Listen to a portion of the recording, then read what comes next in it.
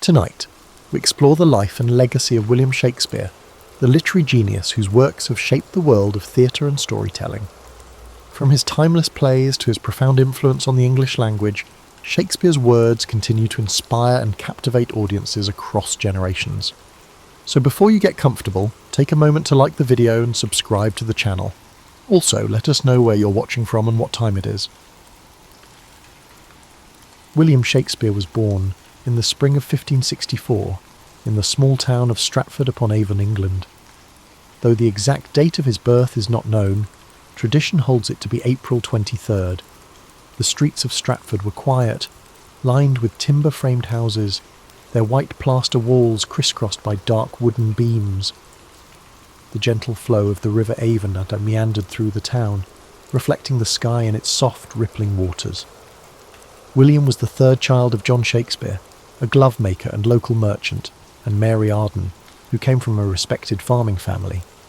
Their home on Henley Street was modest, but comfortable, filled with the sense of leather and parchment from his father's work.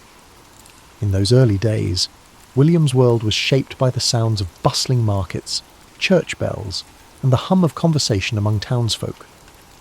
The air in Stratford was filled with the rhythms of everyday life, the changing seasons, and the echoes of a world on the brink of cultural awakening.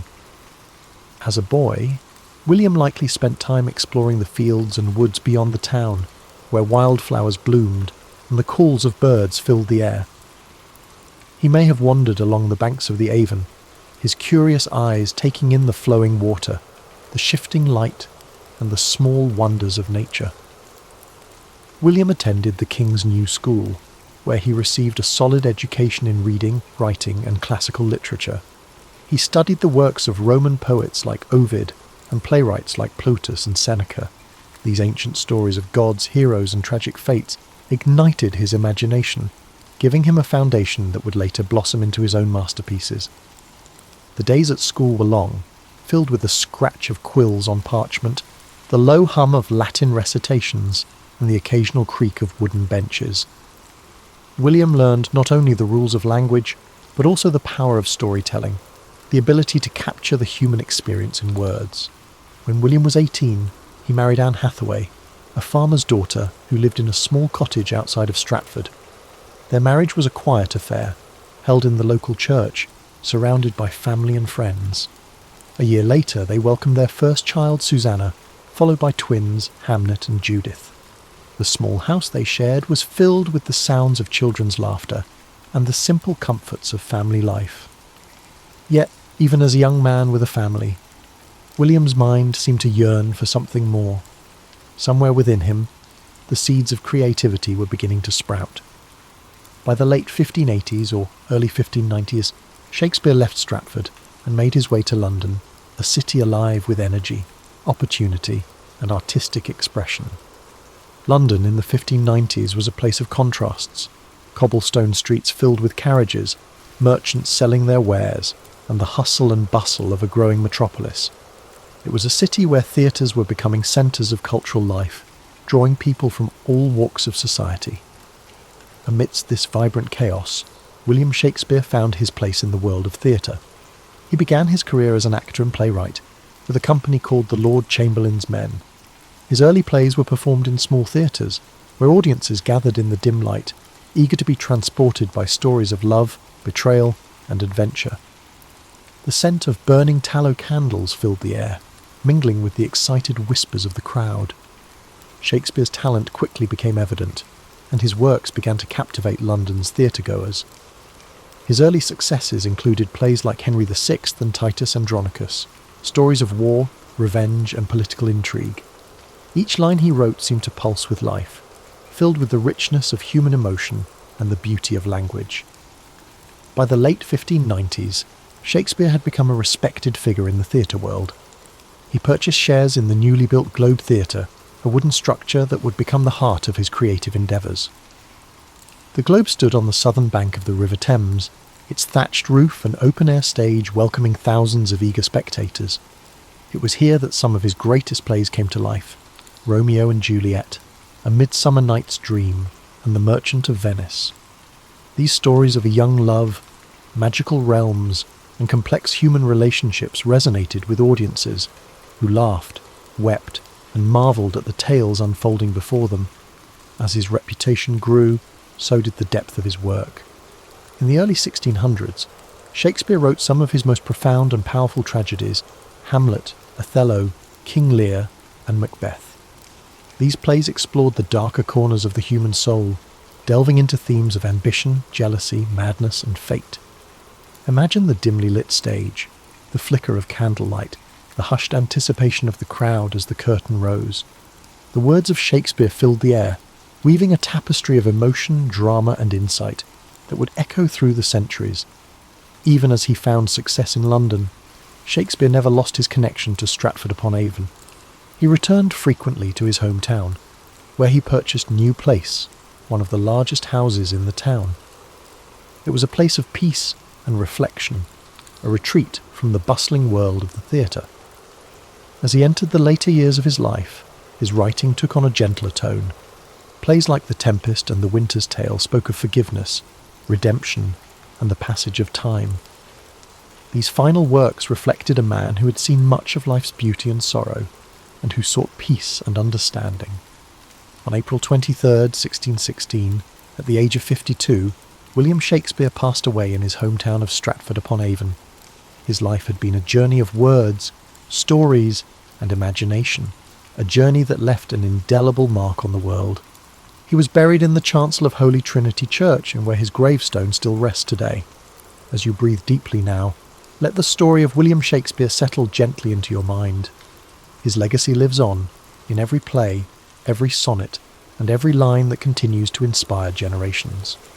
His words remind us of the beauty of language, the complexity of the human experience, and the power of storytelling. William Shakespeare's life was one of continuous growth, creativity, and exploration. Even though he left the world far too early at the age of 52, his legacy continued to flourish long after his death. His works were not confined to his own time. They transcended generations, cultures, and continents, shaping the world of literature, theatre, and language in ways no one could have predicted. In the years following his passing, Shakespeare's fellow actors and friends, John Hemingway and Henry Condell, took on the task of preserving his work. They compiled and published the first folio in 1623, a collection that ensured his plays would be remembered and performed for centuries to come. This remarkable volume contained 36 of his plays, including comedies, histories, and tragedies, preserving works that may otherwise have been lost. Without the dedication of these friends, some of Shakespeare's most beloved works, such as Macbeth and The Tempest, might never have reached us. Thanks to this labour of love, his stories endured, spreading far beyond the theatres of London to inspire future generations of readers, actors, and writers. Shakespeare's influence on the English language is unparalleled.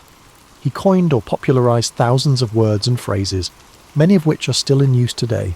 Expressions like break the ice, wild goose chase, and heart of gold can all be traced back to his plays.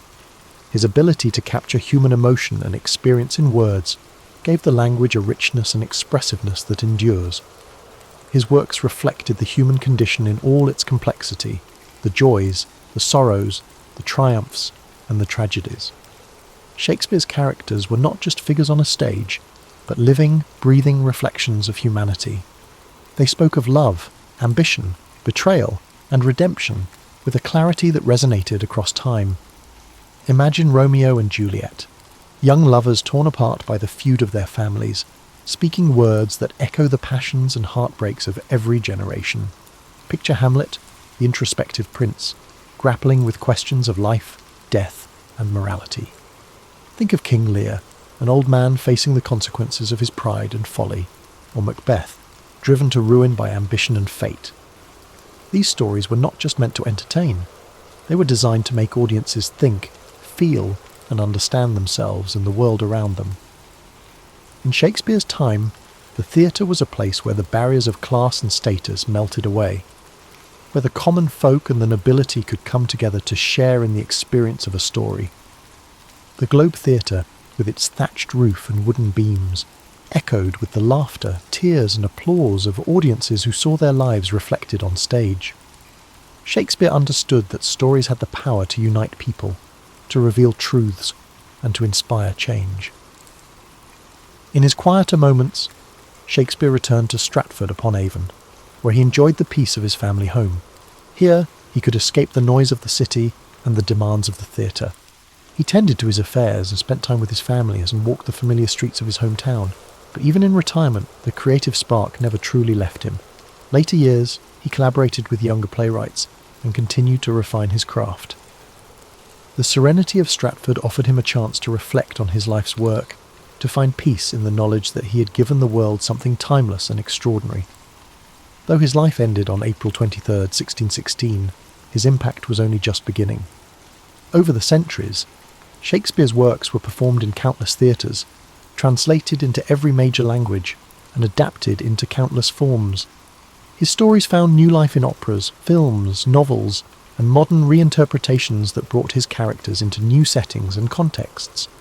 Generations of actors, from humble players to celebrated stars, found their voices through Shakespeare's words. Directors reimagined his plays in endless ways, setting them in modern cities, distant futures, and war-torn landscapes. Each interpretation shed new light on his timeless themes. In schools and universities, students continue to explore his plays, discovering the brilliance and depth of his writing. His sonnets, with their delicate beauty and insight into the nature of love and time, continue to touch the hearts of readers across the globe. Shakespeare's legacy is not just in the pages of books or on the stages of theatres. It lives in the way we use language, the way we tell stories, and the way we understand ourselves. His genius lies in his ability to capture the full spectrum of human experience, from the lightest moments of comedy to the darkest depths of tragedy. As you lie here, feeling the weight of sleep gently pressing upon you, know that Shakespeare's story is one of inspiration, creativity, and boundless imagination. He reminds us that even the simplest beginnings can lead to extraordinary journeys, that the world is full of stories waiting to be told, and that words have the power to change hearts and minds. Allow his life story to guide you into a restful slumber, where dreams unfold like the scenes of a play, filled with wonder, beauty, and endless possibility. Let the words of the past wrap around you like a soft blanket, comforting and timeless. As we continue to reflect on the life and legacy of William Shakespeare, his story weaves a rich tapestry of creativity, resilience, and timeless brilliance. Though the world around him changed, his works remained steadfast, a beacon of human expression that endured across centuries. The years following his death saw a gradual rise in recognition, as scholars, actors, and audiences began to understand the profound impact of his words. In the decades after his passing, you have the first folio published in 763, 1623 by his friends and fellow actors, secured his place in history. This collection ensured that plays like Macbeth, The Tempest, Twelfth Night, and Julius Caesar would be preserved and shared with future generations. Each of these works held a mirror to society, reflecting the complexities of human nature, politics, and morality. As time went on, Shakespeare's works spread beyond the shores of England. Travelling troupes of actors performed his plays across Europe, carrying his stories to new audiences. By the 18th century, his influence had reached the far corners of the world, with translations bringing his words to new languages and cultures. The universality of his themes, love, ambition, betrayal, and redemption, resonated with people from all walks of life. His birthplace, Stratford upon Avon, slowly became a place of pilgrimage for lovers of literature and theatre. Visitors walked the same cobblestone streets, passed by the same riverbanks, and stood in the same rooms where Shakespeare once lived. The small town grew into a symbol of creativity and artistic heritage, forever linked to the legacy of its most famous son.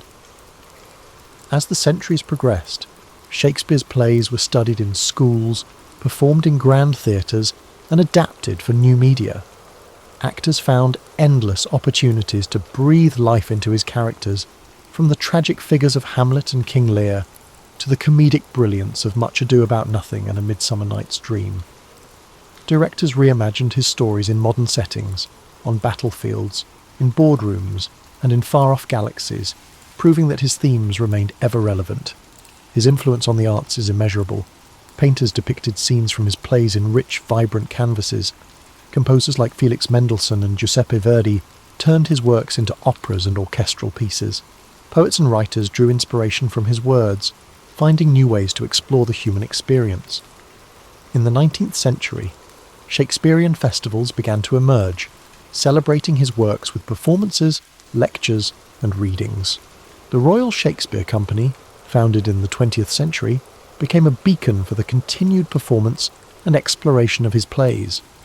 The dedication to his work ensured that his stories remained alive, evolving with each new interpretation and performance. Shakespeare's works also found a home in cinema, with directors like Laurence Olivier, Kenneth Branagh, and Baz Luhrmann bringing his plays to the silver screen. Films adapted from his plays reached audiences around the world, introducing his characters and stories to new generations. The power of cinema allowed his words to take on new dimensions, with stunning visuals and powerful performances amplifying their emotional depth. Even in the modern world, his influence persists. Expressions he penned over 400 years ago are part of everyday language. When someone speaks of wearing their heart on their sleeve, or describes a task as a wild goose chase, they are echoing Shakespeare's voice. His ability to capture the human condition ensured that his words would forever be woven into the fabric of our lives. As you lie comfortably, breathing gently, imagine the quiet streets of Stratford upon Avon, bathed in the soft glow of twilight. Picture the river Avon flowing peacefully, its surface shimmering with the last rays of the setting sun. The breeze carries the faint scent of blooming flowers, and the world slows to a tranquil hush. Let the image of a young William with eyes full of wonder and curiosity fill your mind. See him wandering the countryside, dreaming of the stories he would one day tell. His journey reminds us that creativity, passion, and perseverance can shape a legacy that outlives us all. Allow these thoughts to soothe you, like the gentle turning of pages in an old book. The weight of history and the timeless beauty of Shakespeare's words settle around you, a comforting presence that whispers of endless possibilities. As sleep draws you deeper, know that you are connected to a rich lineage of dreamers, thinkers, and storytellers. The same stories that moved audiences in Shakespeare's time continue to resonate today, bridging the gap between past and present. In the year 742 CE, the prosperous city-state of Khorasan glittered under the noonday sun. A nexus for caravan routes feeding distant empires, Khorasan thrived on the exchange of saffron, silk, star charts, and rumours whispered behind curtained alcoves. At its centre loomed a grand marketplace whose vaulted roof trapped the daily bustle in a ceaseless echo. Traders from Byzantium, Tang China, the Abbasid Caliphate, and beyond mingled among stalls stacked high with lapis lazuli, dried fruit, and perfumed sandalwood. Some hailed it as a marvel of cosmopolitan life, where fortunes might pivot in a single conversation. Among the people navigating the throng was Karia bint Yazd, a travelling scholar whose lineage traced back to the once-renowned Zoroastrian priests of Persia. Her face betrayed concentration as she studied hieroglyphic notations in a weathered scroll. Unmarried and unconcerned with the expectations placed upon a woman of her station, she had roamed from one end of the Silk Road to the other, piecing together knowledge that seldom found its way into the official annals. The swirl of Khorasan's commerce did not distract her. She focused on a lead suggesting that rare manuscripts had surfaced in a private collection near the city's eastern quarter. This rumour, if proven true, could illuminate corners of history barely glimpsed by modern scholars. Korea pressed deeper into a labyrinth of narrow lanes behind the main bazaar, guided by a coded map etched into her memory. Eager boys offered to carry her satchels for a coin, and watchful guards in brass-trimmed uniforms eyed each passer-by. She brushed off all offers of help. Too many watchers, too many ears. At last, she arrived at a courtyard hidden behind a plain wooden door. Its walls were plastered in cream white, while vines spiralled up lattices under a hazy afternoon sky. Within that secluded enclave stood an elderly bibliophile named Kazem al-Talibi, his hands trembling under the burden of a slender volume bound in jade-green leather. Their meeting was brief. Korea offered him carefully wrapped objects, fragments of ancient mathematics tablets uncovered near Samarkand, and, in exchange, Kazem relinquished the jade-bound text. He warned her that certain circles would stop at nothing to keep these pages hidden, for they revealed knowledge rumoured to disrupt any empire reliant on controlling scholarship. She nodded gravely, accustomed to the shadows that dogged rare manuscripts. Across the years, she had learned that truth took many forms, each requiring a subtle approach to keep it from vanishing under official censure. Emerging once again into the main bazaar, Korea carefully hid the new acquisition beneath her travelling cloak. She knew better than to linger. Khorasan's seeming tolerance of foreign ideas could transform abruptly if power shifted. Memories of burned scrolls and harassed scribes in other dominions haunted her, fueling her determination to preserve the text at any cost. She arranged with a local caravan heading eastward, its leader a woman named Afsoon, who had a reputation for outmanoeuvring desert bandits. Without illusions, Carrier recognised that partnering with such a skilled merchant would cost her, yet safety for the jade-bound book was paramount. Before the caravan departed, Korea paid her respects at a small shrine dedicated to wise men of antiquity. A single candle flickered by the altar, illuminating offerings left by travellers praying for clear roads and fair weather.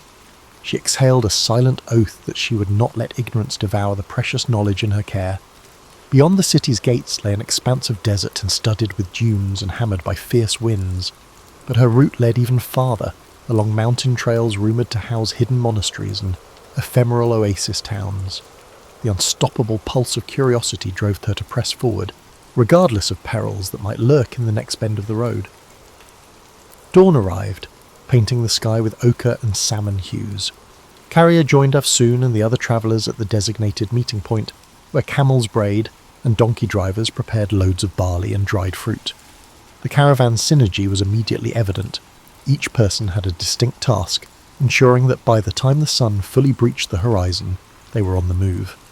Korea walked near Afsoon, who shared glimpses of the terrain ahead and introduced Carrier to the caravan's unspoken rules: trust the signals, ration water meticulously, and never question the necessity of midnight halts.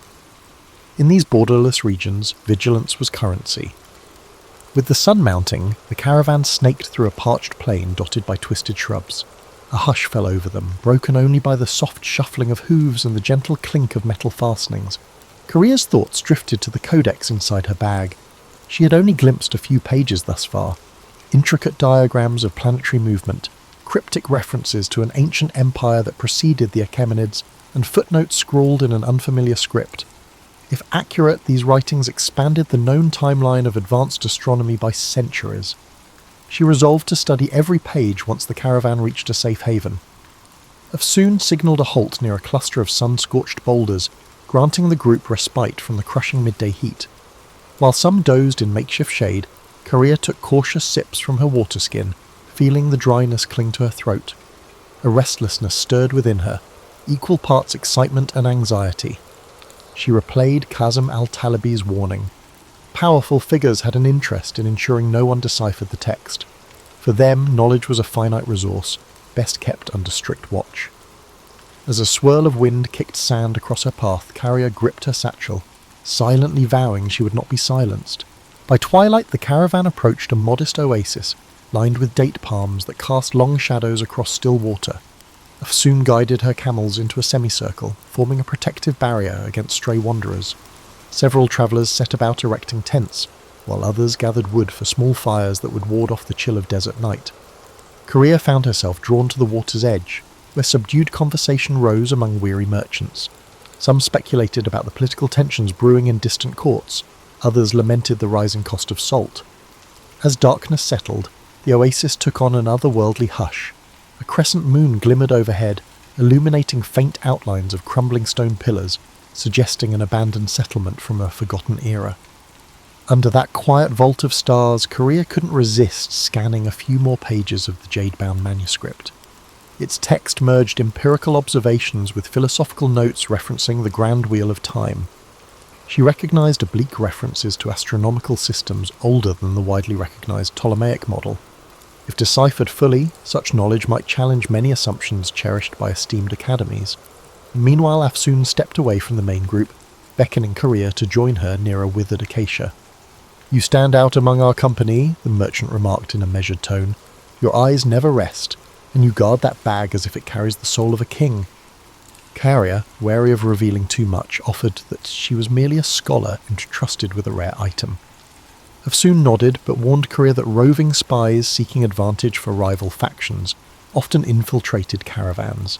She suggested Caria remain vigilant, especially given the extraordinary bustle in Khorasan, where rumour travelled like wildfire. Unable to sleep, Caria lingered by the embers of the fire after most travellers had dozed off. She studied the swirling patterns of the night sky, mindful of the coded star charts in the manuscript. Passing caravans sometimes recounted legends of a hidden library in the mountain city of Varash, where lines of knowledge stretched back to centuries unknown. Caria wondered if that library could fill the gaps in her text. She believed the jade-bound manuscript might be only a fragment of a larger puzzle, scattered across the Silk Road's shifting tapestry. Morning unveiled a horizon brushed with amber, and the caravan proceeded along a rocky escarpment overlooking a vast dune field. Rolling slopes of sand rippled beneath the wind like the surface of a living sea.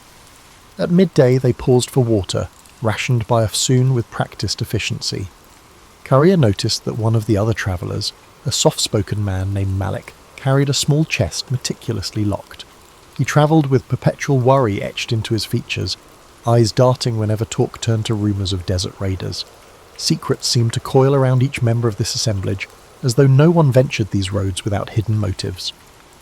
Late in the afternoon, the caravan encountered a party of horsemen flying the banner of a minor warlord rumoured to be in league with the region's most feared bandit clans. Tension crackled through the group as Afsoon halted the caravan, waiting for the riders to approach. After a terse greeting, the horsemen rode on, apparently uninterested in conflict, but the encounter rattled everyone. Caria noticed Afsoon's posture remained rigid with caution long after the riders vanished in a plume of dust. The merchant murmured about changing their route, seeking narrower trails less patrolled by predatory chieftains. That evening brought them to a narrow gorge, its walls towering on either side in jagged ridges. Afsoon insisted they make camp in a sheltered alcove half hidden behind weathered boulders. By the flicker of firelight, Caria finally delved into the central chapter of the manuscript. Strange symbols, part cuneiform, part unknown script, decorated the margins, each sign accompanied by cryptic commentary. The text recounted a civilization that mapped constellations in ways contrasting with every known chart. Diagrammatic lines implied an advanced geometry, far exceeding the standard calculations of her time. Just as Caria's pulse quickened at the revelation, a cry rang out near the edge of camp. She rushed toward the commotion, heart pounding. Malik stood trembling by his small chest, which now lay open, its contents missing. Anguish coloured his voice as he pleaded for help, insisting that something vital had been stolen, a crucial letter from the governor of Basra, hidden within that chest. Afsoon assembled the caravan members, demanding an explanation. Tempers flared, suspicion circled, and whispered accusations rippled through the group. Searching for footprints beneath lantern light, they discovered evidence of at least 2 intruders who had come and gone without a trace. No sign indicated who among them might be an accomplice. The theft underscored Afsoon's earlier warning. In these transitory worlds, secrets attract cunning opportunists. Caria gripped her manuscript more tightly, wishing to vanish inside the labyrinth of lines and symbols that promised an era unbounded by petty intrigue. Yet she remained anchored in the caravan's tense reality.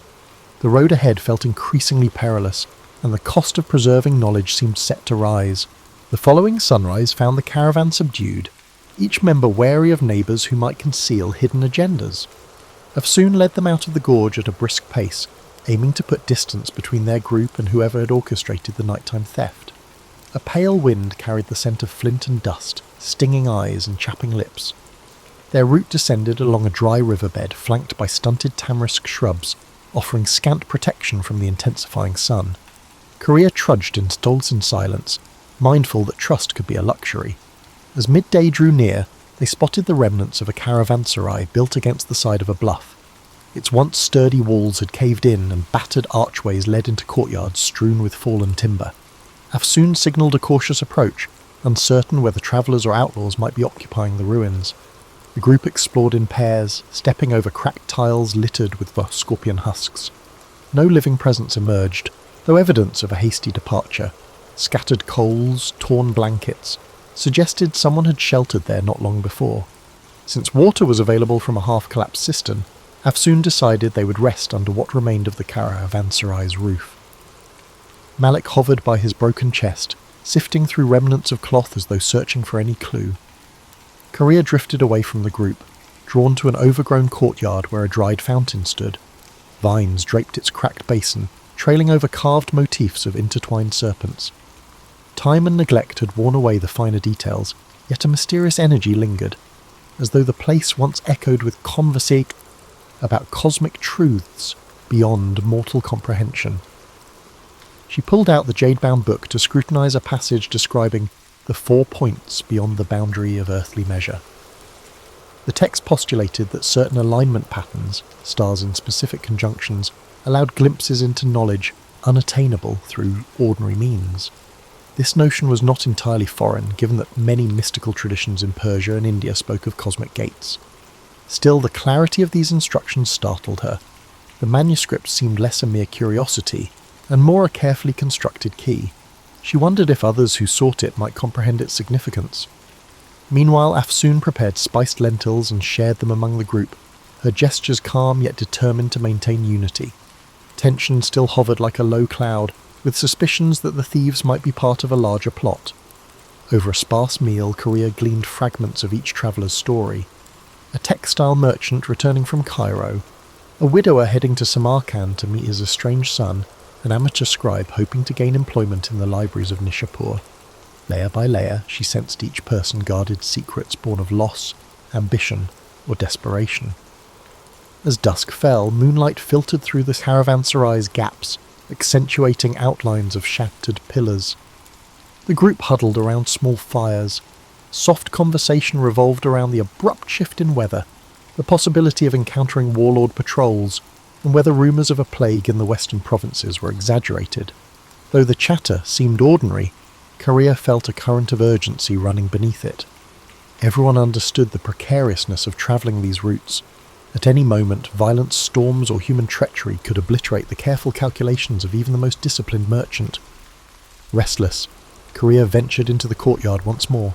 She ran her fingertips over the carved serpents, musing that knowledge itself often took the shape of something fearsome and winding, capable of enlightenment but also of destruction, depending on who wielded it. Before she could lose herself in speculation, a subtle motion in the archway drew her attention. She turned to see Malik, shadowed in moonlight. His face still wore traces of anguish. He approached and, in hushed tones, apologized if his panic had disrupted the caravan's stability. Then he posed a startling question. "Is your book truly worth risking your life?" Korea hesitated, contemplating her answer. She confessed that its pages might safeguard insights from an older civilization, knowledge that could enrich the world if studied openly. Yet she recognized the hazards. No single text was worth a life, unless it also contained the means to prevent greater harm.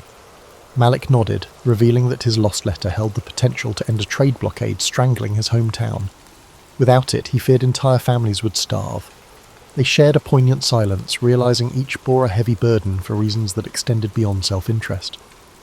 Their exchange was interrupted by a faint shout from Afsoon, who was patrolling the perimeter.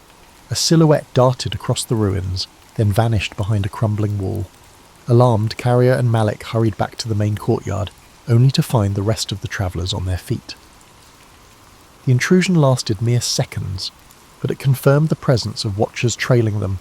The memory of the stolen letter flared in every mind. Gathering her satchel close, Carrier recognised that pursuit was inevitable. She could only hope that what she carried would outlast the desert's shifting alliances and the relentless greed of unknown adversaries. Early the next day, Afsoon insisted they abandon the ruin before sunrise.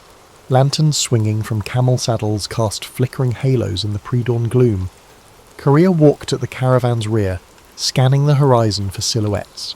She felt more exposed than ever, especially with the manuscript drawing unseen eyes. A swirl of wind rustled the sparse vegetation, carrying the forlorn call of a distant jackal. Although no further intruder appeared, the caravan's collective nerves remained raw.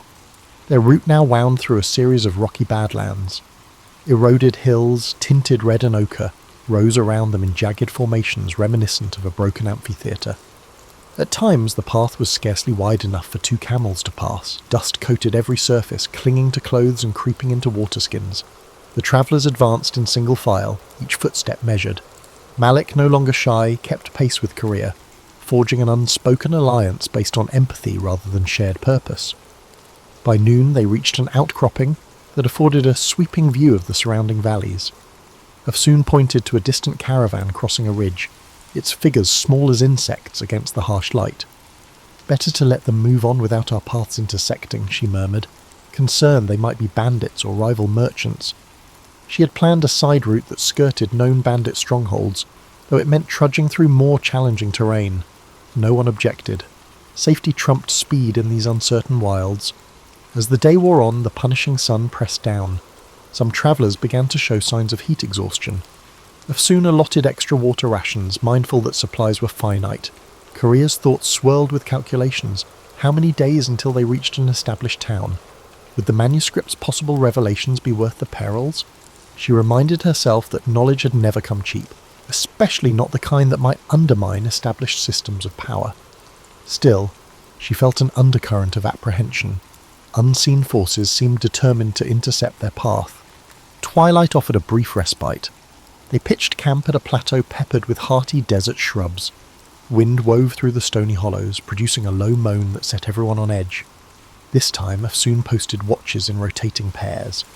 Korea volunteered for the midnight shift, hoping to glean some solitude for reading.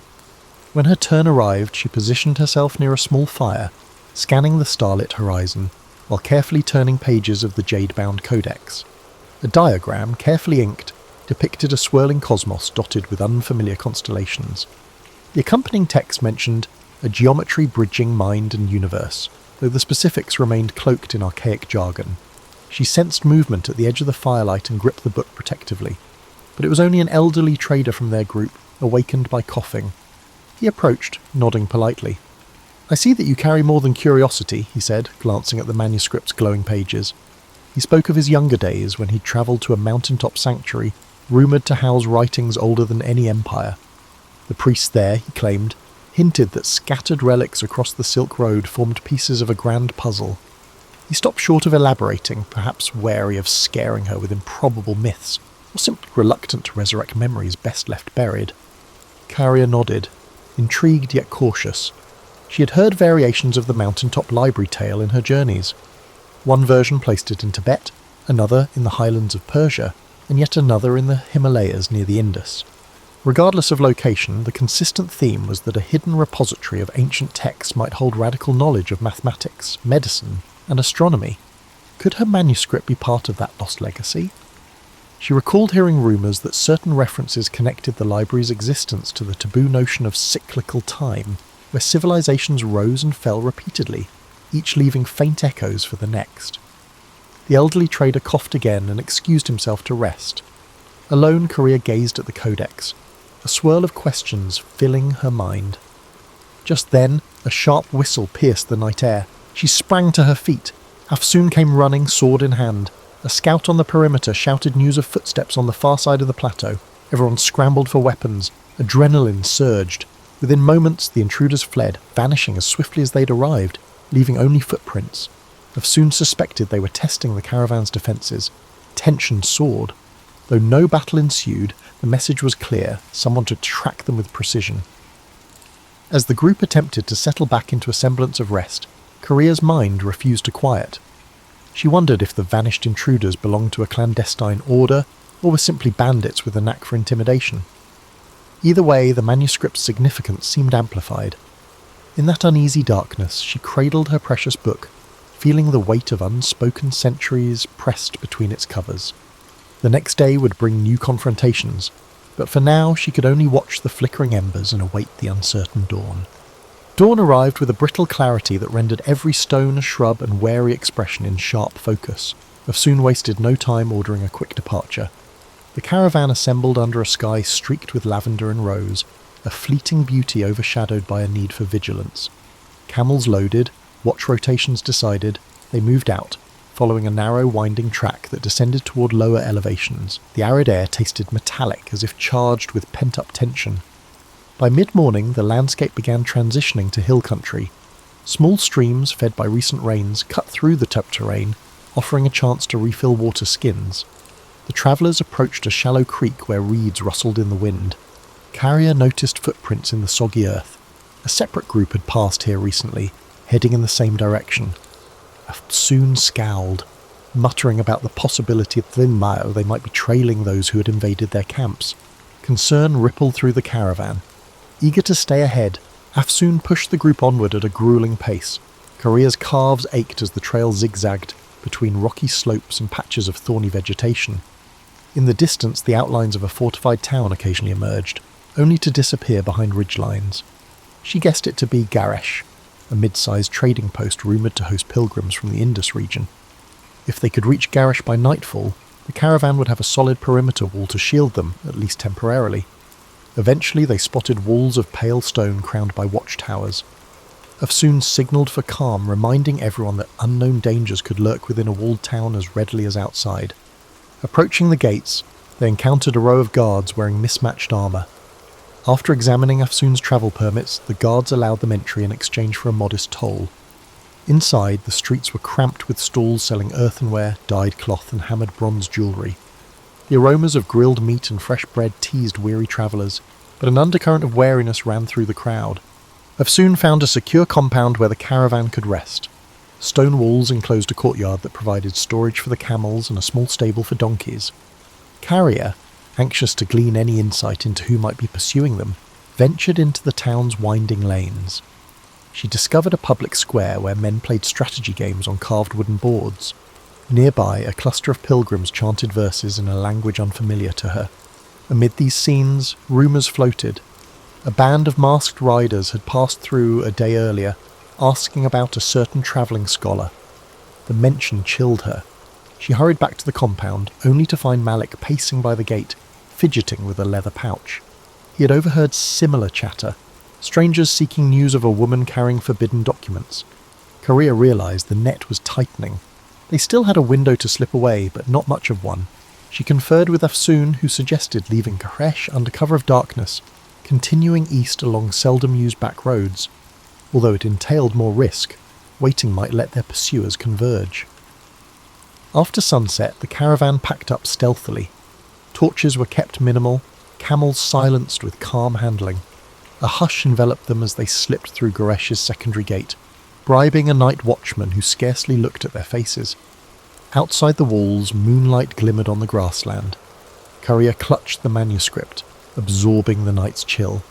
She couldn't escape the conviction that her mission had become a race, one in which the cost of failure was irreparable loss, not just for her, but for an entire lineage of knowledge that might vanish again. Guided by Afsoon's careful planning, they pressed into a region of rolling hills shaped by centuries of flood and drought. Occasional clusters of cypress trees broke the monotony. Crickets chirped in the darkness. The group maintained strict silence, halting often to listen for sounds of pursuit. Each time the night breeze whispered through the brush, Korea braced for a distant hoofbeat or a flash of torchlight. Yet hours passed with no sign of the ambush. As the moon descended, they reached a shallow ravine dotted with smooth, ancient boulders. Afsoon called for a halt to rest the animals. Korea found a flat rock and sank onto it, physically spent but mentally alert. She glanced at Malik, whose eyes reflected the same exhaustion mixed with defiance. The sky above them showed the faint glow of approaching dawn. Tomorrow, or perhaps the next day, they would come upon the mountain routes leading to Varash, the rumoured city of hidden monasteries. If the caravan made it that far, the Jade manuscript might finally find a place where its arcane revelations could be deciphered without fear. But that hope remained fragile, like a candle flame in a gusty corridor. The first rays of morning lit the ravine, revealing dusty grass and scrub that offered little camouflage. Wearily the caravan assembled and continued, mindful that speed was their best defence. Over the next hours they traversed rolling slopes that ascended gradually into stony highlands. The trail grew hazardous, lined with loose gravel and sharp descents. Several times a misstep nearly sent a donkey tumbling into a gorge. The group's morale, though frayed, held steady under Afsoon's firm direction. Korea noticed the air thinning as they climbed, accompanied by a crisp coolness that sharpened her senses. Tiny alpine flowers clung to crevices. Their vivid petals a welcome contrast to weeks of unrelenting dust. From a vantage point overlooking a sprawling valley, she glimpsed distant peaks wrapped in mysterious haze. Locals called these the Thousand-Year Mountains, rumoured to shelter monastic retreats older than recorded dynasties. The prospect of reaching them bolstered her spirit, even as her body complained of fatigue. Near midday, the caravan stopped by a rivulet trickling through a rocky defile. While watering the animals, Afsoon and Korea consulted a hand-sketched map that indicated Varash lay 2 more days beyond the far ridges. The path ahead would be even more treacherous, cutting across unpredictable passes sometimes blocked by landslides. Korea felt her heartbeat quicken, recalling rumours that entire caravans had been buried by sudden rockfalls in these mountains, yet the urgency to evade pursuers overshadowed every other fear. They pressed on, the route turning into a steep climb dotted with ancient stone markers. At each switchback, Carrier saw inscriptions worn by centuries of weather. She paused to trace her fingers over a faint symbol, a stylized sun encompassed by the intersecting circles. Something about it resonated with the diagrams in her jade-bound codex. She made a mental note to compare them later, suspecting these markers might be vestiges of the same civilization described in the manuscript's cryptic pages. Whenever she glimpsed fresh inscriptions, her curiosity ignited anew. Late in the afternoon, the skies darkened ominously. Thunder rumbled among the peaks, and a biting wind heralded an approaching storm. Soon urged everyone to hurry. They located a natural overhang near a rocky ledge, providing partial shelter from the elements. Rain unleashed its fury soon after they took cover, slamming the landscape in waves. Lightning tore the sky, illuminating ragged silhouettes of mountains. The downpour threatened to wash away the path. Huddled together, the travellers watched rivulets form across the rocky ground, carrying pebbles and debris downhill. The storm raged for hours, pinning them under the overhang. Korea used the enforced pause to unwrap the codex, sheltering it beneath a canvas. She examined the sections she had not yet deciphered, focusing on references to a temple of horizons. The text included mathematical guidelines for charting star positions from an elevated vantage. With each flash of lightning, she glimpsed the manuscript's swirling lines and felt a peculiar kinship with those unknown scholars from centuries past. They had once braved the wilderness of ideas. Now, in a literal wilderness, she carried their legacy. Eventually, the worst of the storm passed, leaving dripping rocks and a deep chill in its wake. The group decided to remain under the overhang for the night, wary of slick trails and potential landslides. By flickering lamplight, Afsoon distributed dried figs and salted lamb. Conversation drifted from the challenges of the climb to more philosophical musings, the futility of borders in a land shaped by millennia, the intangible line between faith and science. Malik spoke quietly of his father, who had died under a tyrant's regime while trying to protect valuable manuscripts. Listening to him, Korea sensed that each traveller had been guided here by a longing for redemption or renewal. Sometime after midnight, Korea woke to the faint crackle of footsteps. She inched toward the edge of their makeshift shelter, heart pounding. 2 figures, hunched low, hovered near the pack animals. She recognized them as strangers, not members of the caravan. Before she could raise an alarm, Afsoon emerged from the darkness like a phantom, sword drawn. A terse standoff ensued, broken by frantic whispers. The intruders fled once they saw they were outnumbered. The caravan's travellers, now fully awakened, spent the rest of the night in guarded watch, cold and uneasy. With dawn, they surveyed the sodden landscape. Landslides had ripped through parts of the trail, but it appeared passable with caution. Though the intruders had not returned, the sense of pursuit remained acute. Carrier conferred with Afsoon, both concluding that time was running short. If Farash was within reach, they needed to seize the chance before more enemies closed in. Hoisting packs onto weary camels, the group set forth again. The distant peaks beckoned like silent witnesses, and Korea whispered a fervent hope that the city's rumoured monasteries could offer refuge, and perhaps reveal how to unlock the manuscript's deeper secrets. The final stretch to Varash proved gruelling.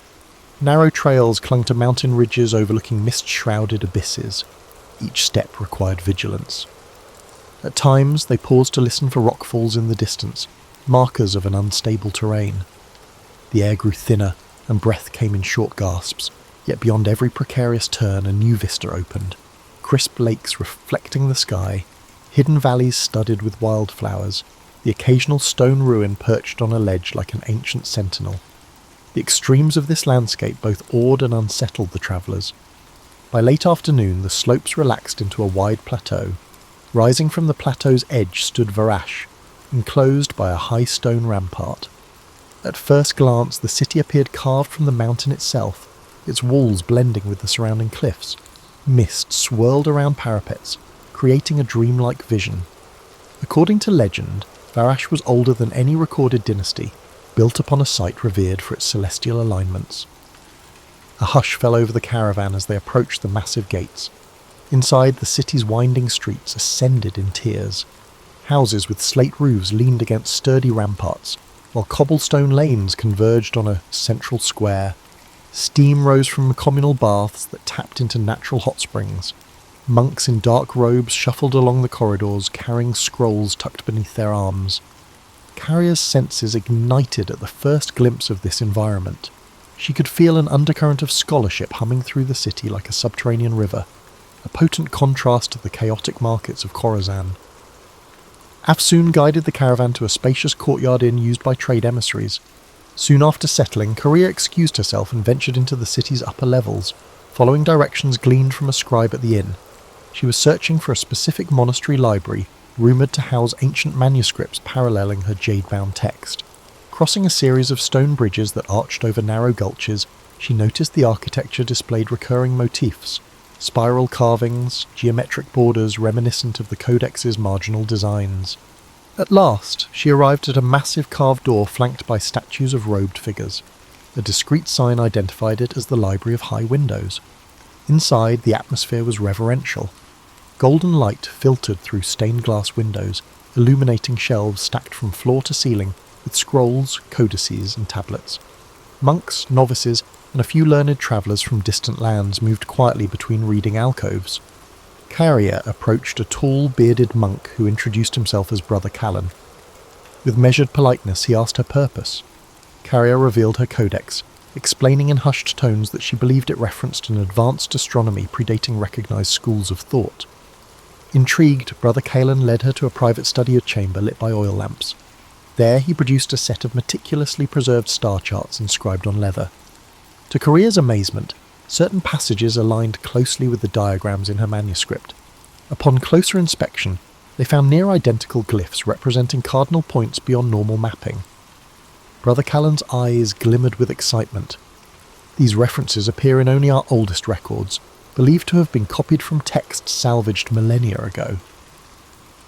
As the evening deepened, they pieced together parallel lines of text, cross-referencing them with genealogies, sterolters, and cryptic commentaries. The synergy suggested that the jade-bound book might indeed be part of a nearly lost tradition. However, a vital section remained missing. It was rumoured that a sister manuscript lay in a monastery farther east, high in a remote range where few ventured. Carrier's heart sank, knowing the road ahead might hold even greater dangers. Yet she also felt invigorated. The puzzle had grown more intricate, weaving her fate with ancient legacies that demanded guardianship. Upon returning to the inn, she found Afsoon and Malik in heated discussion with the rest of the caravan. News had arrived that unidentified riders were poking around Varash's gates, questioning travellers about a woman scholar and her prized artefact. Their arrival here was no secret. For the moment, the city's laws prevented open aggression, but no one believed that protection would last indefinitely. Afsoon proposed they break the caravan into smaller groups for anonymity. Malik pledged to stand by Korea, recognising that her success might ripple far beyond personal gain. Under the inn's lantern glow, Korea shared what she and Brother Callan had uncovered. The group listened in solemn silence, understanding the gravity of her discovery. Perhaps it offered a new perspective on the cosmos, or perhaps it threatened structures built on carefully managed knowledge. Either way, their pursuers would not relent. Still, Korea felt a renewed determination. The tapestry of centuries had woven her path into this moment. With the city of Varash as an unlikely refuge, she now held a clearer vision of the manuscript's purpose. Dawn would bring decisions, whether to remain, to search for the sister text, or to brave unknown dangers. In that flickering moment of possibility, each traveller realised they had become part of a tale larger than themselves, a saga carried along by caravans, forged in hidden libraries, and destined to echo across the shifting dunes and precarious peaks of time. Over 2,000 years ago, in 469 BCE, Socrates was born in Athens, Greece. Athens was a city at the heart of the ancient world, a centre of art, culture, and intellectual thought. Socrates' early life, however, was modest. His father, Sophroniscus, was a stonemason, and his mother, Phaenorete, was a midwife. From these humble beginnings, Socrates would grow to become one of the most profound thinkers in human history. As a young man, Socrates likely followed in his father's footsteps as a stonemason, learning the craft of shaping stone and building structures. Yet, even then, his curiosity about the world and human nature set him apart. Socrates was not drawn to wealth or power. Instead, he found fulfillment in observing life, questioning beliefs, and seeking wisdom. Unlike many of his contemporaries, Socrates did not write books or leave behind written records of his teachings. Instead, we know about his life and philosophy through the writings of his students, particularly Plato. Through these accounts, we gain insight into Socrates' unique method of teaching and his relentless pursuit of truth. Socrates' approach to philosophy was deeply rooted in dialogue and inquiry. He believed that wisdom began with recognizing one's own ignorance. To him, admitting that we do not know everything opened the door to learning and growth. This idea became the foundation of the Socratic method, a process of asking and answering questions to stimulate critical thinking and uncover underlying truths. Socrates spent much of his life walking the streets of Athens, engaging in conversations with people from all walks of life. He would approach artisans, politicians, and everyday citizens, asking probing questions that challenged their assumptions and beliefs. These discussions were not meant to humiliate or demean, but to encourage reflection and deeper understanding. Despite his humble appearance, barefoot, dressed simply, and often unkempt, Socrates' intellect and charisma drew people to him. Many young Athenians admired his wisdom and became his students, eager to learn from his insights. However, his habit of questioning authority and exposing contradictions in people's beliefs also earned him powerful enemies. Socrates believed that a life worth living was one dedicated to virtue and the pursuit of truth. He often spoke of the importance of the soul and the need to care for it through ethical living. To Socrates, material wealth and social status were insignificant compared to the value of living a just and honourable life. Athens, during Socrates' lifetime, was a city in flux. It faced political turmoil, military conflicts, and shifting cultural values. Socrates' teachings, which encouraged critical thinking and challenged traditional norms, were seen by some as a threat to the stability of society. His questioning of the status quo made him a controversial figure, admired by many but also viewed with suspicion and hostility by others. In 399 BCE, when Socrates was 70 years old, he was brought to trial on charges of corrupting the youth and impiety, essentially for not recognizing the gods of Athens and introducing new ones. His accusers painted him as a dangerous influence who undermined the fabric of society. During his trial, Socrates stood firm in his beliefs. Rather than plead for his life or renounce his teachings, he used the opportunity to defend the principles he held dear. He argued that his questioning and discussions were a service to Athens, pushing its citizens to think critically and live virtuously. The trial was both a demonstration of Socrates' unwavering commitment to truth and a reflection of the political tensions in Athens. Despite his eloquence and integrity, the jury found him guilty. He was sentenced to death by drinking a cup of hemlock, a poison that would end his life. In the days leading up to his execution, Socrates remained calm and composed. Surrounded by his closest friends and students, he continued to discuss philosophy and the nature of life and death. He viewed death not as something to fear, but as a transition to another state of existence, where the soul might find true knowledge. On the day of his execution, Socrates drank the hemlock with dignity and courage, accepting his fate without bitterness or resentment. His final moments were spent in conversation, a testament to his belief that the pursuit of wisdom and truth transcended even the boundaries of life itself. Socrates' death marked the end of his physical presence in Athens, but his ideas lived on through his students and their writings. Plato in particular dedicated much of his work to preserving and expanding upon Socrates' teachings, ensuring that his philosophy would endure for generations to come. Today, Socrates is remembered as the father of Western philosophy, a thinker whose commitment to truth and virtue continues to inspire. His life teaches us the importance of questioning, of seeking knowledge, and of living with integrity. As you reflect on Socrates' journey, let his story guide you into a state of relaxation and peace. His dedication to wisdom reminds us that the pursuit of understanding is a lifelong journey, one that brings meaning and purpose to our lives. Imagine the streets of ancient Athens, the soft light of the setting sun casting long shadows on the stone buildings. Hear the murmur of conversations as Socrates walks among the people, his questions sparking thought and introspection. Let this image fill your mind with a sense of calm and wonder. As you drift into sleep, let the wisdom of Socrates' life inspire your dreams. His legacy reminds us that even in the face of adversity, the pursuit of truth and the care of the soul are endeavours worth striving for. Let the story of Socrates settle gently in your mind as you relax deeper into rest. His life, though lived so many centuries ago, carries timeless lessons that resonate in every moment of reflection and inquiry. Socrates reminds us that the simplest question can lead to the most profound discoveries, and that truth, even when difficult, is worth pursuing. Picture Socrates standing in the agora, the bustling marketplace of Athens. The air hums with activity, merchants calling out their wares, philosophers debating ideas, and citizens discussing the affairs of the city. Amid this lively scene, Socrates stands calmly, engaging those around him with his thoughtful questions. His unassuming presence and sharp intellect captivate those who stop to listen, drawing them into conversations that challenge their deepest beliefs. As the sun sets over Athens, the city quiets, and Socrates continues his discussions under the glow of oil lamps. The stars above twinkle faintly, a reminder of the vast universe beyond, as his voice carries the gentle rhythm of inquiry and understanding. Socrates believed that philosophy was not just an intellectual pursuit, but a way of life, a commitment to questioning, learning, and living with integrity. Imagine his students gathered around him, their faces illuminated by the soft light as they listen intently. Among them are young minds who would carry his teachings forward, shaping the future of philosophy and ensuring that his legacy would endure. The scene is serene, filled with the quiet joy of shared knowledge and the timeless beauty of human connection. Socrates' belief in the power of dialogue teaches us the importance of listening as well as questioning.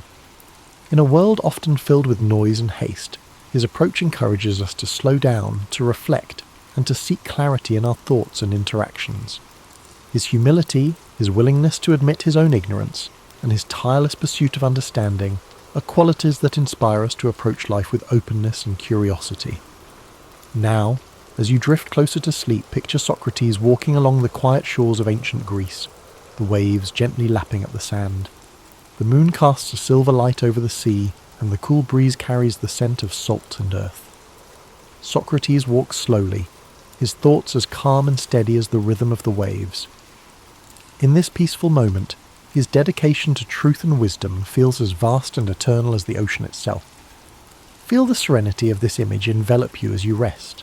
Socrates' life reminds us that even in moments of uncertainty, the search for meaning and understanding brings us closer to the essence of who we are. His courage to stand by his principles, even in the face of great adversity, is a gentle reminder to live with integrity and purpose. As you relax further, imagine the soft sound of sandals on stone as Socrates ascends the steps of a temple, the sky painted with the warm hues of dawn. The first rays of sunlight illuminate the ancient city, a symbol of renewal and the endless possibilities that come with each new day. Let this image fill you with a sense of hope and calm, a quiet reassurance that the pursuit of truth is always worth the effort. As you drift into a deep and restful sleep, carry with you the wisdom and spirit of Socrates. His life teaches us that even the simplest questions can open the door to profound insights, and that the search for understanding is a journey without end. As the gentle rhythm of Socrates' life story echoes in your mind, allow yourself to relax even further. His life, dedicated to the pursuit of wisdom and the betterment of the human soul, is a profound reminder that every question we ask is a step toward understanding the world and ourselves.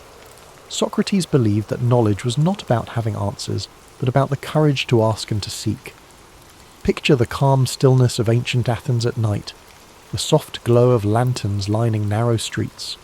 Socrates, with his simple cloak draped over his shoulders, moves quietly among the people, his presence as humble as it is impactful.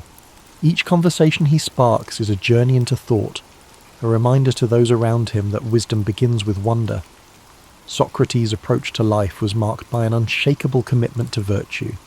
He often spoke of the importance of living a life in harmony with one's values, of aligning actions with principles. To him, the care of the soul was the highest purpose, far more important than wealth, fame, or material success. This philosophy reminds us that true fulfillment comes not from external achievements, but from inner growth and ethical living. As you rest, let the wisdom of this teaching soothe your thoughts. The idea that our choices shape not just our lives, but the essence of who we are, encourages us to approach each moment with intention and care. Socrates' belief in the transformative power of self-reflection invites us to look inward, to nurture our inner lives with the same dedication and compassion we offer to others. Now imagine the gentle breeze of a spring morning in ancient Greece, the hills around Athens bathed in golden light. Socrates walks with his students along a quiet path, the sounds of birdsong and rustling leaves creating a peaceful symphony. Their conversation flows naturally, filled with questions and ideas that challenge and inspire. This idyllic scene captures the essence of Socrates' philosophy, a life lived in connection with nature, community, and the endless pursuit of knowledge. As you drift deeper into relaxation, think of Socrates' courage in facing the end of his life. His calm acceptance of his fate, his willingness to stand by his beliefs, even in the face of death, is a testament to the strength of his character. He taught his students not to fear death, but to view it as a natural part of existence. A transition that, like life itself, holds the potential for learning and growth. Feel the serenity of Socrates' perspective as it envelops you like a warm blanket.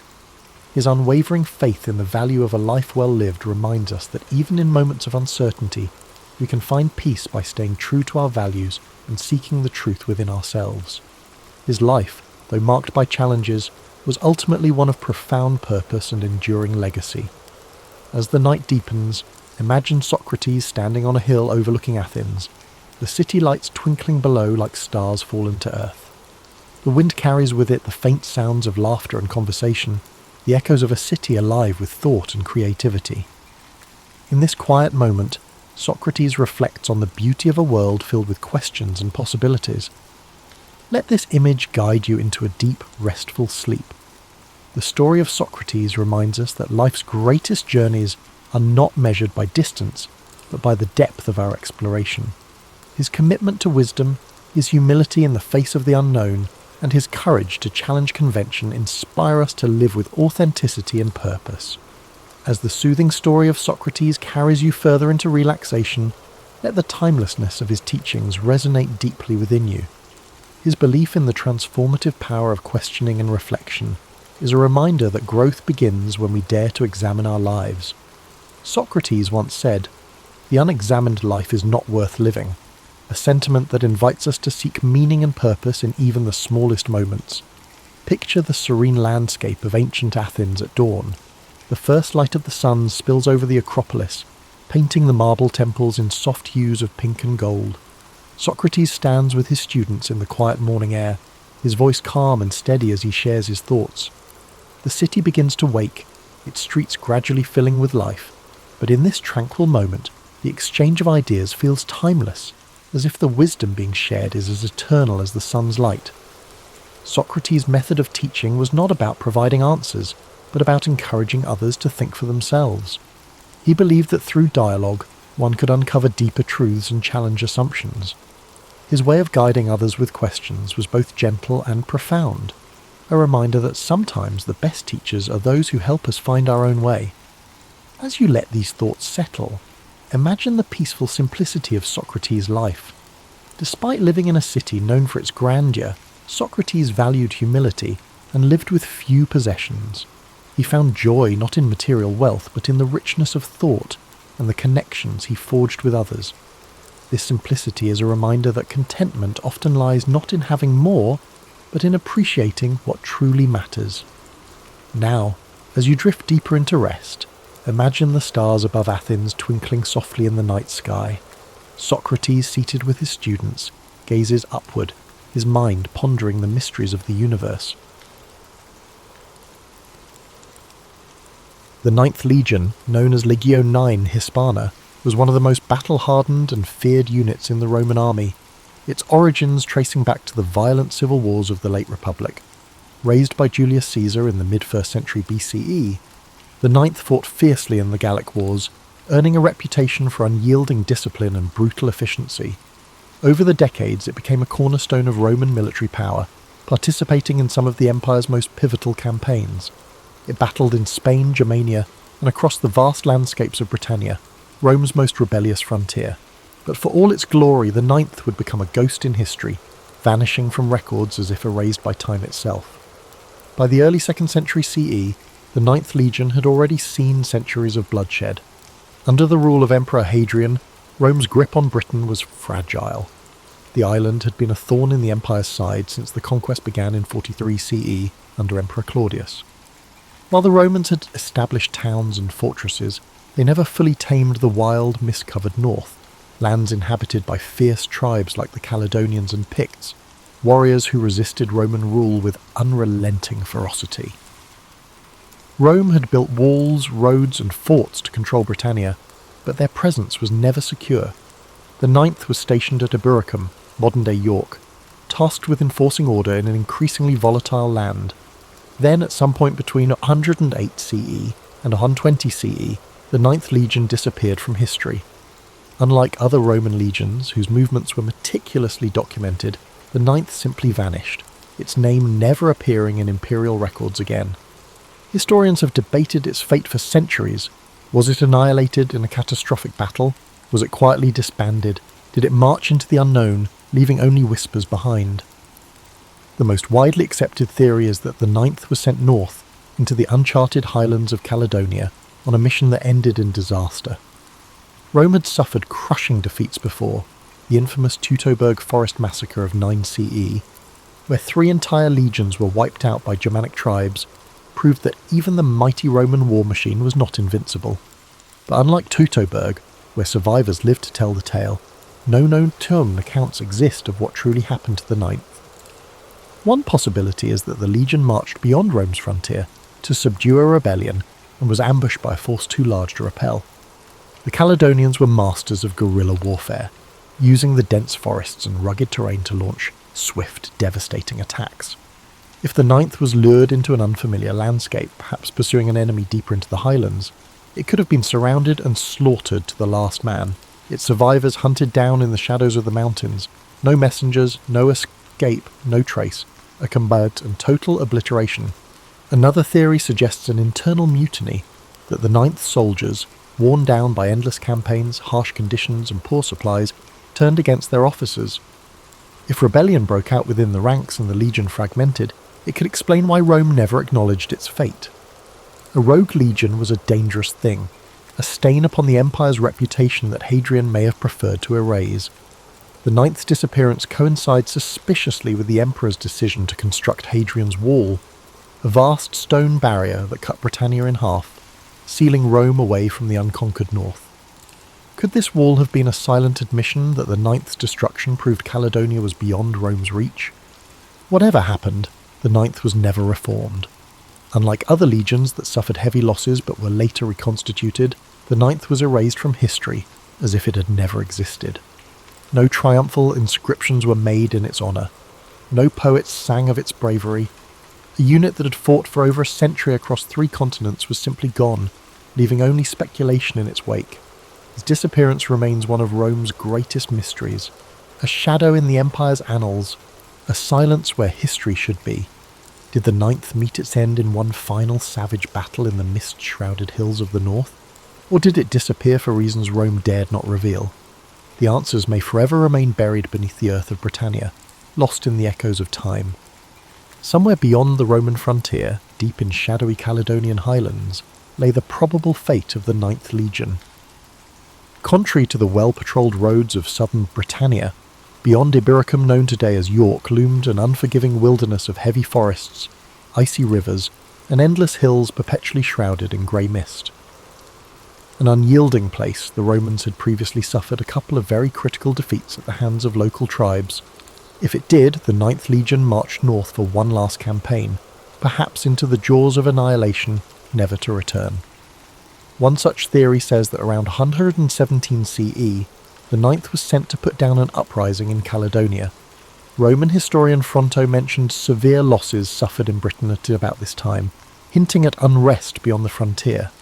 It is probable that the newly appointed governor of Britannia, Quintus Pompeius Falco, ordered the Ninth to strike north against rebellious tribes. The Romans, with their heavy armour and rectangular shields and disciplined formations, would have been an unstoppable force, but the Caledonians fought on their own terms in their own country, where the rigid tactics of Rome could be broken as easily as shattered stone. The Caledonians were past masters at ambush and in guerrilla warfare. They did not fight in formations, nor were they challenging the Romans in an open field, but they were using their acquaintanceship of the terrain best by striking out from the forest, cutting off isolated units to melt back in the mist again before the Roman could react. It is just as likely that the Ninth Legion was lured into some unrecorded valley or thick forest, out of which the entire force could be surrounded, attacked from all possible directions, and systematically wiped out before they could rally themselves. Whereas in other battles the Roman forces faced defeat but did not annihilate, and the soldiers left some message for those who stayed back, the Ninth left behind no messengers, no written records, no word of what happened. If every last man was cut down, if the legion was so utterly destroyed that no Roman lived to report the disaster, then their disappearance would have been absolute, a massacre so complete that it erased the Ninth from history itself. Another grim alternative is that the Ninth was led into an ambush, possibly thinking that they were on a mission to discuss peace terms with some local petty chieftain, then were massacred in a surprise betrayal. Some records suggest that the Roman officers may have overestimated their security and taken their enemy too lightly, much as they had during less serious earlier confrontations. If the Caledonians granted the Romans license to advance deeply into their land, apparently without opposition, only to strike with crushing force at a time of their choosing, then the Ninth had been consumed deep in the bowels of the enemy, in a place that was without exit. But even assuming the legion was defeated, why were no Roman reinforcements sent? If one of its legions was in trouble, Rome did not spare any expense in answering by using overwhelming force. If the Ninth had been destroyed, the Roman military should have sent out scouts, reinforcements, or at the very least a search party, yet no such records exist. Could it be that the Roman authorities knew what happened, but deliberately buried the truth? Some historians speculate that the destruction of the Ninth was too embarrassing to acknowledge, that Hadrian, who came to power in 117 CE, the same time the legion may have vanished, chose to erase the event from history. The timing is striking. Shortly after the Ninth is believed to have disappeared, Hadrian ordered the construction of Hadrian's Wall begun in 122 CE, a massive defensive barrier meant to keep the northern tribes out of Roman-controlled territory.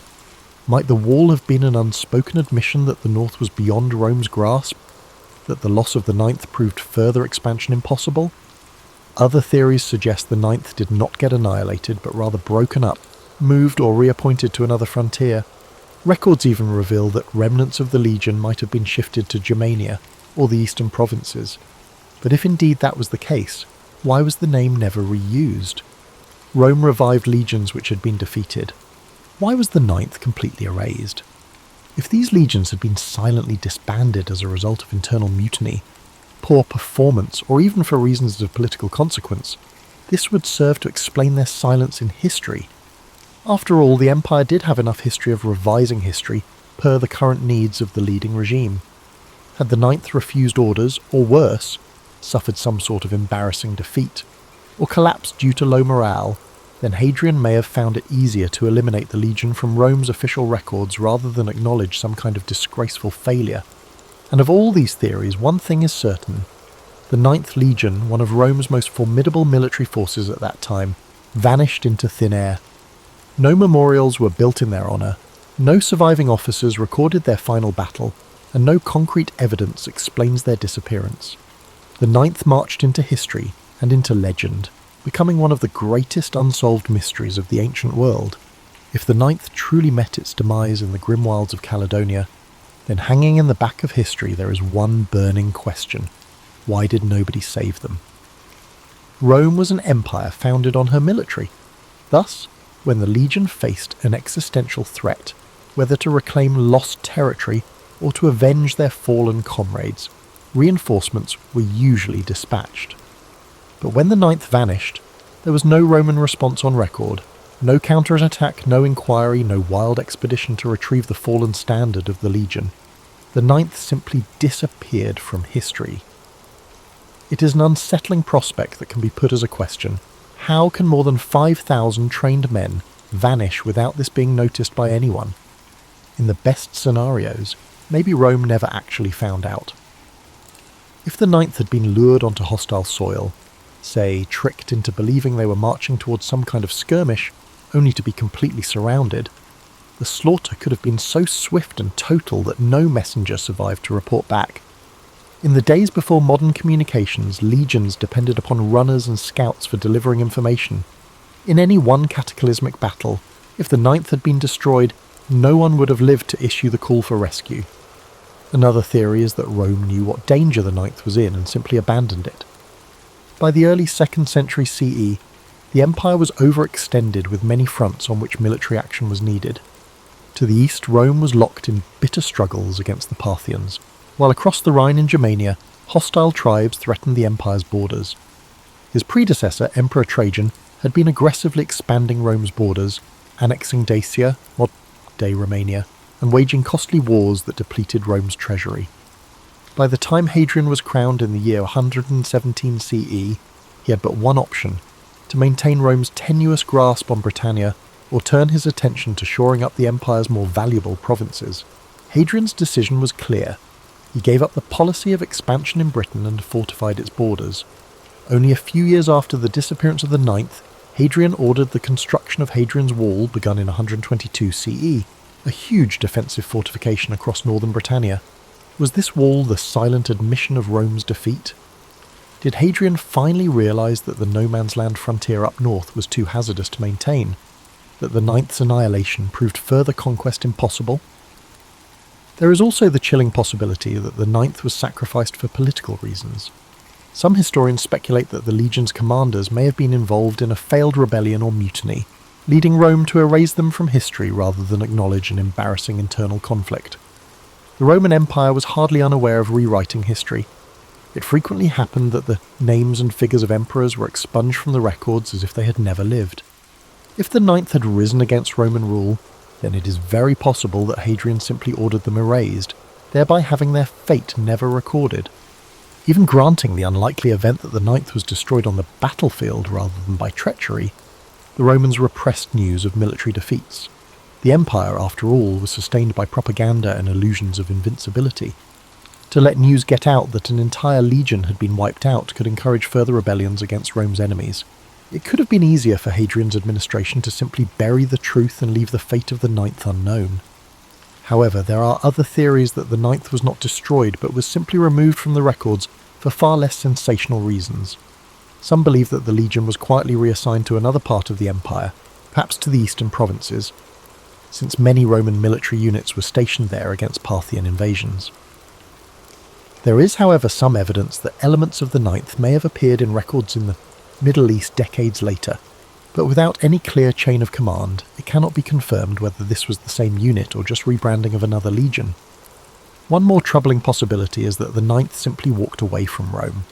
If this legion had endured years of harsh conditions, thinning supplies and incompetent leadership, is it possible they could have deserted en masse, melting into the wilds of Caledonia? There are accounts of Roman soldiers deserting their posts and integrating themselves into the local tribes against impossible odds. They will also have realised that they had been abandoned, and if the Ninth voted to take their leave of Rome, then they could have simply dispersed among the native people, their descendants melting into the population of Scotland without trace. Whatever the truth, the disappearance of the Ninth Legion is one of history's greatest unsolved mysteries. If they were truly annihilated in battle, their bones may yet remain beneath the hills of northern Britain, buried in forgotten mass graves. If silenced by the political machine of Rome, they will forever be lost to the mists of time, and if to disappear on their terms, leaving behind an empire that did not serve them anymore, then perhaps their legend is greater than history remembers. The disappearance of the Ninth Legion has evolved over the centuries from a mere historical mystery to a full-blown legend, serving as the catalyst for a great deal of speculation, folklore, and even conspiracy theories. With no clear answers in the ancient records, historians, archaeologists, and storytellers alike have attempted to reconstruct the fate of the Lost Legion. But did the Ninth really perish in the wilderness of Caledonia, or might its soldiers have survived, their story lost to history's fog? One of the most resilient theories has been that the Ninth Legion was not destroyed in Britain at all, but was instead moved without fanfare elsewhere in the Empire. Indeed, scattered references tend to indicate the presence of parts of the Ninth in the eastern provinces, certainly in Judea or Cappadocia, many decades later than those in which the regiment is last heard of in Britain. More probably, this would suggest that Hadrian transferred the Ninth, breaking it up and reassigning its men to other existing legions. Indeed, this would say that the legion was not vanquished on some desperate blood-drenched battlefield. The sands swallowed any traces of records in its aftermath. A sensationalistic hypothesis, popularly postulated, holds that the Ninth embarked to the east against the Parthians, and lost to native rebellions on unfamiliar fields, and not in Caledonia at all. It would not have been unusual for the Roman legions to be redeployed trouble spots throughout the empire, and some inscriptions have suggested that the remnants of the Ninth were serving in far-flung campaigns from Britain. If so, their disappearance may have been due more to gradual attrition rather than a single destruction. As survivors over time were absorbed into other units, the identity of the Ninth may have become blurred, erased by bureaucracy not battle. But if this was so, why was the Ninth never reconstituted? It was customary for Rome to re-establish such legions which had suffered defeats, sometimes with the same number but with recruits. The very fact that it was never revived suggests that something more significant actually happened, something Rome wanted forgotten. Legends and folklore suggest more dramatic possibilities. One such is the legend that says the Ninth did not perish, but instead broke its oath its men, realising they'd been left high and dry by Rome, turned their backs on the empire, and melted into the wilderness. The interpretation is partially based on a fact. Roman deserters were known to join barbarian society, even leadership in some instances. But if the Ninth did desert, might they not have been subsumed by the Caledonian or Pictish tribes, their armaments and knowledge of Roman tactics giving the natives a decisive advantage in future conflicts? Indeed, some have gone so far as to speculate that descendants of those lost Roman soldiers continued to live among the northern tribes, their lineage surviving long after Rome itself had fallen. This has been the inspiration for several works of fiction, most notably Rosemary Sutcliffe's novel The Eagle of the Ninth, where the remnants of the legion escape into the highlands, hiding amongst the tribes and keeping their Roman identity secret. Of course, it is highly speculative, but the idea of a Roman legion abandoning its empire and disappearing into the mist-covered hills is a tantalising prospect, one that inflames the imagination as much as any historical theory. Then there are more supernatural accounts, the whispered rumours of ghost legions, accursed battlefields, and restless spirits. Various local legends say it never left Britain at all, but was instead wiped out in a battle so fierce that their spirits still haunt the land. For centuries, stories have been passed down of Roman ghosts that march along countryside roads in Scotland. On misty nights, some say, the faint din of clashing swords and rhythmic tramp of iron-clad feet can still be heard echoing through the hills. The truth of what happened to the Ninth Legion may never be fully revealed.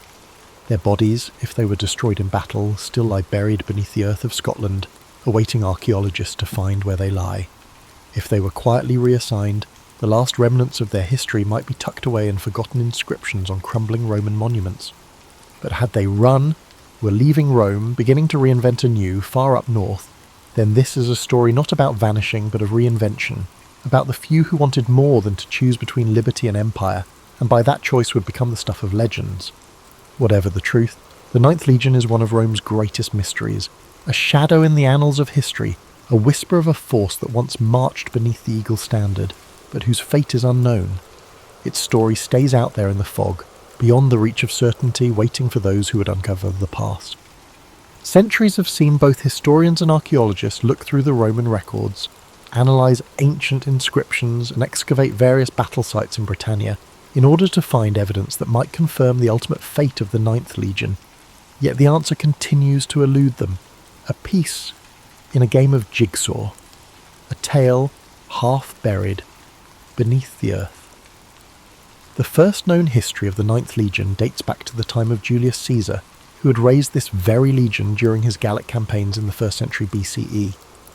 Over time, records trace its movements across the empire from Hispania to Germania, and finally to Britannia, playing a major role in suppressing the revolts and defending Roman rule.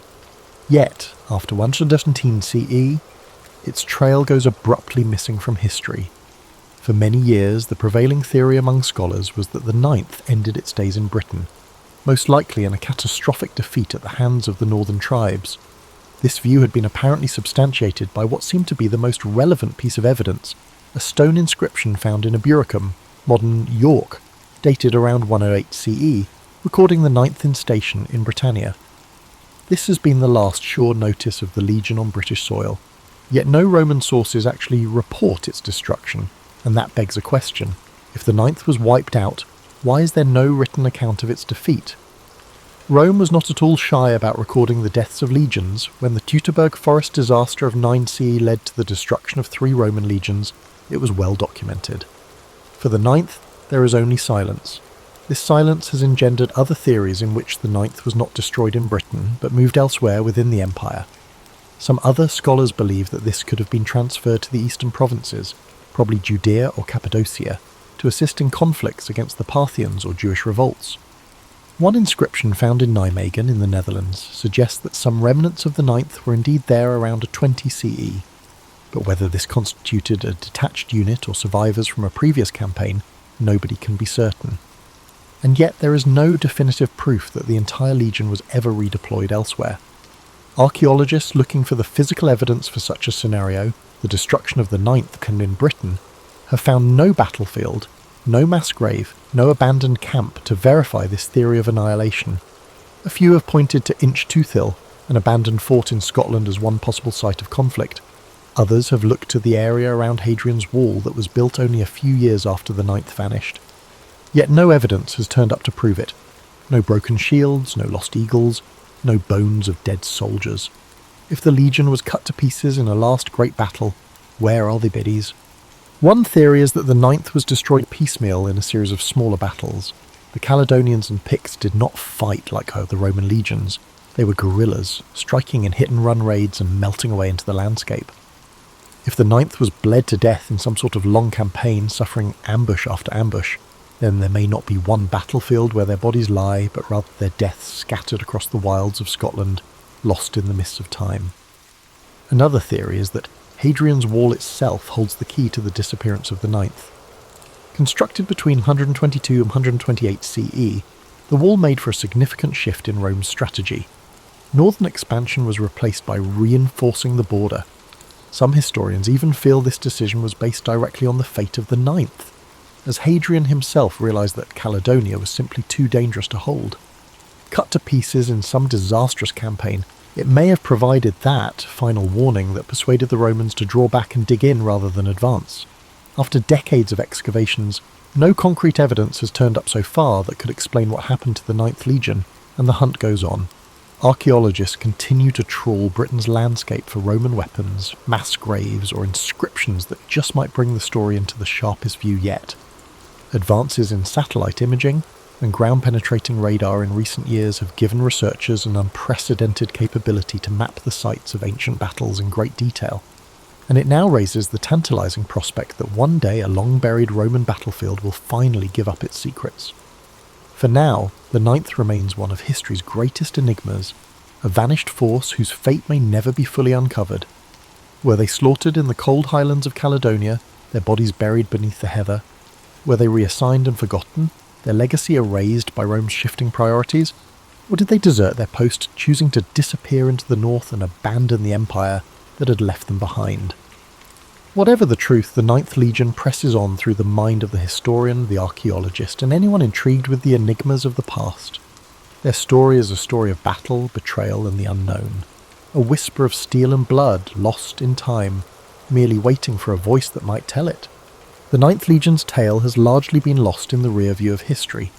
We don't actually know what happened to them. Their last journey is but a distant rumour nowadays. Nobody actually knows what happened. If they were wiped out in some murky battle, went missing in the uncharted regions of Caledonia, or simply dropped off the face of the earth for good, one thing's certain, they were never heard from again. You're familiar with that slow fog that rolls in over the hills in the morning? Yeah, their presence is sort of like that. Just fragments of stone, small memories. and those silent questions that just persist on through the centuries. When the world's all asleep beneath the stars, it's as if the ghostly echoes of the ninth are stirring again. In the silence of the Scottish Highlands, where the wind moves like a faint breath through the glens, there are people who say the Legion marches on. There are stories, old, half-remembered myths, of ghostly soldiers spotted on empty roads, of the distant rhythmic sound, of iron-shod feet that appear to have no origin. Legends tell of how on certain nights, beneath a silver moon, the spirits of the ninth emerge from the shadows, caught in a perpetual march across the land that devoured them. Perhaps they were separated in the chaos of combat, their shields broken, their armour cracked by the blow of an unseen enemy too late to avoid. Maybe they struggled through the wilderness, panting with fatigue, their path swallowed by the dense forests and winding rivers, to discover that no rescue would ever come. Or maybe they simply dissolved into history, their final battle so conclusive, so absolute, that Rome chose to forget them, to let them slip away like a dream slipping beyond memory. Yet even dreams leave a mark, as the ninth has left its mark upon time itself. The silence of their vanishing is louder than any record, their absence taking up the space between the pages of history like the profound, soothing quiet before daybreak. Hadrian's Wall remains a silent witness to their disappearance, a wall built to exclude the untamed land that could have claimed them, a divide between the known and the unknown. It remains there, steadfast against the winds that blow through it, a testament to an age still hidden in mystery.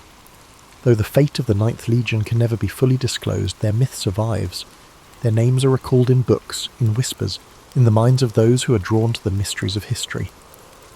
Up in the still hills, where you can truly scent the earth and rain, and the rivers glimmer like liquid silver in the moon's light, the ninth could still be roving about, not physically, but in memory, always walking the shadows of the ages. This concludes tonight's quest into the mystery of the lost Ninth Legion. But the past is replete with even more stories just waiting to be unearthed. In the year 1162, amidst the sweeping steppes of Mongolia, a child was born into a world of cold winds and endless plains.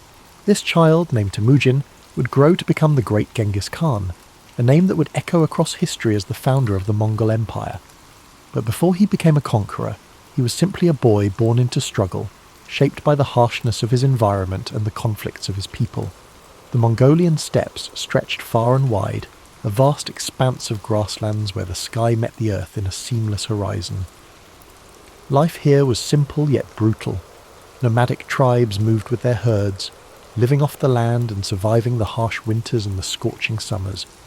It was a world where strength, loyalty, and resilience were the keys to survival. Temujin's early years were marked by hardship. He was the son of Yesugei, a minor tribal leader, and his wife Holun. When Temujin was just a young boy, his father was poisoned by a rival tribe.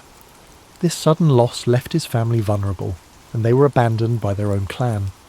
His mother, Holun, took on the responsibility of raising Temujin and his siblings alone.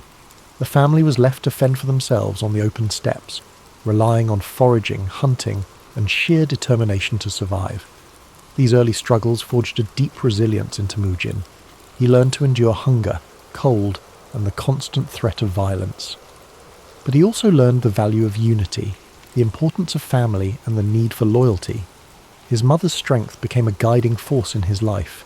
She taught him that survival required not only physical strength, but also wisdom, patience, and an unyielding spirit. As Temujin grew older, he began to understand the fragmented world of the Mongol tribes. There were endless feuds, shifting alliances, and a constant struggle for power. He saw how disunity left his people vulnerable. He dreamed of something greater, of a world where the tribes could be united, where the endless conflicts could be replaced with a shared purpose. But before he could realize this vision, he faced countless challenges. Betrayal was a constant threat. One of his closest friends, Jamuka, who had once sworn brotherhood with him, would later become his rival. Temujin's path was marked by moments of capture, imprisonment, and escape. Each setback hardened his resolve. He believed that strength was found not just in the sword, but in the unity of purpose and loyalty. In time, Temujin began to gather followers who saw his vision. He was not just a warrior. He was a leader who understood people. He rewarded loyalty and merit rather than noble birth, a revolutionary idea in a world bound by tradition. His reputation grew, and more tribes pledged their allegiance to him. His ability to inspire, to strategize, and to adapt set him apart. He was relentless, determined, and focused on a single goal: to unite the Mongol tribes under one banner. In 1206, after years of battles, alliances, and strategic brilliance, Temujin achieved his dream. He was declared Genghis Khan, meaning universal ruler. It was a title that reflected his role as the unifier of the Mongols, a leader who'd brought together the once fractured tribes into a formidable force. But Genghis Khan's vision did not stop at the borders of Mongolia. He saw beyond the steppes, beyond the horizon. His ambition was to create a world where his people could thrive, where the divisions that had weakened them for centuries could be replaced by a new order. His armies, skilled horsemen and fierce warriors, began to expand the Mongol territory. They moved with speed, discipline and precision, conquering lands that had once seemed unreachable. The campaigns of Genghis Khan swept across Central Asia, into China and beyond. His leadership was marked by a combination of ruthless efficiency and strategic genius. He understood the importance of adapting to new challenges, incorporating new technologies, and learning from the cultures he encountered. Under his rule, the Mongol Empire became a melting pot of ideas, trade, and communication.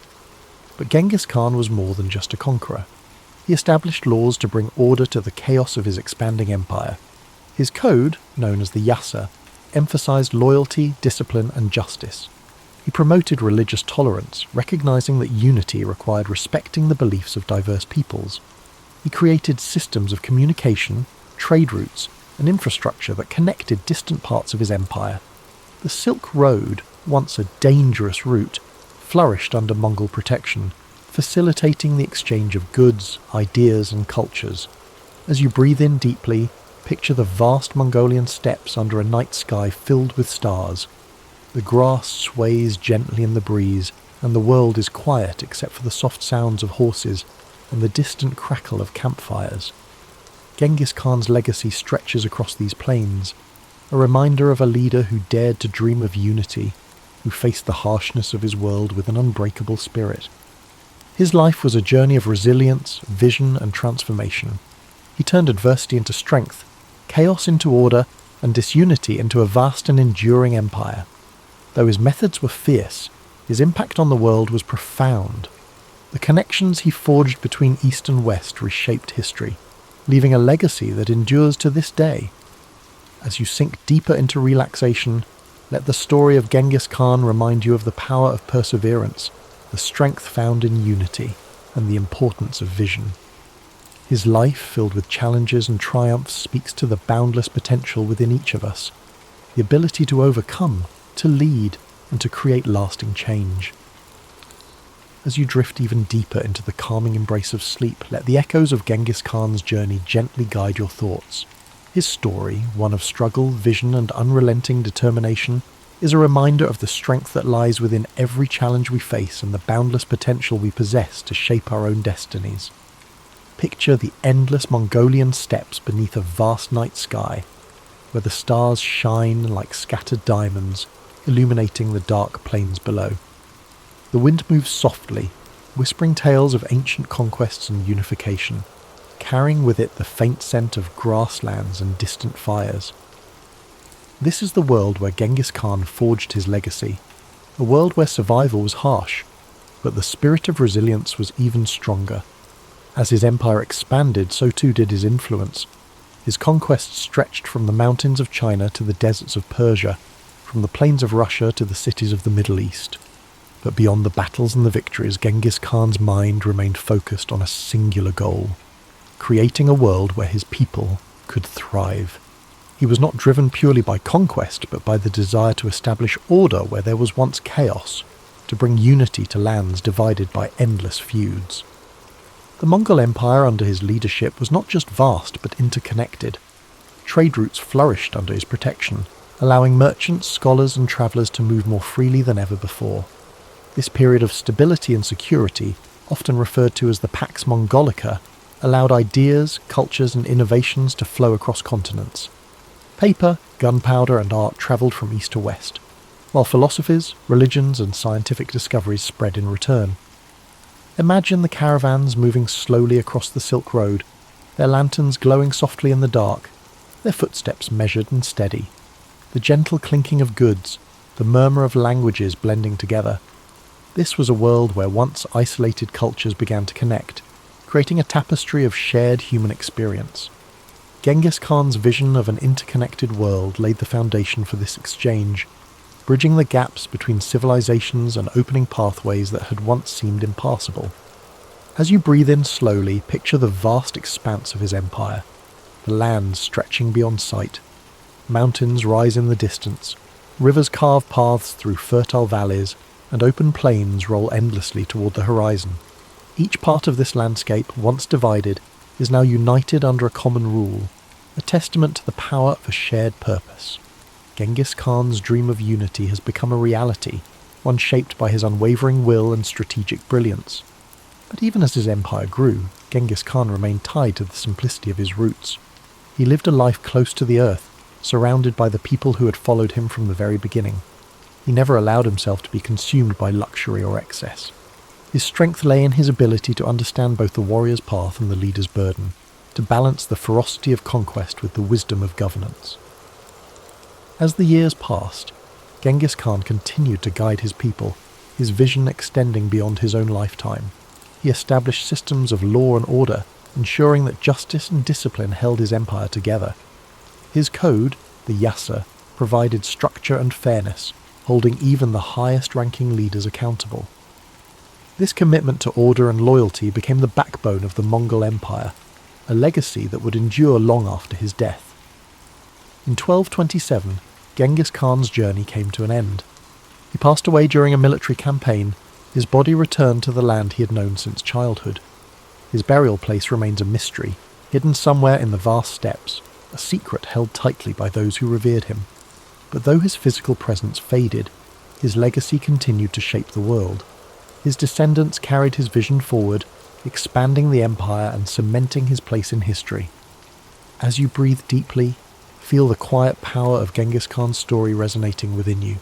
His life teaches us that, even in the face of unimaginable challenges, a determined spirit can overcome, a clear vision can unify, and resilience can shape the course of history. He transformed his hardships into strength, his struggles into purpose, and his dreams into reality.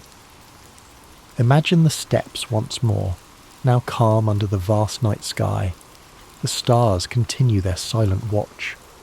The wind carries a sense of timelessness, and the land stretches out in quiet peace. The world rests much like you do now, embracing the stillness that follows the storm, the calm that comes after a journey well travelled. Allow yourself to let go completely, to surrender to this peaceful stillness. The story of Genghis Khan has taken you across endless plains, through battles, struggles, and victories. Now, you rest, knowing that strength, resilience, and vision lie within you, just as they did within him. The journey of discovery, growth, and purpose is yours to continue when you awaken. As you sink deeper into the embrace of sleep, let the echoes of Genghis Khan's legacy ripple through your mind like a soft, steady current. His journey was vast, stretching across endless plains and through the annals of history, yet his life was also a reflection of universal truths: strength in adversity, vision beyond boundaries, and the enduring power of unity. Imagine the stillness of the steppes at dawn, the first light of day casting a golden hue across the endless grasslands. The world holds its breath in quiet anticipation, a moment suspended between night and day. This is the same land that shaped Temujin, the boy who became Genghis Khan. The cold winds, the hardships, the endless horizons, all these elements forged his spirit, teaching him to endure, to adapt, and to lead. As you breathe deeply, let that same sense of quiet resilience settle within you. Just as the steppes stretched beyond sight, so too do the possibilities within your own life. The journey of Genghis Khan reminds us that no matter how vast the challenges before us, the human spirit is capable of incredible endurance and transformation. In your mind's eye, picture the endless caravans that travelled the Silk Road under the protection of the Mongol Empire. Merchants from distant lands move steadily along ancient routes, their carts loaded with silks, spices and knowledge. The world is connected in ways it had never been before, ideas flowing freely across continents. These connections, once fragile and uncertain, now weave a tapestry of shared human experience. Genghis Khan's vision brought people together, creating pathways where there had once been barriers. His legacy lives not just in the conquests, but in the bridges he built between cultures, the systems of order he established, and the idea that unity, even amidst diversity, is possible. Now, let your thoughts drift further into the stillness of night. The campfires have burned down to embers, their soft glow casting faint light across the faces of warriors, nomads, and travellers. The air is filled with the faint scent of smoke and the quiet murmur of people at rest. This moment of peace, hard-earned and cherished, reflects the balance that Genghis Khan sought, a world where strength and stability allowed for moments of tranquility. Feel the calm spread through your body, each breath drawing you deeper into a space of comfort and safety. The struggles of the day fall away like grains of sand carried by the wind. You're part of a larger story, one where each challenge you face shapes you, where every moment of resilience adds to your strength. Like the great Khan, you possess the power to endure, to dream, and to create a legacy of your own. Imagine now the vast plain stretching out beneath a sky filled with stars. The universe seems infinite, yet there is a profound sense of peace in knowing that you are a part of this grand expanse. The wind whispers gently, carrying with it the stories of the past, the hopes of the present, and the dreams of the future. You're connected to this timeless flow, your spirit at ease, your heart steady. As your mind drifts further into sleep, let the essence of Genghis Khan's story remain with you. His life, shaped by hardship and triumph, reminds us that within every challenge lies an opportunity for growth. His journey from a boy abandoned on the steppes to a ruler who united vast lands is a testament to the power of determination and vision. You too carry that same potential within you, the ability to overcome, to rise and to transform. The world outside grows softer now, the edges of reality blurring as you surrender to rest. Your breath is slow, steady, and calm. Each inhale fills you with a sense of possibility. Each exhale releases any tension you've been holding. The night wraps around you like a warm cloak, protecting and soothing you as you drift further into peaceful sleep. As you drift even deeper into the embrace of sleep, the vast plains of history stretch endlessly before you, serene and timeless. The gentle rhythm of your breath mirrors the calm, steady winds of the Mongolian steppes, whispering stories of courage, resilience, and transformation. The journey of Genghis Khan lingers softly in your mind, a reminder that every challenge faced, every hardship overcome, shapes the path towards something greater. In this peaceful expanse, the world feels limitless. The night sky, filled with an infinite sea of stars, reflects the boundless potential within you. Each star glimmers with a quiet brilliance, a beacon of possibility, hope, and the dreams that lie waiting beyond the horizon. Just as Genghis Khan dared to look beyond the confines of his world, you too are capable of breaking through barriers, of envisioning new paths, of creating a life defined by your own resilience and purpose. Imagine the quiet of the ancient world. No city lights, no noise of modern life, just the pure, unbroken silence of the night. The grass beneath you is soft, cool and fragrant. The air is crisp, carrying the scent of earth and distant fires. The only sounds are the faint rustling of the wind and the occasional soft nicker of a horse standing watch. This tranquility is a gift, a space where you can let go, breathe deeply, and allow your mind to float freely. As you inhale, draw in a sense of calm strength. With each exhale, release the burdens of the day, the worries that cling like shadows. In this space, there is no need to rush, no need to struggle. You are safe, held gently by the vastness of history and the quiet wisdom it offers. Like the open steppes, your mind expands, free from constraints, filled with possibility. The story of Genghis Khan is one of transformation, of a young boy who endured pain and loss, but who rose to become a leader who reshaped the world. His journey reminds us that strength is born in moments of adversity, that the spirit is forged in the fires of challenge. His vision was clear, his resolve unbreakable, And within you too lies that same seed of potential, that same capacity for growth, for vision, for resilience. Picture the endless plains bathed in the soft glow of dawn. The first rays of sunlight touch the horizon, casting a warm golden light over the land. The sky shifts from deep indigo to gentle hues of pink and orange. The world awakens slowly, peacefully, as the night gives way to a new day. This transition from darkness to light is a symbol of hope, a reminder that no matter how long the night may seem, the dawn always comes. Let this thought settle gently in your mind. Just as the night must yield to the morning, every struggle you face, every challenge you endure holds the promise of renewal, of new beginnings, of possibilities yet to be realized. The journey of life, like the journey of Genghis Khan, is one of cycles, of hardship and triumph, of darkness and light, of endings and new beginnings.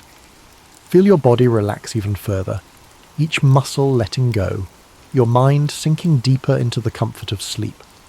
The weight of the world lifts away, leaving you light, free, and at peace. The winds of the steppes, the vast horizons, and the quiet strength of history envelop you in a cocoon of serenity. In this state of deep relaxation, know that you are part of something timeless. The struggles, the victories, the dreams of those who came before you live on, whispering their wisdom and encouragement. You are connected to this greater tapestry of humanity, a thread woven through the fabric of time, resilient and unbroken. As the 16th century dawned, Italy stood as one of the most vibrant and culturally rich regions in Europe. It was the heart of the Renaissance, its cities alive with art, science, and intellectual thought. Yet beneath this brilliance lay a fragmented political landscape that would spark decades of turmoil.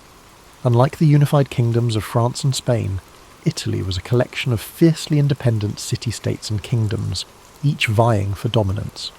From the maritime might of Venice to the artistic hub of Florence, from the papal states wielding both spiritual and temporal authority to the militarized Duchy of Milan, the Italian peninsula was a patchwork of ambition and rivalry.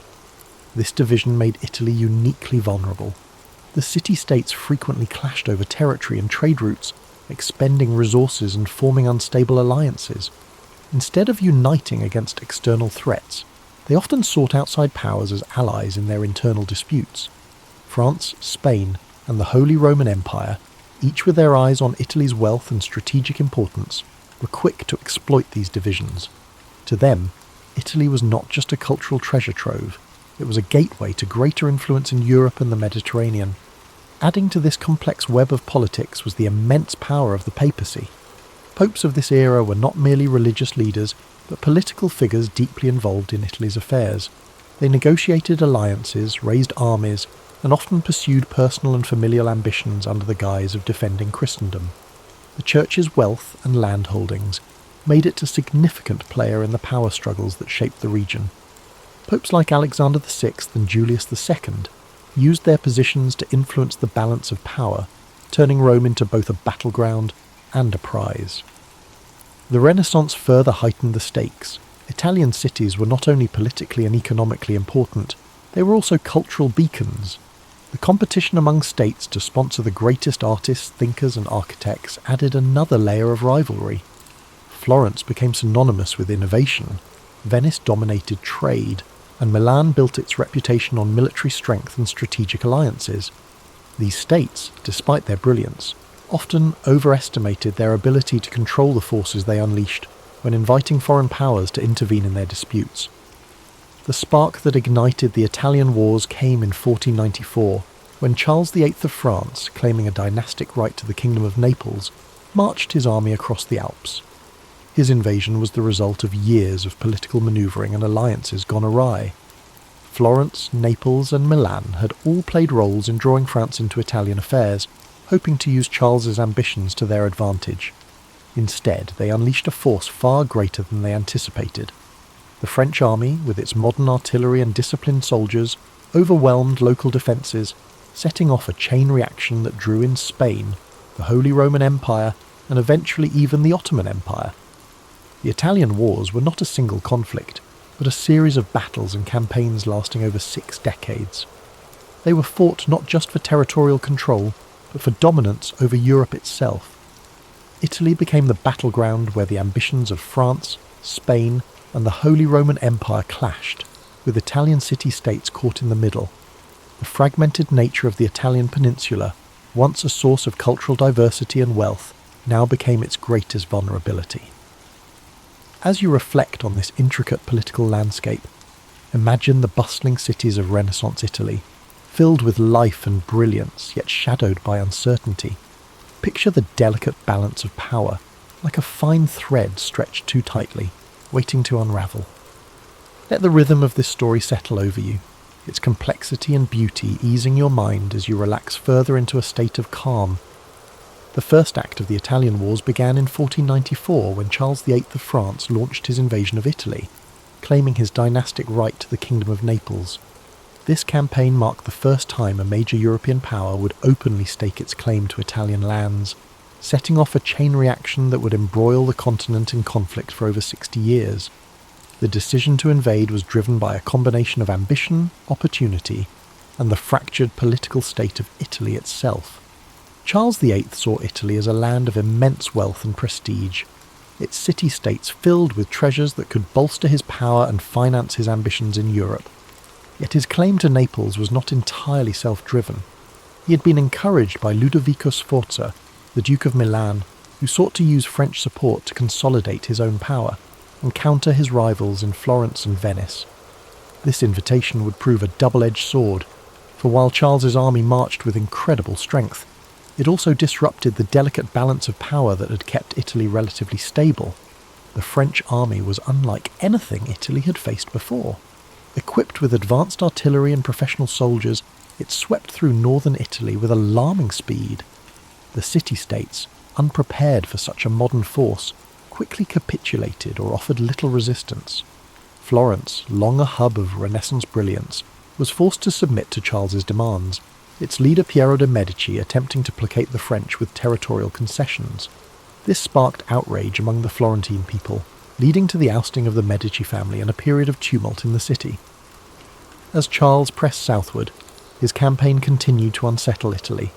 The Papal States, under Pope Alexander VI, faced immense pressure to negotiate with the French king, who posed a direct threat to Rome itself. Ultimately, Alexander chose diplomacy over confrontation, allowing Charles to pass unimpeded.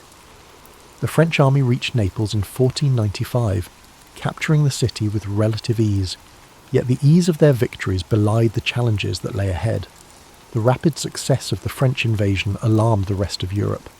Ferdinand II of Aragon, whose Spanish crown had claims to Naples, saw the French presence as a direct threat to his interests. He joined forces with the Holy Roman Empire, Venice and Milan in the formation of the League of Venice, a coalition designed to expel the French and restore balance to Italy. This alliance marked the beginning of a prolonged and complex series of conflicts that would characterize the Italian Wars. Charles VIII's return journey to France was fraught with difficulty. At the Battle of Fornovo in 1495, the League of Venice confronted the French forces in a fierce engagement. Though Charles managed to escape with most of his army intact, his dream of holding Naples dissolved as Spanish forces moved to reclaim the city. This marked a turning point. While the French had demonstrated their military might, their inability to sustain control over Italy revealed the limits of their power. The first invasion set the tone for the Italian Wars, a conflict defined by shifting alliances, brutal battles, and the constant interference of foreign powers in Italian affairs. For the Italian city-states, the war underscored their vulnerability.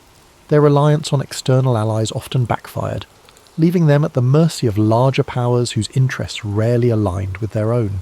As you reflect on this chapter of the story, picture the vast French armies marching through the Italian countryside, their movements echoing the ambitions of kings and the fragility of states. Imagine the Renaissance cities, so full of life and beauty, now shadowed by the weight of war. Let the rhythm of these thoughts guide you into deeper relaxation, the flow of history calming your mind and easing your spirit. As the Italian Wars progressed, Spain emerged as a dominant force, reshaping the balance of power across Europe and the Italian peninsula. Following Charles VIII's retreat, Ferdinand II of Aragon sought to strengthen Spain's influence. Focusing on reclaiming Naples, a key prize in the struggle for Italian supremacy. Spain's military, under the leadership of Gonzalo Fernández de Córdoba, revered as the Great Captain, introduced innovative battlefield strategies. The Spanish tercios, disciplined formations combining pikemen and arquebusiers, proved revolutionary. Their effectiveness surpassed that of the traditional heavy cavalry favoured by France.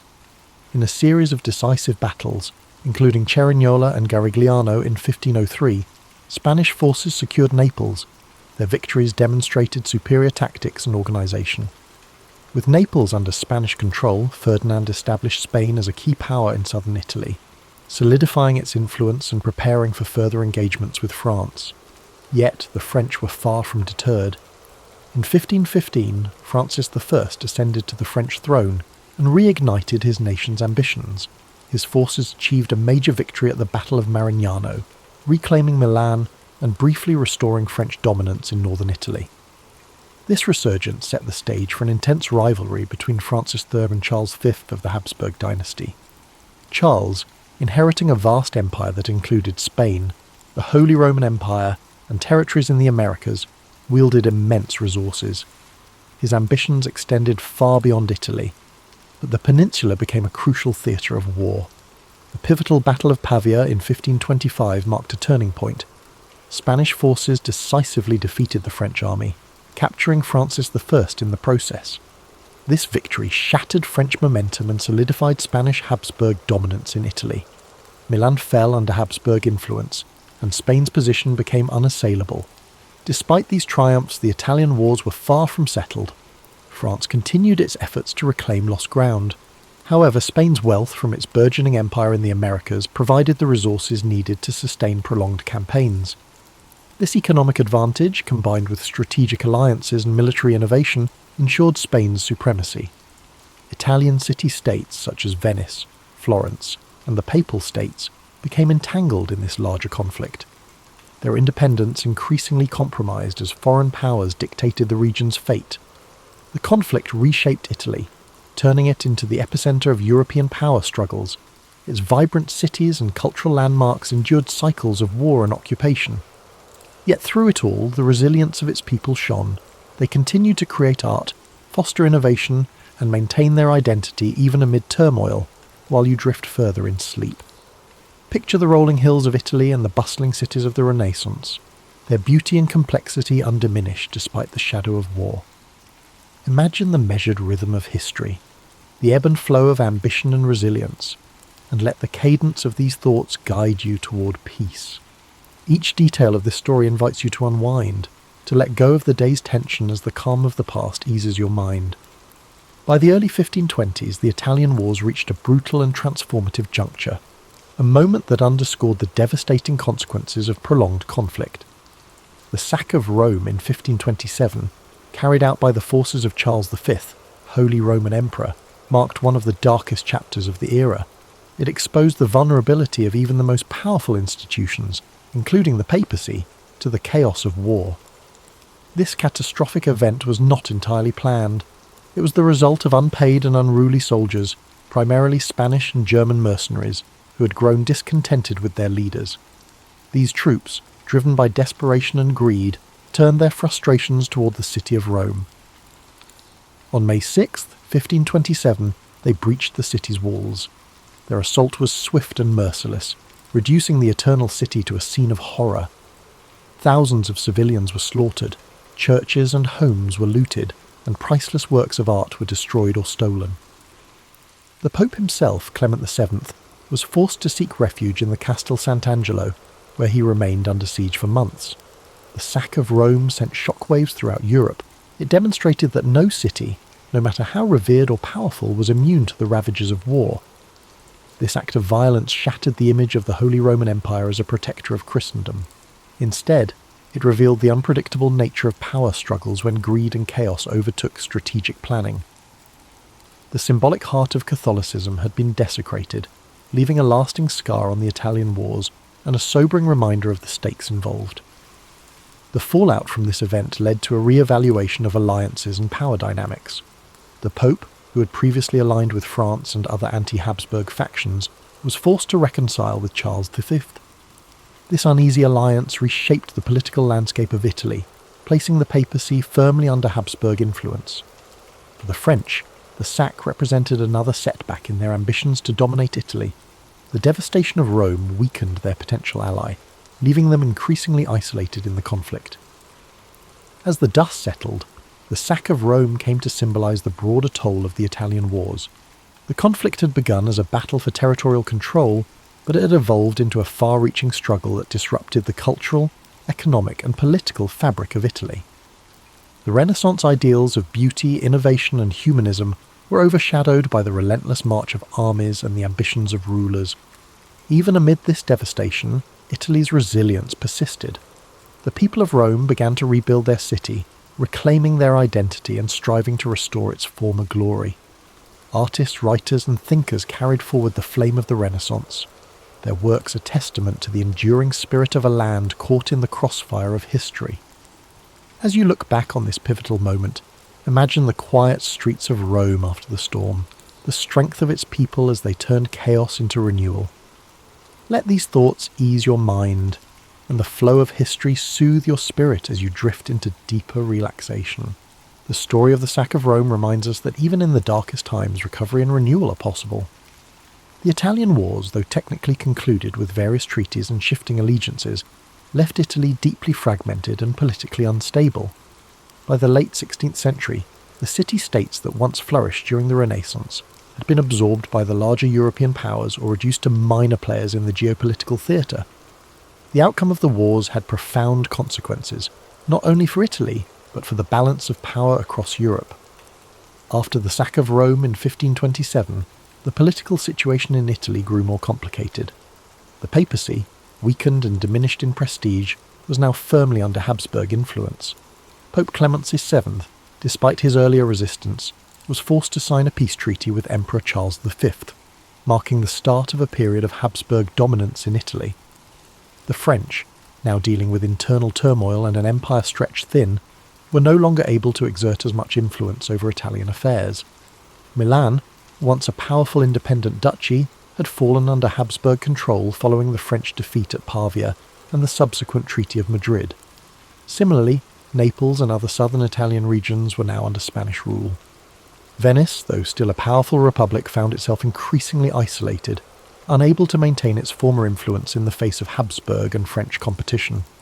Florence, once the heart of the Renaissance, experienced a dramatic shift in power. The Medici family, exiled during the wars, were restored to power with the help of the papacy and the Habsburgs. Under their rule, Florence became a duchy, ending its Republican era and cementing Medici control. This marked the end of an era for the city, which had once been a beacon of artistic and political independence. The fragmentation of Italy was not only political but cultural. The wars had disrupted the flow of ideas and artistic movements that had flourished during the Renaissance. Many of Italy's greatest artists, including Leonardo da Vinci and Raphael, had already passed, and those who remained found themselves working under foreign rulers who had little interest in maintaining the cultural vibrancy that had once defined the peninsula. The wars also set the stage for future conflicts. The power vacuum left in Italy, coupled with the continuing rivalry between France and Spain, ensured that Italy would remain a battleground for European ambitions well into the 17th century. The Italian states, once autonomous and rich in their diversity, had been transformed into pawns in a larger game of European politics. Yet, even in the aftermath of destruction and division, Italy's identity remained intact. The Renaissance had planted seeds of intellectual, artistic and scientific achievement that would continue to influence the world long after the wars had ended. Italy's cities, though scarred by years of warfare, would eventually rise again, fueled by the legacy of those who had once shaped the course of history. As you reflect on this final phase of the Italian wars, picture Italy, its cities, landscapes and people, rebuilding in the wake of centuries of conflict. Let these thoughts soothe your mind, the quiet endurance of a nation marked by the passage of time. Feel the ebb and flow of history calm your spirit as the struggles of the past slowly fade into the background, leaving only peace. As we bring this story to a close, it's important to summarise the deep legacy left behind by the Italian wars.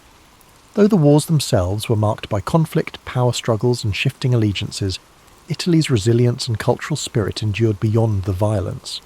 The wars may have fragmented the peninsula politically. However, the intellectual, artistic and cultural achievements that flourished during the Renaissance would continue to shape the world for generations to come. The devastating toll of the wars, especially the sack of Rome and the subsequent political upheavals, left visible scars on Italy's landscape. But even in the midst of destruction, Italy's cities, its people, and its rich cultural heritage would rise again. Florence, Venice, Rome, and Milan, though under foreign rule, maintained the essence of their identity, always connected to their storied past, and each continuing to contribute to the broader European narrative. As you lie back and reflect on this powerful chapter in history, allow yourself to feel the weight of time, the rise and fall of empires, the rebuilding of cities, and the ever-present determination of the people. Imagine the sun setting gently over the Italian hills, the soft whisper of the wind as it sweeps over the ancient streets, a reminder of both struggle and renewal. It's easy to be caught in the frenzy of the world around us, but history has a way of slowing us down, letting us reflect on the cyclical nature of life, conflict, and peace. Let the story of the Italian wars be a reminder of resilience, of the strength it takes to overcome adversity, and of the beauty that rises from the ashes. Now, as we transition to the peaceful sounds of rain and soft melodies, let your mind settle into the rhythm of nature, allowing the soothing sounds to wash over you, easing you into a deep and restful sleep. In the year 896 CE, in the heart of Baghdad's intellectual quarter, Al-Hussein bin Qasim brushed desert dust from the folds of his linen robe. Unaware of the storms that fate would soon unleash upon him, he studied the myriad scholarly gatherings outside the House of Wisdom. Voices blended into a layered chorus. Mathematicians debated geometric proofs, poets recited verses on ephemeral beauty, and astronomers charted celestial mysteries. The call of knowledge was unstoppable, and its echoes hinted at new horizons beyond the city's walls. Although he hailed from a modest family of date merchants, Al-Hussein possessed an innate curiosity that surpassed every constraint of status. Weeks earlier, he had been approached by the renowned translator Yunus al-Kindi, who recognized promise in his approach to ancient texts. Yunus had whispered rumors of a manuscript stored in a distant library along the Red Sea coast, a codex said to hold fragments from vanished civilizations. For Al-Hussein, the prospect of unearthing lost secrets eclipsed all thought of comfort or security. On that mild autumn morning, the city's horizon shimmered with trade caravans and the swirl of travellers from every corner of the known world. Greek philosophers, Persian scholars, and Indian mathematicians crowded the thoroughfares, exchanging theories and goods under the caliph's tolerant gaze. Their House of Wisdom had become a magnet for knowledge, a beacon that drew in talents as diverse as the spices sold in Baghdad's markets. Under this atmospheric mosaic, Al-Hussein felt keenly that his destiny extended beyond these storied streets. Yunus al-Kindi had given him a letter of passage, sealed with the translator's distinctive monogram, allowing safe conduct through the desert routes. The cryptic list of questions about that ancient codex, queries no one else could decipher, loomed large. Al-Hussein grasped the significance. If the manuscript existed, it might reveal the lost methodologies of a civilization rumoured to have harnessed knowledge of geometry, astronomy and medicine far beyond the current era.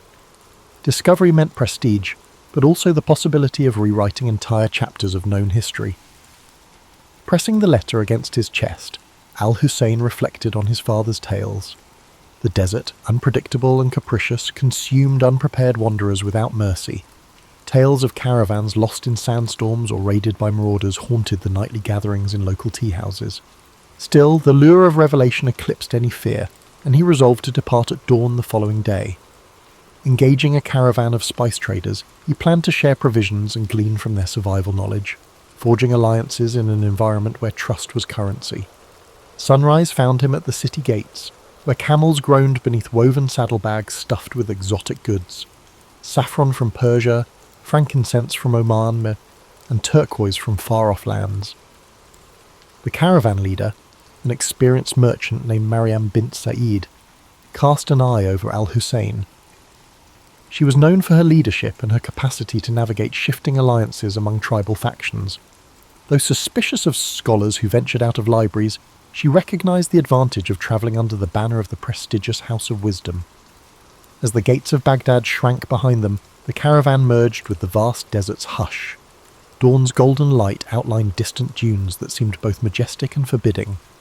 Al-Hussein observed Mariam directing her charges to form a staggered line, minimising exposure to roving bandits. Occasionally the wind carried the bray of donkeys or the low murmur of traders discussing profit margins. For Al-Hussein, the emptiness was a blank canvas waiting for stories etched by the footprints of those audacious enough to cross it. At midday, the caravan paused for a respite. While others took shelter from the heat, Al-Hussein found himself marvelling at ancient rock carvings etched into a nearby cliff.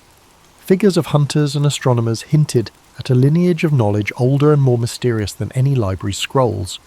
He gently traced the outlines with a practiced fingertip, sensing a kinship with those lost voices that once tried to record their world. If even in these remote corners human curiosity thrived, what wonders awaited him further ahead? As dusk approached, the caravan set up camp in a shallow wadi where sparse vegetation offered an anchor against shifting sands. Smoke curled from small cooking fires as conversations turned reflective under the emerging constellations. Al-Hussein unravelled a worn scrap of parchment, Eunice's instructions, and studied the cryptic glyphs he would eventually need to identify. An undercurrent of excitement within him, tempered by the realization that he was crossing into unknown domains. Tomorrow, he told himself, would be the first step into discovery's deeper realm. In the early dawn, the caravan pressed eastward toward a series of desert oases, whispered about in old merchant journals.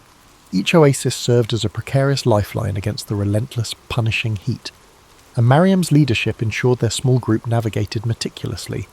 She brokered safe passage with tribal patrols, offering tokens of trade in return for unimpeded travel. Meanwhile, Al-Hussein keenly observed everything: the subtle changes in wind direction, the traces of ancient pathways etched into sandstone, and the silent resilience of his fellow travellers. The first oasis they reached was little more than a cluster of date palms around a seep of brackish water. A half-crumbled stone marker bore inscriptions so worn that Al-Hussein could decipher only fragments. Something about an old boundary line, perhaps delineating the domain of a once powerful clan. While camels drank, he sketched these faint markings onto a scrap of parchment. He felt an inexplicable sense of kinship with the countless travellers who had paused here, bridging centuries with a simple act of thirst-quenching. Under midday's glare, mirages shimmered like spilled quicksilver on the horizon, testing the caravan's resolve. Mariam instructed everyone to conserve water. No idle talk, no unnecessary movement. The group fell silent except for the shuffle of feet and the jingle of harnesses. Al-Hussein, though parched, studied the desert floor for any sign of hidden paths. He noticed shards of rock that might have been left by travellers or storms. Each shard, he thought, was an artefact, a clue to this vast land's deeper story. Late that afternoon, they encountered a wandering nomad who carried a battered lute. His desert-weathered face spoke of countless roads travelled. In exchange for water, he offered a ballad about a hidden city said to rise from the sands once every century. A place with alabaster walls, if legend could be trusted, concealing a trove of scrolls older than Babylon. Al-Hussein listened, heart quickening. Though Mariam dismissed it as a fanciful tale, the scholar within him sparked at the thought of such a discovery. They arrived at the second oasis by dusk, greeted by the scent of wet earth. The moon's reflection quivered on the water, a promise in the darkness. Mariam arranged night guards while the rest settled near tufted grass and short palms. Al-Hussein unrolled his notes, scribbling every rumour and observation he'd gathered that day. He felt a stir of anticipation, thinking of Eunice's letter and that elusive codex. If legends held any truth, perhaps the path he followed would branch into revelations. Before sleep, the caravan huddled for a supper of flatbread and dried figs. Conversation meandered to improbable tales, spirits that roamed the dunes, hidden jinn kingdoms beneath the sand. Mariam, ever pragmatic, rolled her eyes but allowed these stories to pass unchallenged, aware that tales could soothe weary minds. Al-Hussein listened thoughtfully, dissecting each legend for kernels of historical fact. He sensed how desert myths blended with real events, forging a tapestry of belief. Each story, he realized, held a reflection of human longing. Sleep came fitfully. Between ragged gusts of wind that rattled the palms, Al-Hussein dreamed of an endless corridor lined with doors of sandstone. Behind one door lay the hidden city the nomad described, behind another, the Red Sea Library. He awoke to the howling of a jackal, unsure if the dream was an omen or mere fantasy. Still his conviction remained firm. He would continue chasing knowledge across these shifting landscapes, trusting that destiny might reveal itself within the margins of the unknown. By morning, a layer of sand dusted every surface, and the caravan resumed its cautious advance. The air felt thick with unspoken tensions. They reached a rocky pass where looming sandstone pillars resembled silent sentinels. Mariam signalled a halt, sensing something amiss. Al-Hussein peered into the ravines, half expecting bandits or lurking predators. Instead, he found stillness. However, the unease remained. Sometimes the desert concealed its perils in plain sight, biding time. The caravan pressed on, anxious to leave those brooding columns behind. That evening they camped on the pass's far side, sheltered from direct winds by a towering rock face. After supper, Al-Hussein examined an astrolabe Mariam carried for navigation. The device's etchings mesmerized him, reminiscent of the geometric wonders housed in Baghdad. He wondered if the rumoured codex might expand upon such celestial insights. As the fire died down, he sat, reflecting on how each horizon revealed new questions, not answers. Perhaps the desert's greatest secret was its power to kindle an unending quest. Beyond the pass, dawn unveiled a stark plateau where the wind carried the faint tang of salt. Mariam reckoned they were approaching the edges of a vast basin leading toward the Red Sea. Al-Hussein noted the powdery residue that clung to his sandals, forming a pale crust whenever the wind surged. Fragments of shells occasionally glittered underfoot, relics of a primordial sea that had long since receded. In that silent expanse, the ancient interplay of water and desert seemed to whisper clues of hidden transitions. Moving carefully, the caravan traced a path across parched flats where cracks laced the ground in elaborate patterns. Each fissure suggested the land was thirsting for a rain that might never come. Al-Hussein lingered over a particular cleft that formed a near-perfect star shape. He sketched it in his notebook, contemplating how geometry surfaced in nature's own design. The interplay of shapes and lines called to mind the rumoured codex, possibly containing knowledge that bridged the gap between the natural world and human understanding. By midday the heat intensified, pressing against them like an unseen hand. Water became precious currency. Mariam, aware of how quickly desperation could unravel unity, kept a strict ration schedule. Observing her leadership, Al-Hussein admired the way she balanced empathy with firm discipline. Under her direction, no quarrels erupted even as thirst pricked tempers. The caravan trudged on, each step a negotiation between body and environment. In the shimmering distance, stunted shrubs and dwarf acacias offered, the only semblance of life in that stark domain. Later they spotted a solitary figure approaching from the southeastern horizon. Cautious, Mariam arranged the travellers into a defensive semicircle. The figure proved to be a medicine seller, hauling dried herbs in neat bundles across the back of a spindly donkey. He announced himself as Basim, a wanderer of many lands. In exchange for a pouch of dates, he spoke of rumours swirling beyond the Red Sea coast, of ports teeming with treasures, of inscriptions carved on coral walls, and of foreign ships docking with exotic cargoes. Basim then revealed he had crossed paths with a scribe who claimed knowledge of the hidden library by the sea. This scribe, rumoured to be in the port town of Yanahal, might hold a key to the codex. Al-Hussein's pulse quickened at the mention. He urged Mariam to consider diverting their route toward this potential lead. Weighing the advantage, she agreed, provided it did not threaten the caravan's prime objective of trade. Reorienting their compass, they set out with renewed purpose, heading south by southeast. The change in direction led them to an abandoned way station of mud brick walls caked with salt. Its courtyard lay choked with sand drifts, but a broken well hinted at what had once been a vital rest stop. Al-Hussein wandered among the ruins, spotting faint inscriptions along the wall, names, dates, fragments of prayers. Each carving was a testament to fleeting presence. Here stood proof that even the harshest wilderness could not stifle the human urge to leave a trace. Yet the desert had really reclaimed so much. That evening they made camp under a sandstone ridge carved into rippling curves by ancient winds. The last rays of sunlight played across the layered patterns, revealing colour bands that ranged from ochre to rose. Al-Hussein felt a distinct awe for the land's subtle artistry. He understood how easily travellers might spin legends from these austere shapes. Perhaps behind every myth there lay a kernel of truth about wonder. Perhaps the rumoured hidden city or the library derived from real glimpses of grandeur swallowed by time. As the night grew cool, Mariam permitted a small fire. Conversations ran softer now, with a thread of expectancy woven into each word.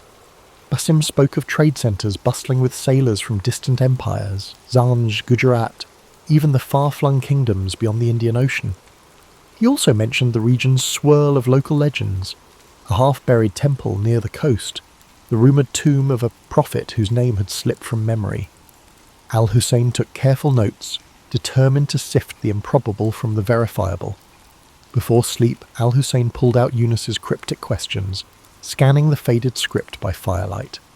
They referred to instruments that measured the angles of stars from improbable vantage points, formulas that predated known treatises. Could the Red Sea Library truly hold such ancient feats of intellect?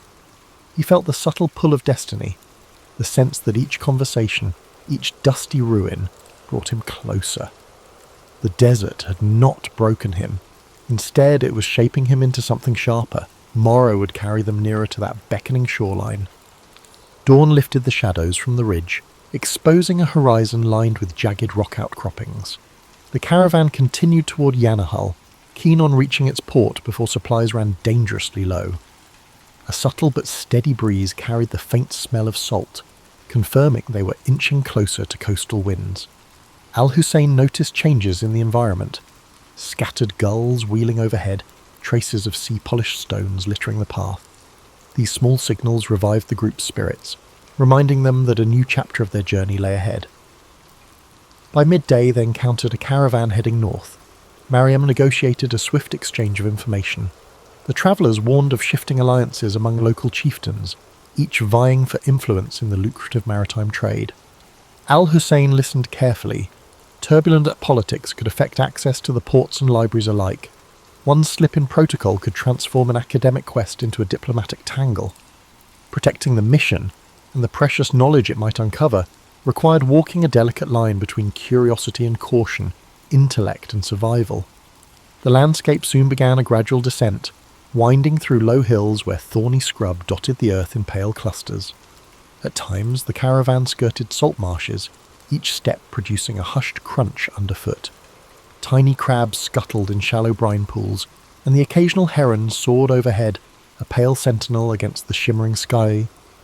Each sign of life felt like a small revelation after miles of barren desert. Al-Hussein found himself overwhelmed by the variety of forms the natural world assumed, even in the remote margins. Late that afternoon, they spotted Yanahal in the distance, a sprawl of mud-brick dwellings with roofs of thatch or tiled clay, punctuated by the taller silhouettes of warehouses near the docks. Thin pillars of smoke curled upward, and the distant clang of metal suggested blacksmiths plying their trade. Seabirds circled the bustling harbour, where dhows and small cargo vessels bobbed in the tide. For Al-Hussein, the sights and sounds of a place so different from Baghdad were a vivid reminder of the region's fluid tapestry of cultures. Mariam led the caravan through the town's outskirts, seeking a trustworthy local factor who could arrange secure storage for their goods. Children peered out from doorways, intrigued by the unusual mix of travellers. The air smelled of fish, spice, and damp rope, all woven together into a briny perfume. Al-Hussein scanned every detail, from the chipped walls covered with old maritime symbols to the lively banter between dock workers.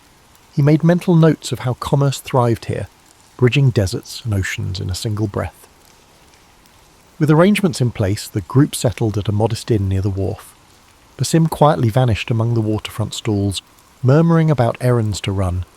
Al-Hussein felt a twinge of concern, but was too eager about the library rumour to dwell on it. He quickly asked around for any mention of the scribe. Locals offered conflicting accounts. Some shrugged, while others claimed they had glimpsed a reclusive scholar searching for archaic port records. One old fisherman insisted the scribe left for the Coralstone Quarter. Determined, Al-Hussein set off with Mariam and 2 guards, weaving through narrow alleys that snaked between sun-baked walls. The sound of the sea grew louder, waves rolling and crashing in a steady rhythm. They soon found the Coralstone Quarter, a cluster of buildings fashioned from blocks quarried along the shore. The walls sparkled with flecks of shells embedded in pale limestone. While the architecture entranced Al-Hussein, it was the possibility of encountering the scribe that propelled him forward, heart-pounding with each echoing footstep. At last they arrived before a half-collapsed structure perched on the water's edge. Broken shutters and a leaning doorway bore witness to decades of neglect. Inside, scattered manuscripts lay in disarray atop a wooden table. Candle stubs had melted into curious shapes, dotting the floor like forlorn sculptures. Al-Hussein called out, receiving only silence. Mariam gestured for the guards to remain alert. Then a voice, raspy but precise, emerged from behind a partition. "If you've come for idle gossip, there is none. If you seek knowledge, speak."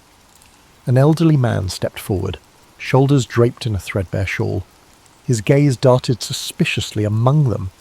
Al-Hussein introduced himself and explained his search for a Red Sea library rumoured to house an ancient codex. At the mention of Yunus al-Kindi, the man's eyes sparked. He introduced himself as Fahim, once a royal archivist who had fallen out of favour. Fahim claimed to know the codex's general whereabouts, but warned of obstacles, political and supernatural. Despite his guarded manner, he pointed to a scroll. "There," he said, "the trail begins." Under the scribe's watchful glare, Al-Hussein unrolled the scroll Fahim indicated. Faded script described a coastal stronghold called Makshaf, famed for its labyrinthine archives. Though the text offered scant details, it named a certain scholar, Ibrahim of Kulzum, who had once catalogued manuscripts within its walls. Fahim revealed that a naval blockade centuries earlier had forced the stronghold into obscurity. Few in Yanahal even recalled its name. The old archivist smirked. "If you wish to risk your neck, go. But be warned, those halls remain unforgiving." Mariam, standing nearby, studied the scribe's demeanour. She had dealt with enough merchants and officials to read a man's motives. Though Fahim's bitter tone implied grudges, he seemed sincere about the stronghold's existence. After a terse negotiation, she coaxed him to provide a rough chart of Makshaf's possible location. Al-Hussein promised to mention Fahim's name favourably in scholarly circles if they succeeded. The archivist waved them off as though disclaiming any further responsibility for their fate. Mystery, it seemed, was his final currency. Reconvening at the inn, Al-Hussein laid out the new findings. The stronghold of Makshaf appeared to lie southwest along a rugged coast where cliffside passes met tidal inlets. This was no typical trade route, and Mariam recognised the risk. Yet curiosity pulled them forward. Treasure for her, knowledge for Al-Hussein. To minimise complications, she decided that only a smaller detachment would continue. The main caravan could remain in Yanahal, selling goods and provisioning for the journey back to Baghdad. Al-Hussein and a handful of companions would venture on. Evening found Al-Hussein pacing the inn's modest courtyard, poring over Fahim's chart. Tiny notes etched beside rough sketches of landforms hinted at old conflicts, ruined watchtowers, and rumoured pirate hideouts. He traced the shoreline with his fingertip, imagining the waves crashing against the walls of Makshaf. What secrets might that stronghold's archives hold? Remnants of civilizations unknown or advanced theories lost to time. The moonlight made the parchment glow, as if enticing him to see beyond its faded lines into uncharted territory. By dawn, Mariam had secured a light coastal vessel from a local captain named Tawfiq, whose family specialised in short-haul voyages along the Red Sea. With Basim's help, he had returned with unusual timeliness. They loaded supplies, water barrels, salted fish, a few goats for milk. Al-Hussein brought his notebooks, Yunus's letter, and whatever references Fahim had been willing to share. A hush fell over them as they boarded the vessel, the humid sea breeze a welcome change from desert dryness. Ahead lay the open sea, half illuminated by the rising sun. The boat rocked gently as they navigated away from Yanahal's harbour, leaving behind the tangle of masts and dockside chatter.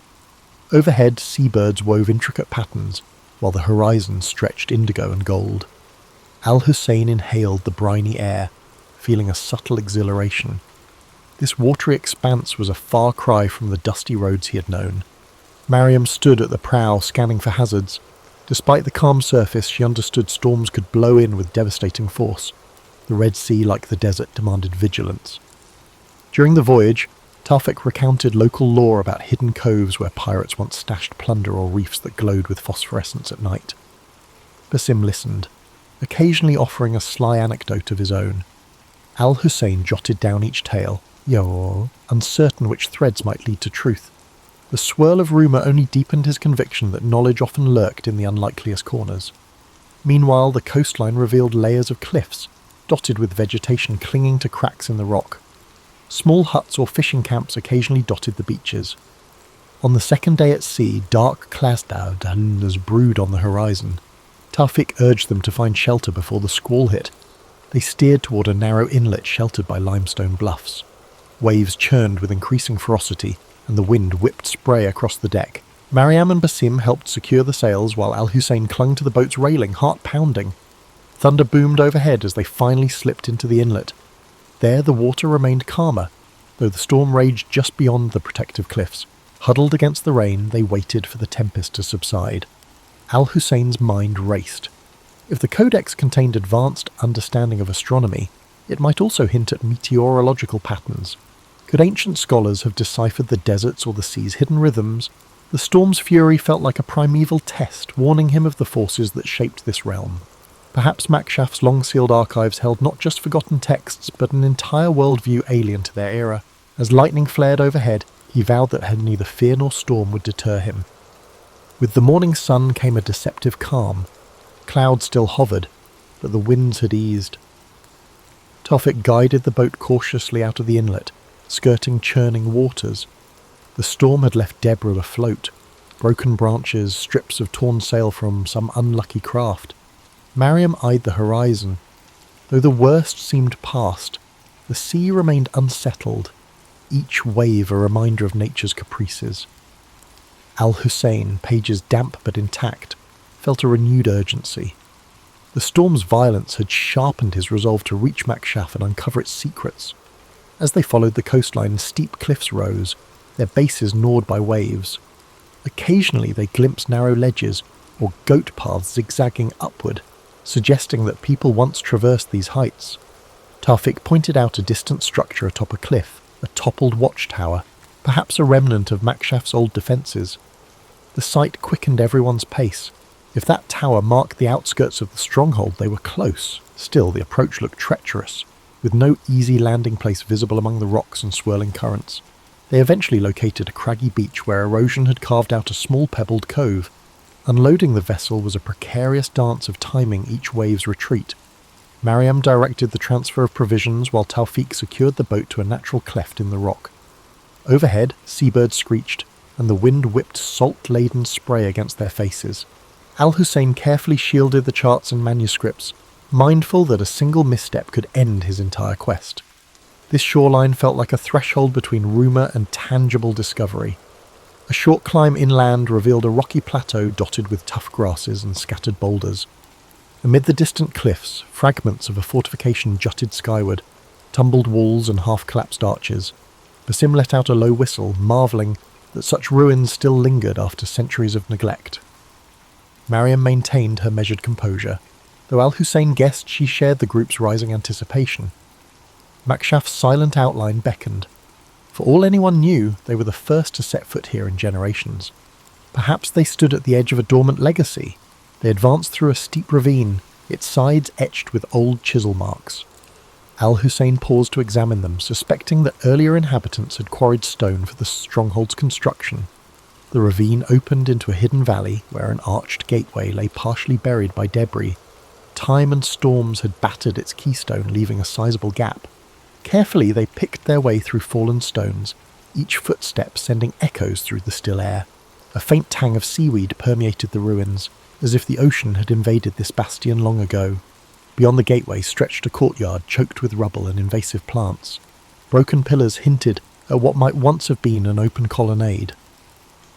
A series of corridors branched off from the far side, one leading to a stone staircase descending underground. Al-Hussein's pulse fluttered.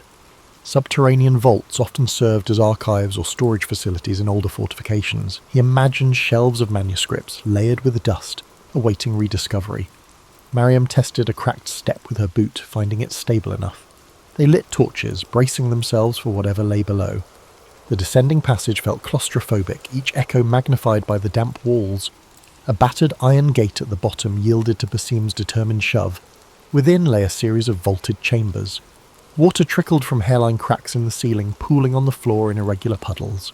Their torchlight flickered over broken crates, corroded lanterns, and scraps of rotting cloth. Al-Hussein's eyes darted around, desperate to find any sign of records. Then in a corner, he spotted what appeared to be a carved stone plaque emblazoned with geometric designs. Approaching it, he realized the plaque was part of a larger fixture. A sealed doorway. Intricate lines fanned outward from a central motif, echoing the patterns in Eunice's cryptic notes. Could this be a hidden archive within the stronghold? Eagerly, Al-Hussein traced the grooves with a fingertip. Mariam hovered, scanning for potential threats. Basim ran his hand along the wall's perimeter, eventually finding the faint outline of a release mechanism.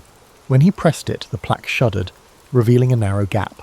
Stale air seeped out, carrying hints of mould and ancient parchment.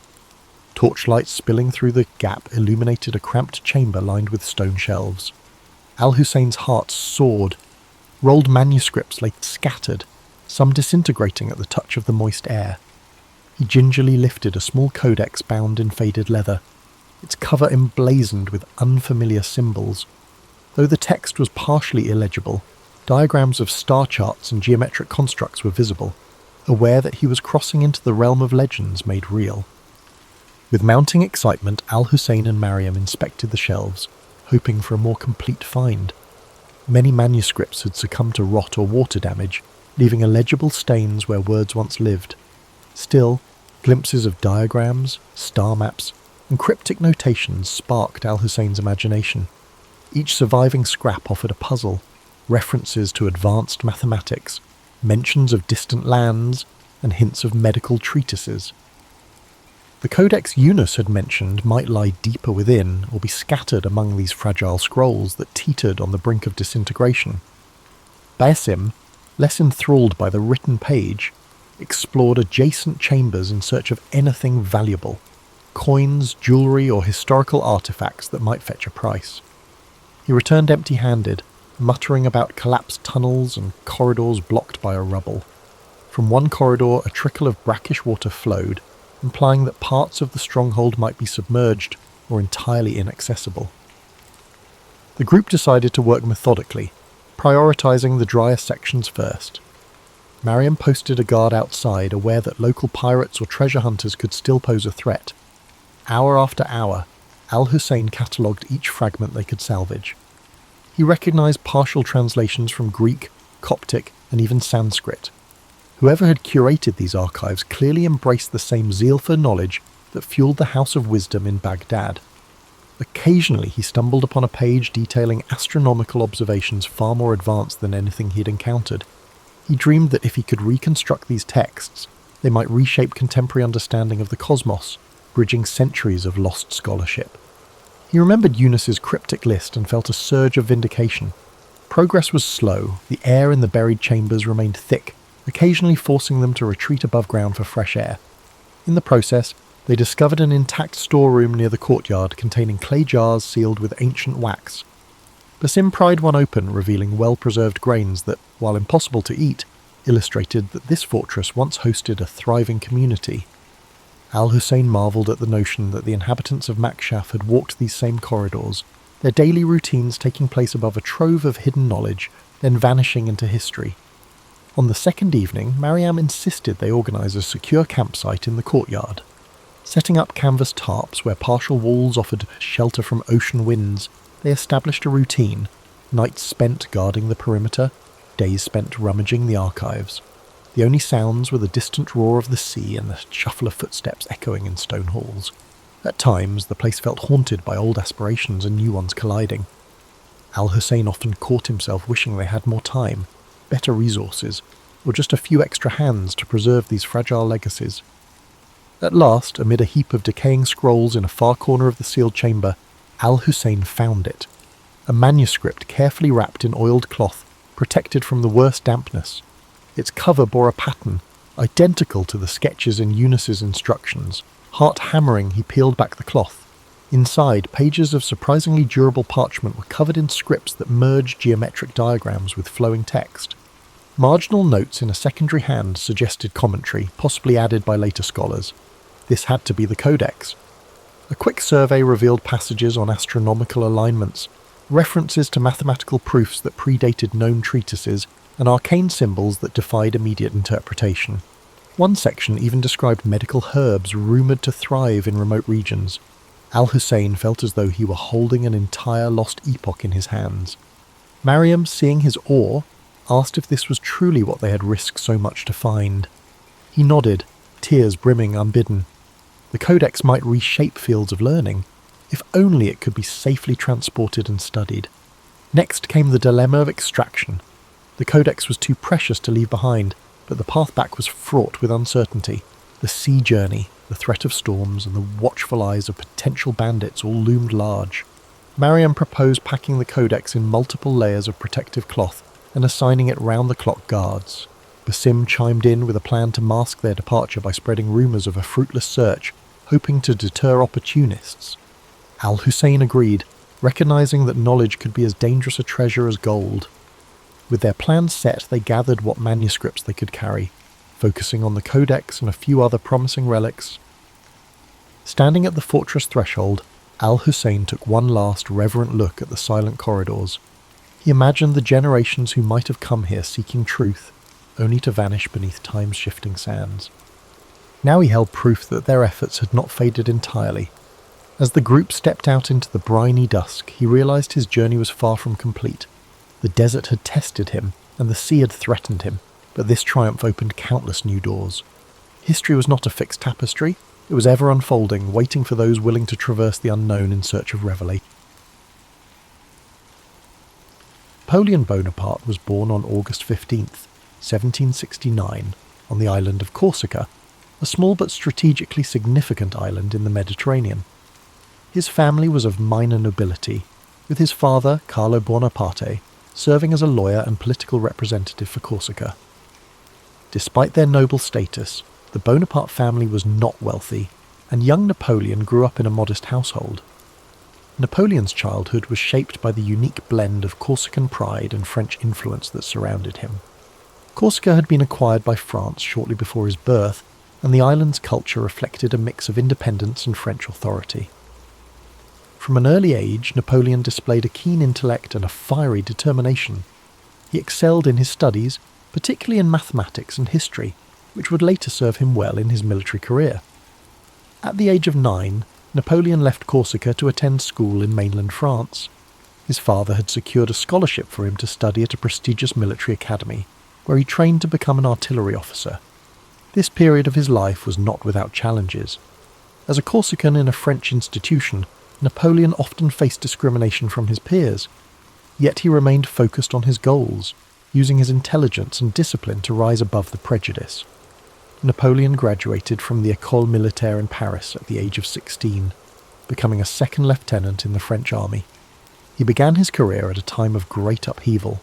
The French Revolution was transforming the nation, dismantling the old monarchy, and reshaping France into a republic. For Napoleon, this period of political and social turmoil presented both challenges and opportunities. During the Revolution, Napoleon's strategic brilliance began to emerge. His first major success came during the Siege of Toulon in 1793.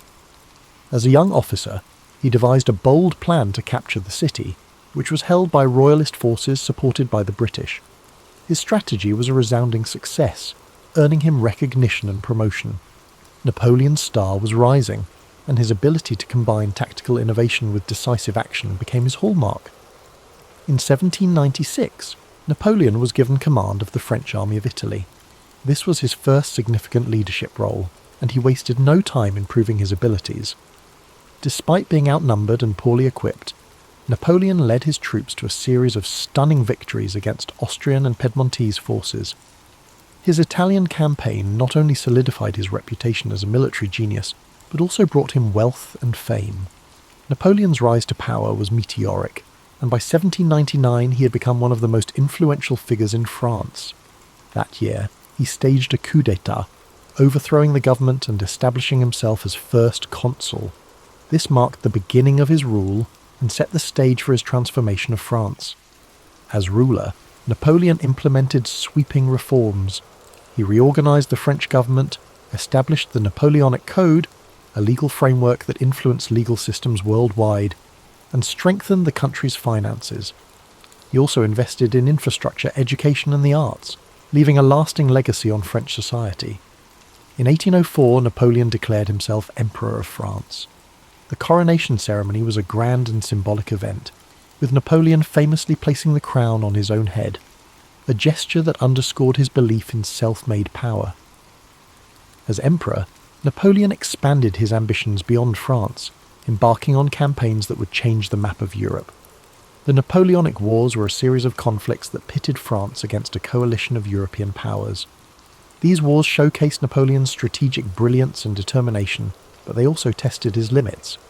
His victories at battles like Austerlitz and Jena cemented his reputation as one of history's greatest military commanders. However, his campaigns also came at a great cost, both in lives and in resources. One of the most ambitious and ultimately disastrous undertakings of Napoleon's career was the invasion of Russia in 1812. Initially, he achieved some success, but the campaign turned into a nightmare as his army faced harsh winter conditions, dwindling supplies, and fierce resistance from Russian forces. The retreat from Moscow was a devastating blow, marking a turning point in Napoleon's fortunes. Despite setbacks, Napoleon's resilience and charisma kept him in power for a time. However, by 1814, his enemies had formed a powerful coalition, and Paris was captured. Napoleon was forced to abdicate and was exiled to the island of Elba. Yet, even in defeat, his determination remained unshaken. Less than a year later, he escaped from Elba and returned to France, rallying support and reclaiming his position as emperor during what became known as the 100 Days. Napoleon's final chapter unfolded at the Battle of Waterloo in 1815. Facing a coalition led by the Duke of Wellington and the Prussian army, Napoleon fought valiantly but was ultimately defeated. This marked the end of his reign and his dreams of empire. He was exiled once more, this time to the remote island of St. Helena in the South Atlantic. On St. Helena, Napoleon spent the final years of his life in relative isolation. He reflected on his legacy, dictating memoirs that recounted his achievements and offered insights into his thoughts and motivations. He died on May 5, 1821, at the age of 51. While his life ended in exile, his impact on history was indelible. Napoleon's story is one of contrasts, a man of great ambition and intellect who reshaped Europe, yet whose relentless pursuit of power ultimately led to his downfall. His legacy is a reminder of the complexities of leadership and the enduring influence of vision and determination. As you reflect on Napoleon's journey, let the calm rhythm of his story guide you into a state of relaxation. His life, filled with triumphs and challenges, serves as a reminder that greatness often comes with both light and shadow. Imagine the quiet halls of the École Militaire, where a young Napoleon first honed his skills, or the grand boulevards of Paris during his reign. Picture the serene beaches of Corsica, where his journey began, and the windswept shores of St. Helena, where it ended. These images, filled with history and humanity, bring a sense of peace and connection. As the gentle narrative of Napoleon's life carries you further into relaxation, consider the enduring lessons his story offers. His life was a testament to the power of vision, determination, and adaptability. From the shores of Corsica to the grand battlefields of Europe, Napoleon's journey was one of extraordinary highs and profound lows, each moment shaping his legacy and the world around him. Imagine the streets of Paris during the height of Napoleon's rule, bustling with activity as citizens moved through a city transformed by his reforms. The grand architecture, the sounds of carriages, and the whispers of admiration for the leader who had reshaped France into a powerful empire fill the air.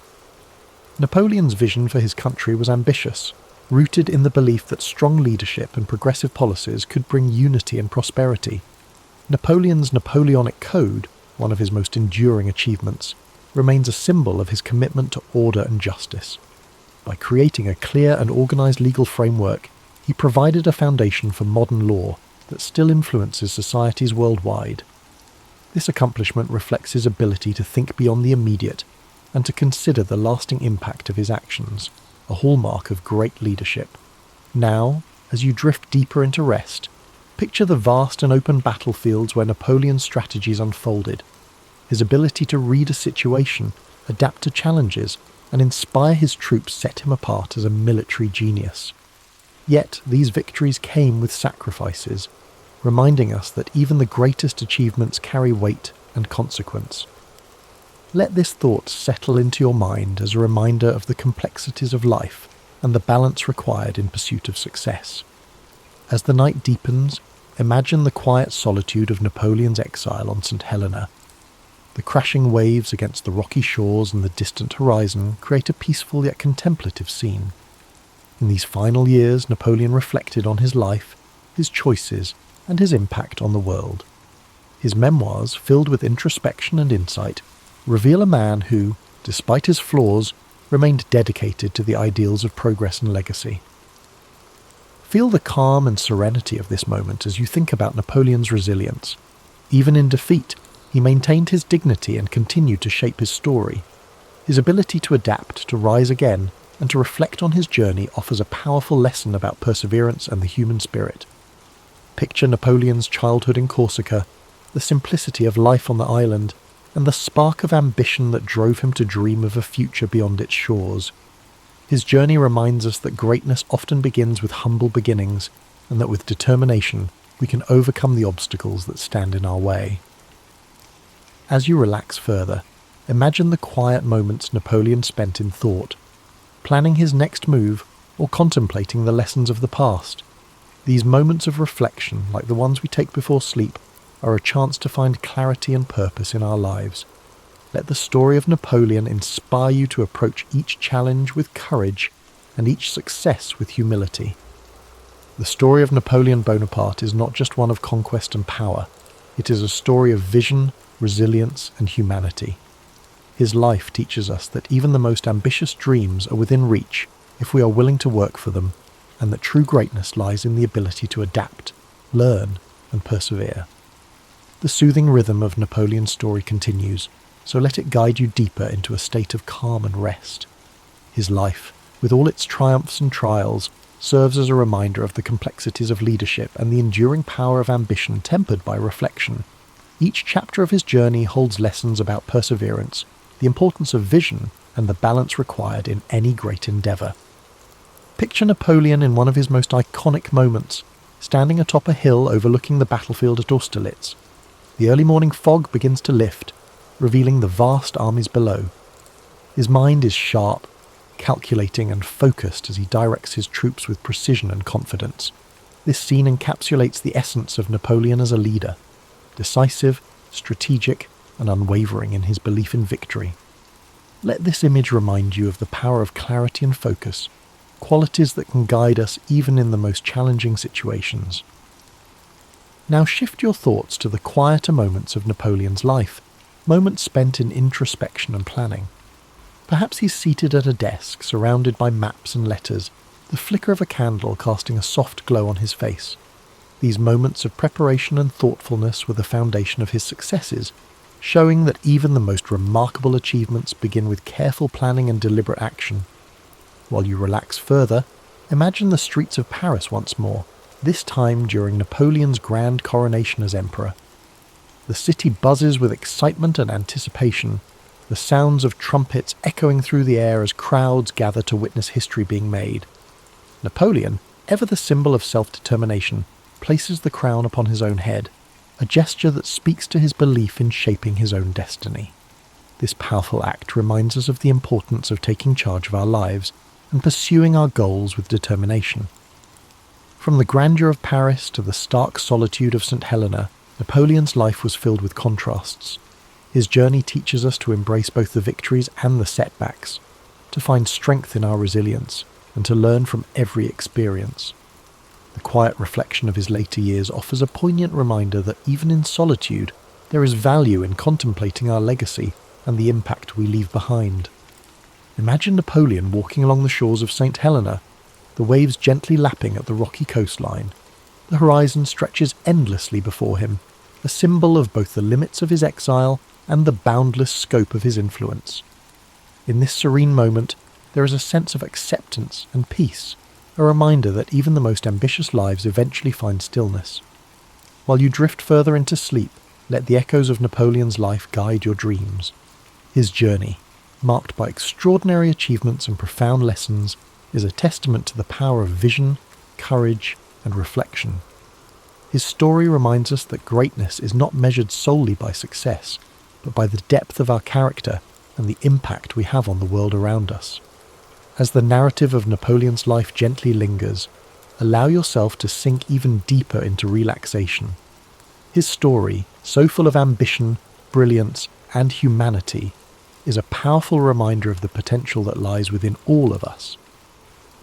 Napoleon's determination to rise above his circumstances and his willingness to face challenges head-on show us the value of perseverance and the strength that comes from unwavering resolve.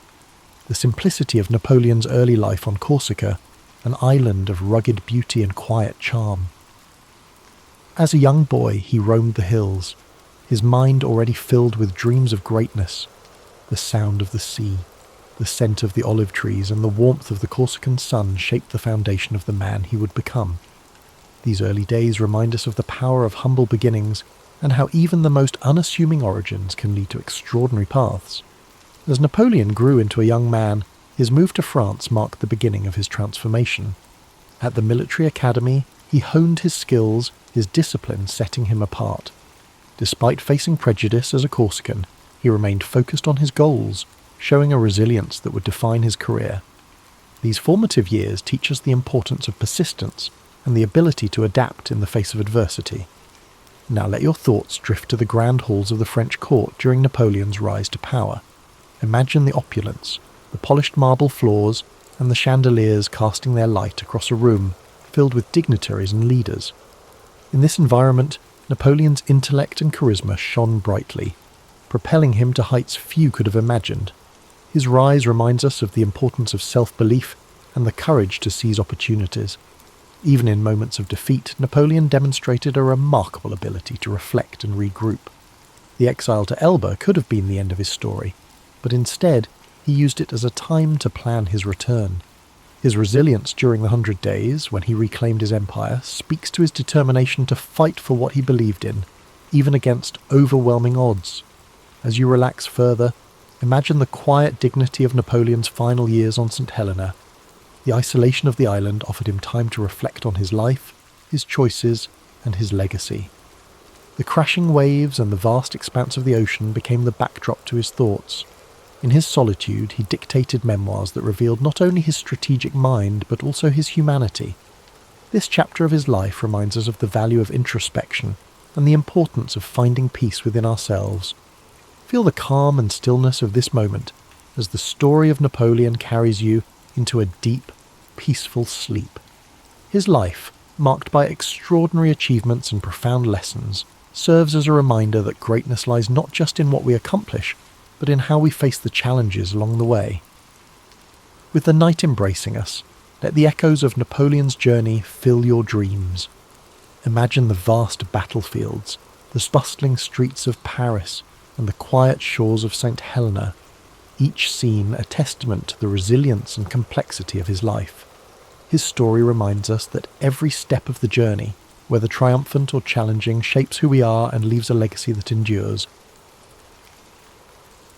In the cool dawn of February 12th, 1809, a boy was born in a small one-room log cabin in Hardin County, Kentucky, an area now known as LaRue County. His name was Abraham Lincoln, a name that would one day become synonymous with perseverance, justice, and the struggle to unite a divided nation. But on that day, he was simply the son of Thomas Lincoln and Nancy Hanks Lincoln, a humble family living in the rugged wilderness. Abraham's childhood was one of simplicity, hardship, and constant toil. His father, Thomas, was a hard-working farmer and carpenter who taught Abraham the value of labour and self-sufficiency. His mother, Nancy, was gentle and kind, instilling in young Abraham a sense of compassion and morality.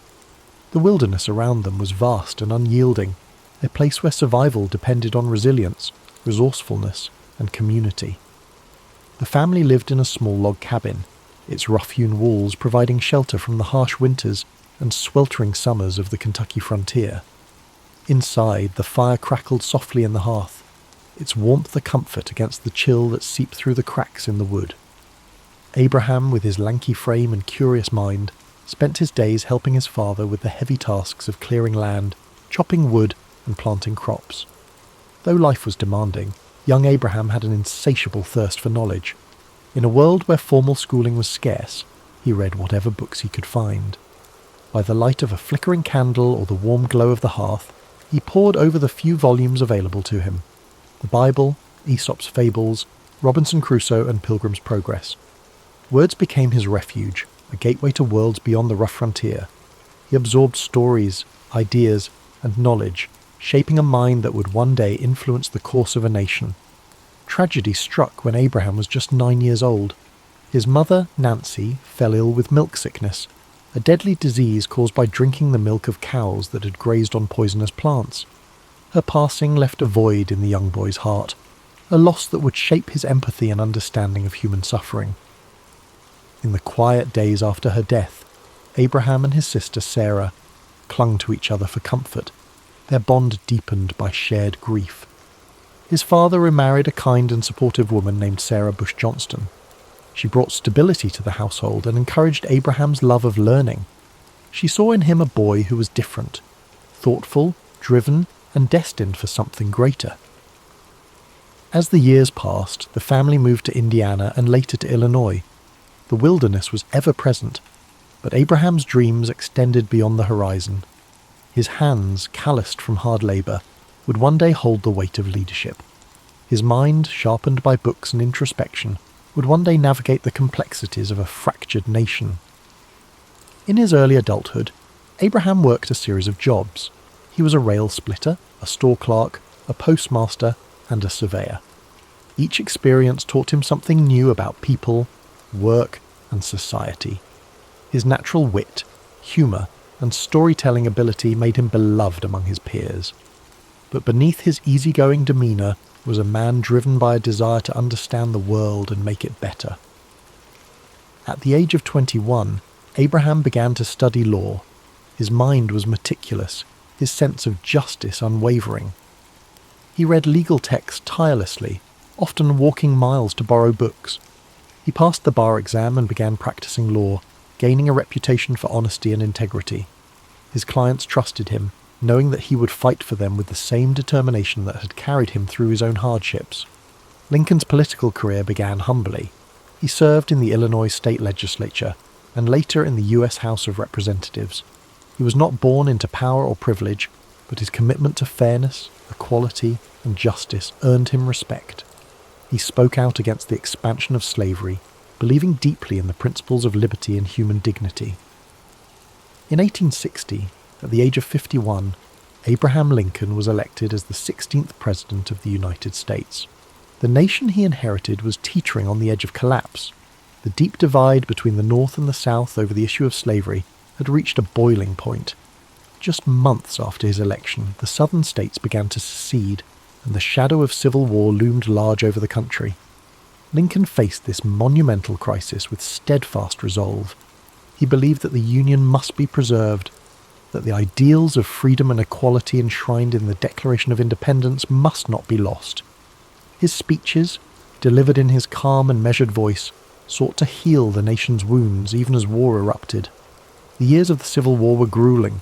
Battlefields were filled with the smoke of cannon fire, and the land was stained with the sacrifice of thousands.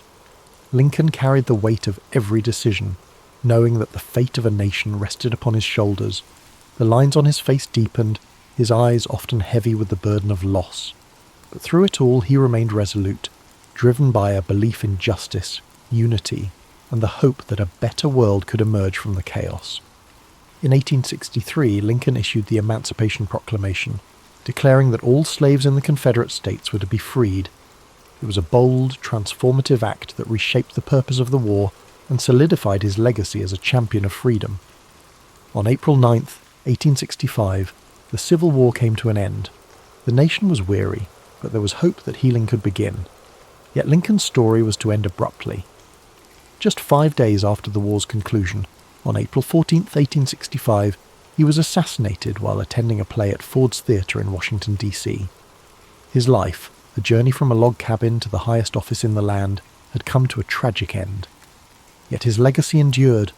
The principles he fought for, freedom, unity, equality, would guide the nation forward. His words, his actions, and his unwavering commitment to justice left an indelible mark on history. As you breathe deeply now, let the story of Abraham Lincoln settle gently into your mind. His life was a testament to resilience, to the belief that, even in the darkest times, hope, compassion, and perseverance can light the way forward. As you drift further into the gentle embrace of sleep, let the legacy of Abraham Lincoln settle, like a comforting blanket over your thoughts. His journey from the rugged frontier to the hallowed halls of the White House is a reminder of the strength and resilience that lives within us all. His life teaches us that even in times of struggle, compassion, and perseverance can lead to hope, unity, and transformation. Picture the quiet landscape of the American frontier, the wide open plains stretching endlessly beneath a star-filled sky. The air is crisp and cool, and the soft breeze carries with it the scent of wild grass and earth. A sense of stillness settles over the land, the kind of stillness that comes with the end of a long day of toil.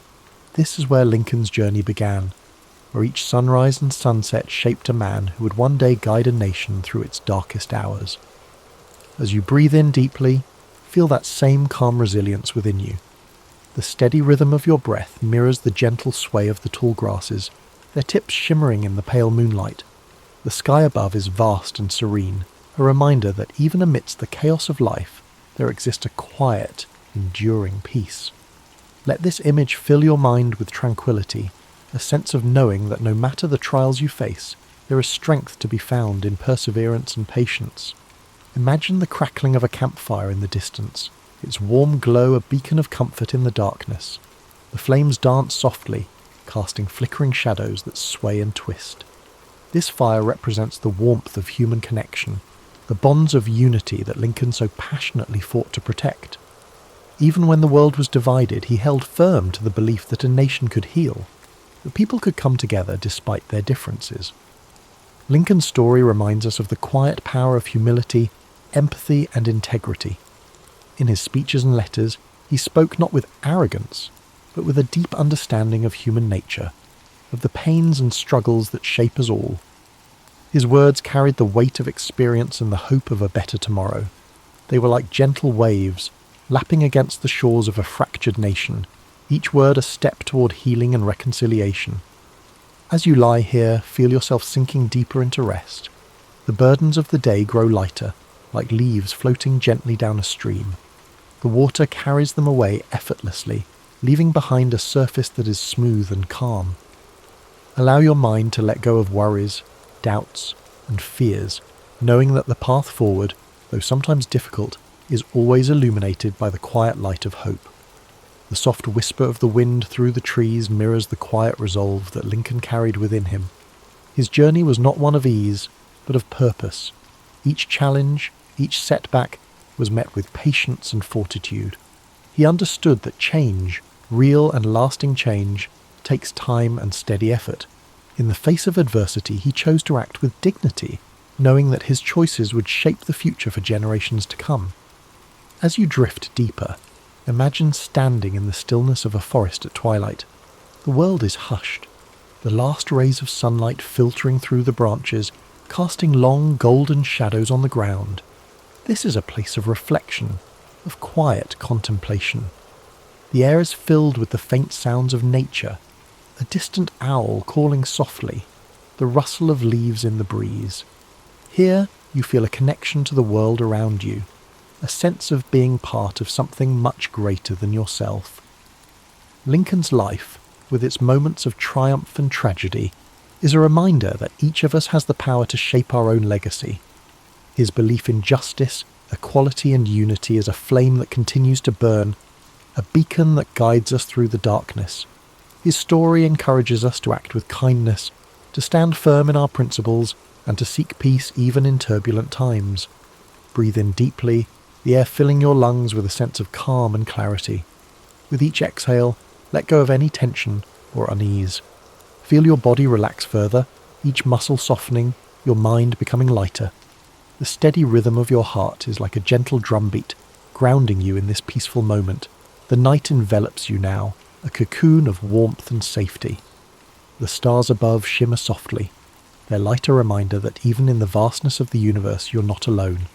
You are part of a story that stretches across time and space, connected to the dreams, struggles and triumphs of those who came before you.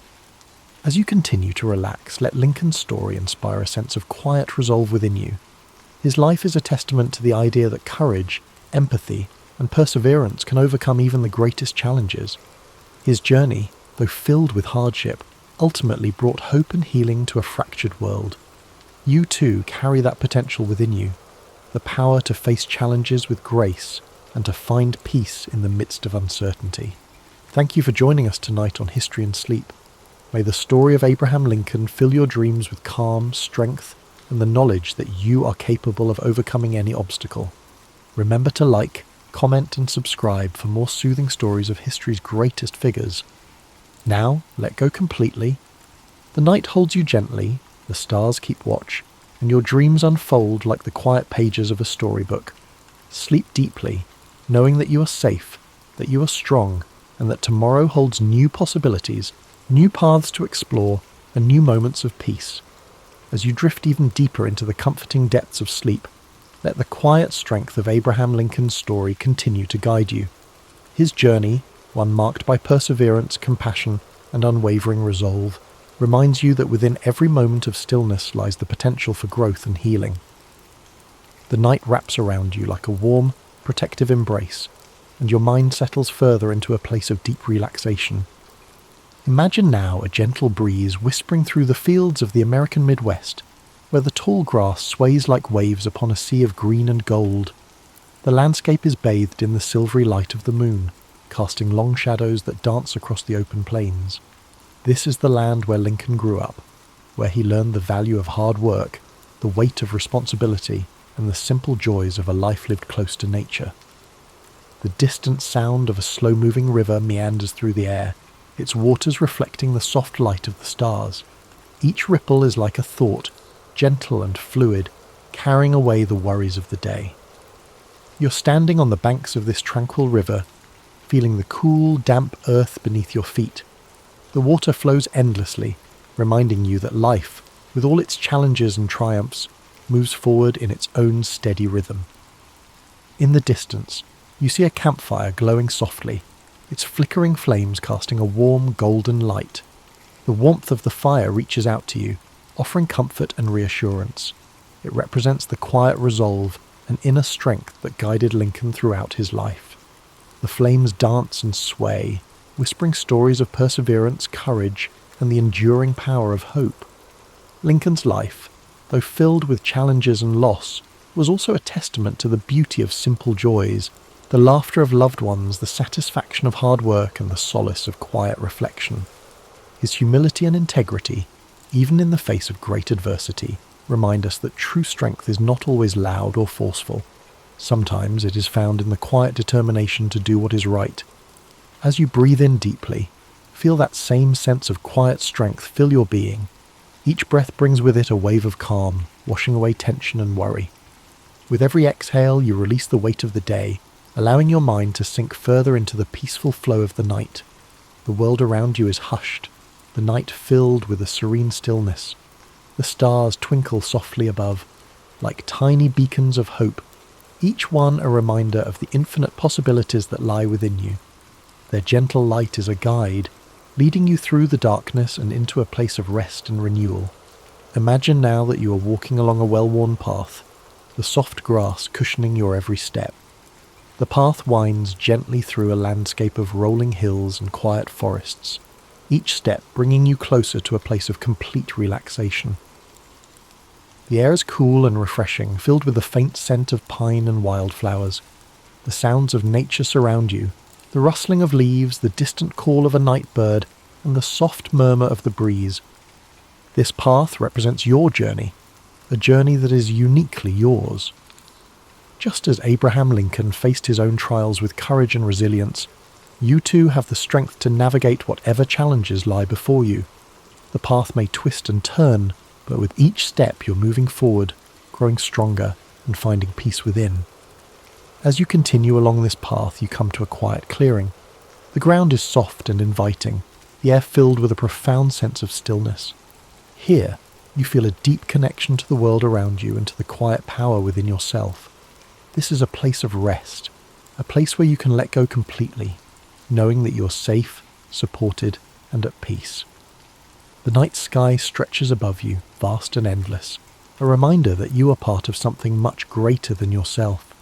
The gentle glow of the stars fills you with a sense of wonder and calm. You're exactly where you need to be, and in this moment, everything is as it should be. As you settle into this peaceful clearing, allow yourself to drift even further into the depths of sleep. Your breath is slow and steady, your body relaxed and weightless. The world fades away, leaving only the comforting darkness and the quiet rhythm of your heart. Thomas Alva Edison was born on February 11th, 1847, in the small town of Milan, Ohio, in the United States. He was the youngest of 7 children, and his parents, Samuel and Nancy Edison, were hard-working and resourceful. Samuel was a political activist and entrepreneur, while Nancy was a former schoolteacher who nurtured her children's curiosity and learning. From an early age, Edison showed signs of a restless and inquisitive mind. However, his education was far from conventional. He attended school for only a few months before his teacher labelled him as addled, a term used at the time to describe someone with a scattered or confused mind. This harsh judgment prompted his mother to take his education into her own hands. Nancy Edison believed in her son's potential and homeschooled him, instilling a love of reading and self-directed learning that would stay with him for life. Edison's childhood was marked by curiosity and experimentation. He set up a small laboratory in the family basement, where he conducted simple experiments and explored the wonders of chemistry. However, his thirst for knowledge extended beyond science. He devoured books on a wide range of topics, including history, philosophy, and mechanics. This eclectic education laid the foundation for the inventor he would become. At the age of 12, Edison took a job as a newsboy and candy seller on the Grand Trunk Railway. This job allowed him to earn money while observing the workings of the industrial world. He used part of his earnings to buy chemicals and equipment for his experiments. Edison even set up a small laboratory in the baggage car of the train, where he conducted experiments during downtime. His early ventures were not without mishaps. One experiment caused a fire, earning him a reprimand and forcing him to move his activities elsewhere. Edison's life took a significant turn when he became partially deaf, a condition that began in childhood and worsened over time. Although he later offered various explanations for his hearing loss, including a train conductor pulling him onto a moving train by his ears, the exact cause remains uncertain. Instead of viewing his deafness as a limitation, Edison considered it an advantage, allowing him to focus deeply on his work without distractions. As Edison grew older, his fascination with telegraphy opened new doors. He learned Morse code and became a skilled telegraph operator, taking on jobs across the Midwest. The telegraph was one of the most advanced technologies of the time, and working with it gave Edison valuable experience in electrical systems and communication. During this period, he began to develop his first inventions, including an automatic repeater that improved the efficiency of telegraph transmissions. Empty brackets. In 1868, at the age of 21, Edison moved to Boston, a hub of innovation and industry. It was here that he created his first patented invention, an electric vote recorder designed to speed up the voting process in legislative bodies. Unfortunately, the device failed to gain traction, teaching Edison a valuable lesson about the importance of creating inventions that met practical needs. This setback did not deter him. Instead, it fueled his determination to succeed. Edison's career really took off in 1876 when he established his first research laboratory in Menlo Park, New Jersey. This facility became a center of creativity and innovation, earning Edison the nickname the Wizard of Menlo Park. Here, he assembled a team of talented assistants who collaborated on a wide range of projects. Edison's approach to invention was systematic and collaborative, a stark contrast to the solitary inventor stereotype. One of Edison's most famous inventions emerged from this period, the phonograph. In 1877, he developed a device that could record and reproduce sound, a groundbreaking achievement that amazed the public. The phonograph earned Edison international acclaim and cemented his reputation as a leading innovator. The following years saw Edison tackle one of the greatest challenges of his career, creating a practical and affordable electric light system. While others had experimented with electric lighting, Edison was determined to develop a complete system, including generators, wiring and light bulbs that could bring electricity to homes and businesses. In 1879, after countless experiments, he unveiled a carbon filament incandescent light bulb that could burn for extended periods. This invention revolutionized daily life and marked the beginning of the electrification era. Edison's work in electric lighting led to the formation of the Edison Electric Light Company, which later evolved into General Electric, one of the largest corporations in the world. However, his success was not without challenges. The late 19th century saw fierce competition between Edison's direct current, DC, electrical system, and the alternating current, AC system, championed by Nikola Tesla and George Westinghouse. This war of the currents was a bitter rivalry, but ultimately AC became the dominant method of electrical distribution due to its efficiency over long distances. Despite this setback, Edison continued to innovate in a wide range of fields.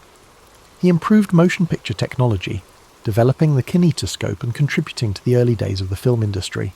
His laboratories also worked on advances in batteries, cement and mining technologies. By the time of his death, Edison held over 1,000 patents, a testament to his relentless creativity and work ethic.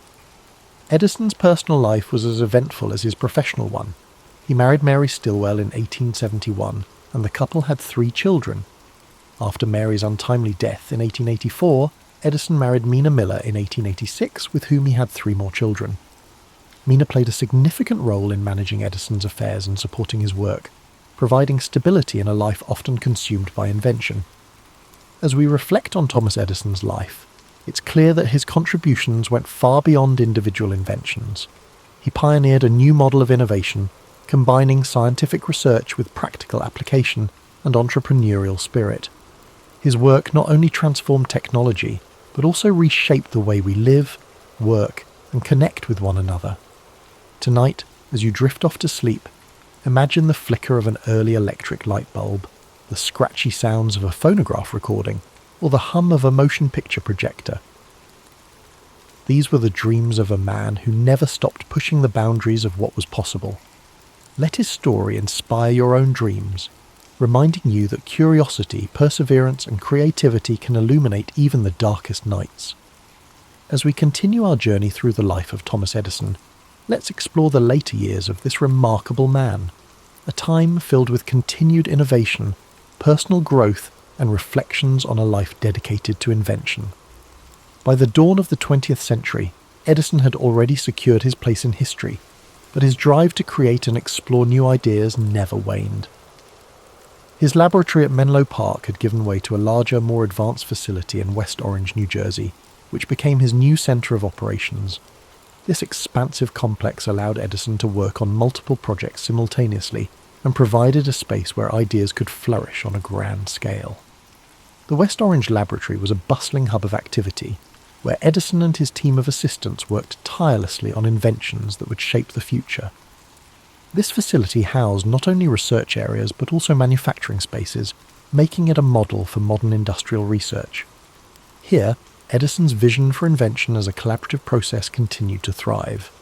During this period, one of Edison's key focuses was improving battery technology. He believed that rechargeable batteries held the potential to revolutionize transportation and energy storage.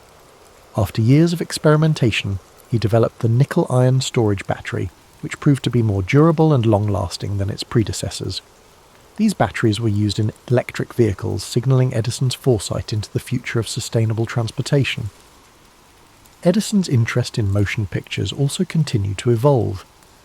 His work on the kinetoscope and the development of early film projectors played a crucial role in the birth of the motion picture industry. Although his methods and equipment were eventually surpassed by newer technologies, Edison's contributions laid the groundwork for the film industry's rapid growth. He saw movies not just as entertainment, but as a powerful medium for education and communication. In addition to his inventions, Edison had a keen sense of business and industry. He founded several companies over his lifetime, many of which merged or evolved into the corporate giants of today. His ability to navigate the worlds of science, engineering and business set him apart as a true pioneer of the industrial age. As Edison aged, his approach to work remained disciplined and intense. He was known for his long hours and often slept only a few hours each night, preferring to take short naps throughout the day. He famously remarked, "Genius is 1% inspiration and 99% perspiration, a testament to his belief in hard work and perseverance." Edison's personal life also continued to be a source of strength and stability. His second wife, Mina Miller Edison, managed the family household and supported his endeavours with grace and dedication. Together they raised 3 children, Madeline, Charles and Theodore. The Edison family enjoyed a comfortable life, but Edison's devotion to his work sometimes kept him away from home for long stretches of time. Despite his fame and success, Edison remained a humble and often private individual. He shunned the idea of being called a genius, and instead credited his achievements to relentless effort and curiosity. He was known to be a man of simple tastes, preferring practical clothing and straightforward conversations over grand displays of wealth or intellect. In the later years of his life, Edison's pace of invention began to slow, but his mind remained active. He explored new ideas in fields such as rubber production, seeking alternatives to natural rubber for industrial use. He even collaborated with his friends Henry Ford and Harvey Firestone on this endeavour, forming what became known as the $1 Million Trio. Their combined efforts reflected the spirit of collaboration and innovation that defined Edison's career. As he approached his twilight years, Edison became more reflective about the changes he had witnessed. Born before the widespread use of electricity, he lived to see a world transformed by his inventions. The cities of his youth, once dimly lit by gas lamps and candles, now gleamed with electric lights. The hum of machines, powered by electricity, filled factories and homes alike. The world had grown smaller through communication technologies like the telegraph, the telephone and motion pictures, all fields where Edison had left his mark. In 1929, to celebrate the 50th anniversary of the electric light bulb, a grand event was held in Edison's honour at his laboratory in West Orange. Attended by prominent figures such as President Herbert Hoover and industrialists like Henry Ford, the event was a tribute to a man whose ideas had changed the world. Despite the accolades, Edison remained modest, focusing instead on the future and the possibilities yet to be explored. On October 18, 1931, at the age of 84, Thomas Edison passed away in his home in West Orange, New Jersey. His death marked the end of an era, but his legacy lived on. In tribute to his memory, people across the United States dimmed their electric lights for a moment of silence. It was a poignant reminder of how deeply Edison's work had illuminated their lives. Edison left behind more than just his inventions. He left a philosophy of innovation, a belief that curiosity, hard work, and a willingness to experiment could change the world. His approach to problem solving, his relentless pursuit of practical solutions, and his ability to turn ideas into reality inspired generations of inventors, scientists, and entrepreneurs. As you relax and drift into sleep, think of Thomas Edison's unwavering commitment to his dreams. Imagine the quiet hum of his laboratories, the soft glow of an electric bulb, or the scratchy tinny sound of a phonograph playing a long-forgotten tune. Let his story remind you that within each of us lies the potential for creativity and discovery. Even after Thomas Edison's passing, his influence continued to ripple through time, touching countless aspects of modern life. His laboratories, inventions, and philosophy of persistence left an indelible mark on the 20th century and beyond. Edison's legacy was more than a collection of patents or technological breakthroughs. It was a blueprint for how curiosity, determination, and collaboration could change the world. Edison's innovations laid the groundwork for industries that would thrive long after he was gone. The electric power systems he pioneered became the backbone of modern civilization, lighting homes, powering factories, and enabling the technologies we rely on today. The phonograph he created evolved into modern sound recording, giving rise to the music industry as radio broadcasts, and later digital media. His early motion picture work grew into an art form that now entertains, educates, and connects people around the globe. Edison's approach to invention also transformed the way research and development were conducted. Before his time, inventors were often solitary figures working alone in small workshops. Edison's vision of collaborative, team-based innovation in a dedicated laboratory environment paved the way for the research institutions and technology companies we know today. His West Orange laboratory became a model for innovation hubs and inspired future generations of scientists and engineers. The lessons from Edison's life extend beyond his inventions. His resilience in the face of failure is a timeless reminder that setbacks are often stepping stones to success. He once said, "I have not failed. I've just found 10,000 ways that won't work." This perspective encouraged countless others to embrace failure as part of the creative process, to learn from it, and to push forward with renewed determination. His story also reflects the transformative power of curiosity. From the young boy conducting experiments in his basement to the seasoned inventor refining new technologies, Edison never stopped asking questions or seeking answers.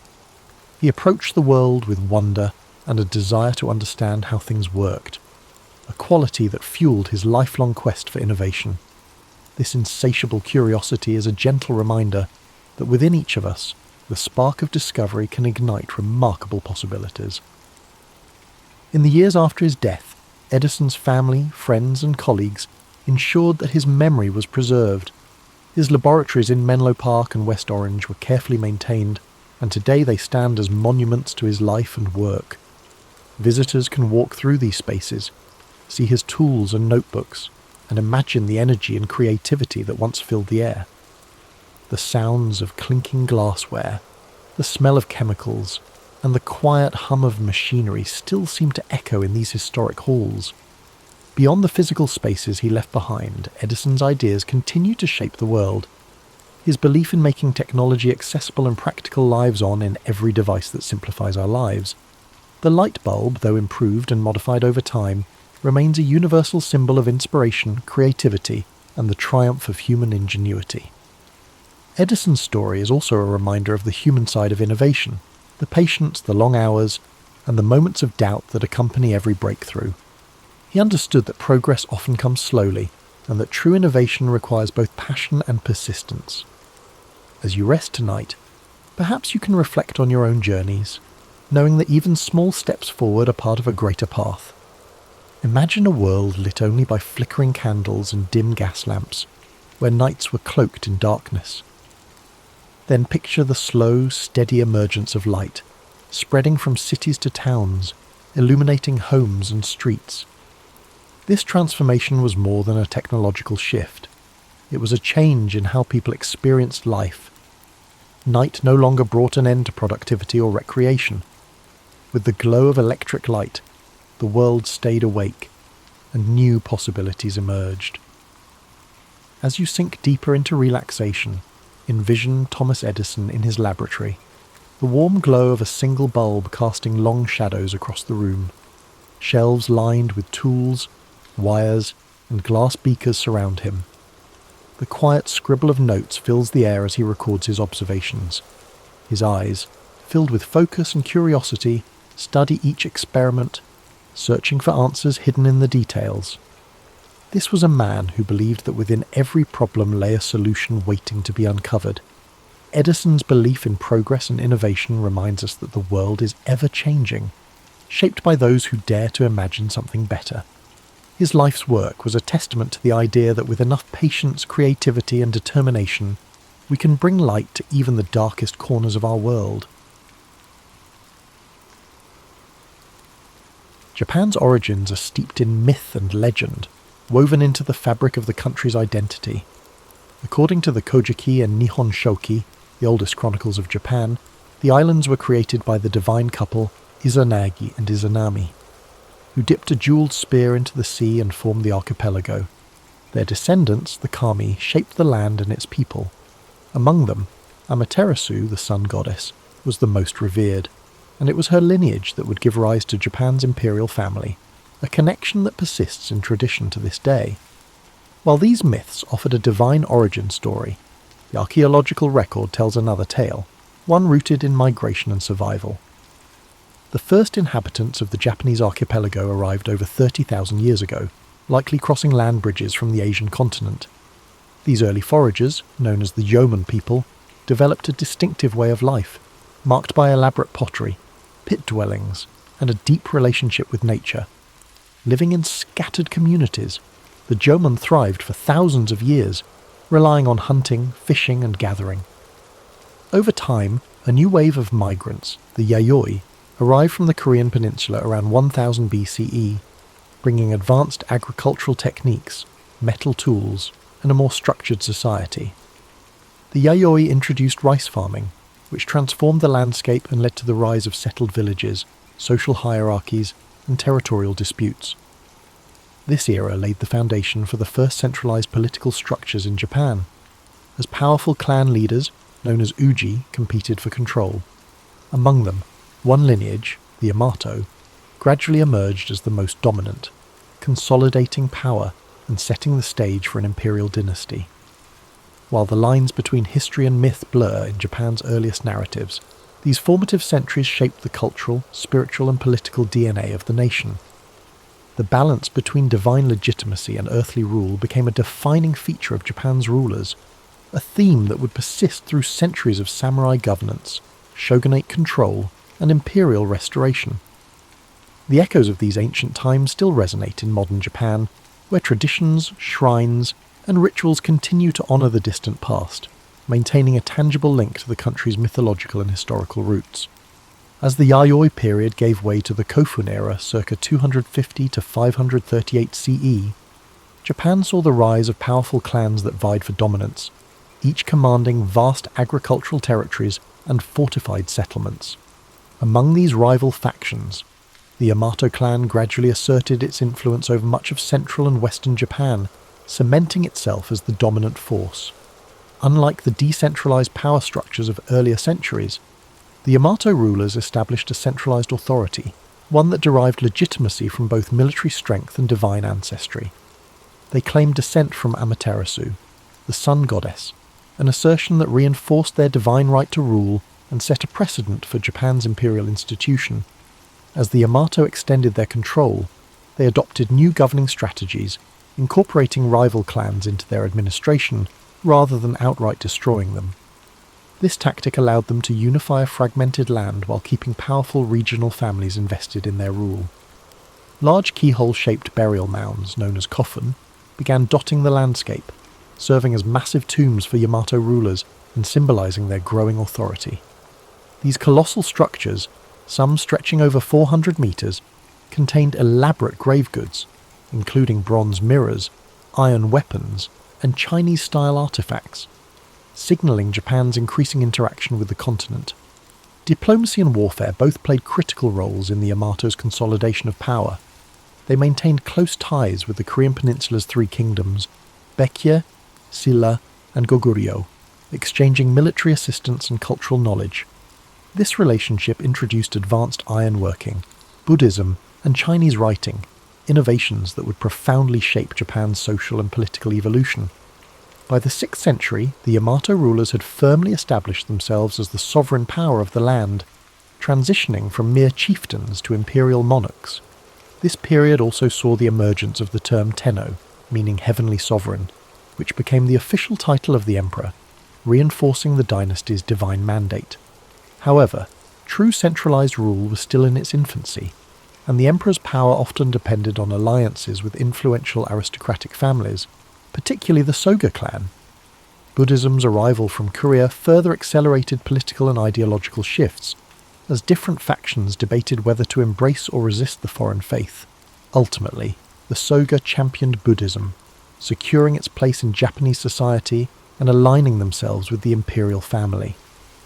This decision not only strengthened the Yamato state's ties to continental Asia, but also set the stage for profound transformations in governance, religion, and cultural identity.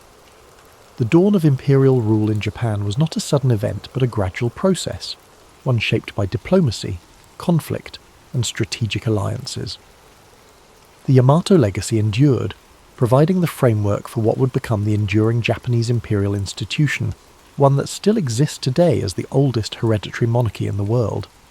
As the Yamato rulers solidified their control, Japan entered a period of profound transformation known as the Asuka period, 538 to 710 CE, a time when foreign influences, particularly from China and Korea, began reshaping nearly every aspect of Japanese society. The most significant change was the introduction and eventual adoption of Buddhism, an event that sparked both political conflict and cultural evolution.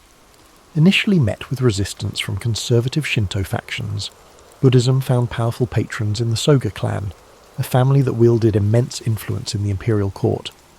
The Soga championed Buddhist teachings, not merely as a spiritual doctrine but as a tool of political legitimacy, linking Japan to the great civilizations of the Asian mainland. Their support culminated in the construction of grand temples and the promotion of Buddhist ideals, solidifying the religion's place within the emerging state. However, their growing power provoked backlash from rival aristocratic factions, leading to a violent coup in 645 CE, where Prince Naka no Oe and his ally Fujiwara no Kamatari orchestrated the fall of the Soga. This event, known as the Taika Reform, marked a turning point in Japanese history. It ushered in sweeping administrative and land reforms inspired by China's Tang dynasty. The reform sought to centralize power under the emperor, replacing the old clan-based governance system with a structured bureaucratic state. Land ownership was redefined, with all land technically belonging to the emperor and distributed to farmers in exchange for tax obligations. A new legal code, the Ritsuryo system, was established. Closely mirroring the Chinese model of governance, it introduced provincial governors, census-based taxation, and a standing military force. This process of state formation reached new heights in the Nara period, 710 to 794 CE, when Japan's rulers sought to create a true imperial capital akin to China's Chang'an. In 710, the imperial court relocated to Heijo-kyo, modern-day Nara, a meticulously planned city laid out in a grid pattern, reflecting the influence of Tang dynasty urban design. Nara became the heart of government, culture, and religion, filled with grand Buddhist temples and administrative complexes. The most striking symbol of this era was the construction of Todaiji, a monumental temple housing the great Buddha Daibutsu, a colossal bronze statue commissioned by Emperor Shomu. This project exemplified the fusion of politics and religion, as the emperor sought to use Buddhism as a unifying force to legitimize his rule and bring stability to the realm. However, this increasing reliance on Buddhist institutions came with unintended consequences. Powerful Buddhist monasteries amassed great wealth and influence, often interfering in court politics. Monastic factions formed their own armed militias, threatening imperial authority. Additionally, the expenses of maintaining a centralized state and funding extravagant temple projects placed a heavy financial strain on the government. Despite these challenges, the Asuka and Nara periods laid the foundation for Japan's national identity. The first written histories, the Kojiki and Nihon Shoki, were compiled, blending mythology and historical accounts to establish the legitimacy of the imperial lineage. Confucian ideals shaped court etiquette and governance, while Chinese-style calligraphy, poetry, and artistic traditions took root in Japanese culture. Yet, even as Japan embraced these continental influences, it remained distinct, adapting foreign models to fit its unique social and political structure. By the late 8th century, dissatisfaction with the growing power of Buddhist institutions and concerns over court corruption led to a bold decision: to abandon Nara and establish a new capital. This move marked the end of one era and the dawn of another, as Japan prepared to enter the age of aristocratic refinement and cultural flourishing in Heian-kyo, modern-day Kyoto. As the imperial court relocated to Heian-kyo in 794 CE, Japan entered the Heian period, 794 to 1185, an age of refinement, courtly elegance, and cultural achievements that would leave an enduring legacy. This era saw the court aristocracy, particularly the powerful Fujiwara clan, dominate political life through strategic marriages and manipulation of the emperor's authority. Rather than ruling directly, emperors often became symbolic figures, while real power rested in the hands of regents and chancellors from the Fujiwara lineage. This aristocratic elite revelled in a life of aesthetic pursuits, developing sophisticated literary traditions, art, and fashion. The world of the Heian court was meticulously detailed in The Tale of Genji, a novel written by the noblewoman Murasaki Shikibu, which provides an intimate glimpse into the court's elaborate rituals, political intrigues, and romantic entanglements. Poetry, calligraphy, and the appreciation of nature became essential aspects of aristocratic life. Individuals were judged not by their battlefield prowess, but by their ability to compose a flawless poem or arrange their robes in harmonious colours. However, this refined world of the Heian elite was largely detached from the realities of the provinces, where power was shifting away from the court and into the hands of regional landowners and warrior clans. As the imperial government struggled with inefficiency and financial mismanagement, large estates known as shun emerged, exempt from taxation and controlled by influential families, religious institutions, and local warlords. These estates operated independently, weakening the emperor's grip on the countryside. The Fujiwara, preoccupied with courtly life, failed to address the growing instability in the provinces, leading to the rise of the Bushi, warrior class, who would soon dominate Japan's political landscape. These warriors, initially employed as estate enforcers and mercenaries, gradually amassed land and influence, forming powerful samurai clans. By the late Heian period, two dominant warrior families, the Taira and the Minamoto, emerged as the key players in Japan's shifting power dynamics.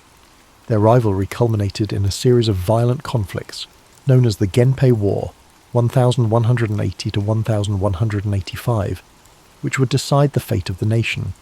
The aristocratic Heian court, once the pinnacle of cultural sophistication, found itself powerless against the militarized society rising in the provinces. While poetry and courtly aesthetics flourished in Heian-kyo, battles raged across the countryside, heralding the end of imperial dominance and the dawn of the samurai age. With the final defeat of the Taira at the Battle of Dan-no-ura in 1185, the Minamoto clan emerged victorious, forever altering Japan's political structure. The old Heian world of refinement and aristocratic rule had given way to a new order, one dictated by warriors rather than poets, and by the sword rather than the brush. With the Minamoto victory in 1185, Japan entered a new political era, one where warriors, rather than court aristocrats, held the reins of power. In 1292, Minamoto no Yoritomo formally established the Kamakura shogunate, marking the beginning of samurai rule that would last for nearly 7 centuries. Unlike the emperors of old, who were largely ceremonial figures, Yoritomo wielded actual political and military authority as shogun, a title that would become synonymous with de facto rulership in Japan. The imperial court in Kyoto remained intact, but its influence had diminished. Overshadowed by the rise of the Bakufu, the military government headquartered in Kamakura. Under Yoritomo's leadership, Japan's feudal system began to take shape, with powerful regional lords, known as daimyo, controlling vast territories in exchange for military service. The samurai class, once mere enforcers for aristocrats, became the dominant social and military force, bound by a strict code of loyalty, duty, and martial discipline. However, the Kamakura shogunate faced persistent challenges, both from within and beyond Japan's shores. In 1274 and 1281, the Mongol Empire under Kublai Khan launched 2 massive invasions, seeking to subjugate Japan as it had done with Korea and China. Despite their overwhelming numbers, the Mongols were repelled, aided in part by the legendary kamikaze, or divine winds typhoons that decimated the invading fleets. Though victorious, the strain of these wars drained the Kamakura government's resources, leading to dissatisfaction among the samurai who had expected generous rewards for their service. Without enough land or wealth to distribute, the shogunate's grip weakened, culminating in its overthrow in 1333 by Emperor Go-Daigo and his loyalist forces. Yet, imperial restoration was short-lived, as another powerful warlord, Ashikaga Takauji, betrayed the emperor and established the Muromachi shogunate in 1336. The Ashikaga rulers governed from Kyoto, closer to the imperial court than their Kamakura predecessors, but their authority was far less centralized. The daimyo grew increasingly independent, governing their domains as autonomous warlords rather than mere vassals of the shogun. While the Muromachi period, 1336 to 1573, saw a cultural renaissance, Marked by the rise of no theatre, ink painting and the tea ceremony, it was also an era of political fragmentation and rising conflict. By the 15th century, Japan had plunged into the Sengoku Jidai, the Warring States period, a time of near-constant civil war among rival clans. The Ashikaga shoguns, unable to maintain order, became mere figureheads as daimyo battled for supremacy. This period set the stage for the dramatic rise of three of Japan's most famous warlords, Oda Nobunaga, Toyotomi Hideyoshi, and Tokugawa Ieyasu, who would ultimately unify the fractured nation. The age of the samurai had reached its apex, but the chaos of civil war had proven that Japan needed a stronger, more centralized government. The centuries of warrior rule had reshaped the country's political landscape, replacing the old aristocratic order with a new hierarchy built on military might, land control, and unwavering feudal loyalty. Yet, even as samurai lords waged war, the seeds of a more unified Japan were already being sown, setting the stage for the final transformation of the feudal era. As Japan descended into chaos, during the Sengoku Jidai, the Warring States period, three formidable warlords emerged to bring an end to the long era of civil strife. The first was Oda Nobunaga, a brilliant but ruthless strategist who launched a campaign to unify Japan in the late 16th century. He revolutionized warfare by adopting Western firearms, implementing innovative battlefield tactics, and crushing rival daimyo with brutal efficiency. By the 1570s, Nobunaga had seized Kyoto and dismantled the remnants of the Ashikaga shogunate. However, his rule was cut short in 1582 when he was betrayed by one of his own generals, Akechi Mitsuhide, and forced to commit seppuku. His unfinished mission was taken up by Toyotomi Hideyoshi, a former peasant-turned-general who proved himself as one of history's greatest tacticians. Hideyoshi completed the unification of Japan, eliminating remaining rivals and establishing control over the entire archipelago by 1590. He enacted sweeping reforms, disarming the peasantry, restricting samurai to castle towns, and reorganizing the feudal hierarchy to ensure loyalty. However, his ambitions stretched beyond Japan. In 1592 and 1597, he launched massive invasions of Korea in a bid to conquer China. These campaigns ended in disaster, draining Japan's resources and costing thousands of lives. When Hideyoshi died in 1598, his generals vied for control, leading to the decisive Battle of Sekigahara in 1600. It was Tokugawa Ieyasu, a cunning and patient strategist, who emerged victorious. In 1603, he established the Tokugawa shogunate, ushering in the Edo period, 1603 to 1868, a time of unprecedented peace, stability, and isolation. Unlike his predecessors, Ieyasu prioritized long-term control over immediate conquest. He moved the seat of power to Iedo, modern-day Tokyo, where he constructed an intricate system of governance to prevent future uprisings. The Bakuhan system divided authority between the shogunate and regional daimyo, ensuring that local lords remained powerful but ultimately subservient to the Tokugawa family. To maintain control, Ieyasu implemented the Sankin-kotai policy, which required daimyo to alternate living in Edo and their home provinces, draining their wealth and keeping them under close watch. Meanwhile, he enacted strict social policies that solidified Japan's rigid class hierarchy: samurai, peasants, artisans, and merchants, ensuring that each class remained in its designated role. One of the most defining features of the Tokugawa era was Japan's policy of isolation, known as sakoku. Fearing foreign influence, particularly the spread of Christianity, the shogunate banned European missionaries, restricted trade to a few controlled ports, and prohibited Japanese citizens from travelling abroad. For over 2 centuries, Japan remained almost entirely closed to the outside world, developing a distinct insular culture. Despite this isolation, the Edo period saw a flourishing of the arts, literature, and urban culture. Cities like Edo, Kyoto, and Osaka became centres of commerce and entertainment, giving rise to kabuki theatre, ukiyo-e woodblock prints, and haiku poetry. Samurai, now mostly bureaucrats rather than warriors, turned to scholarship and administration, while merchants, despite their low social status, grew increasingly wealthy. Yet, beneath the surface of stability, cracks began to form.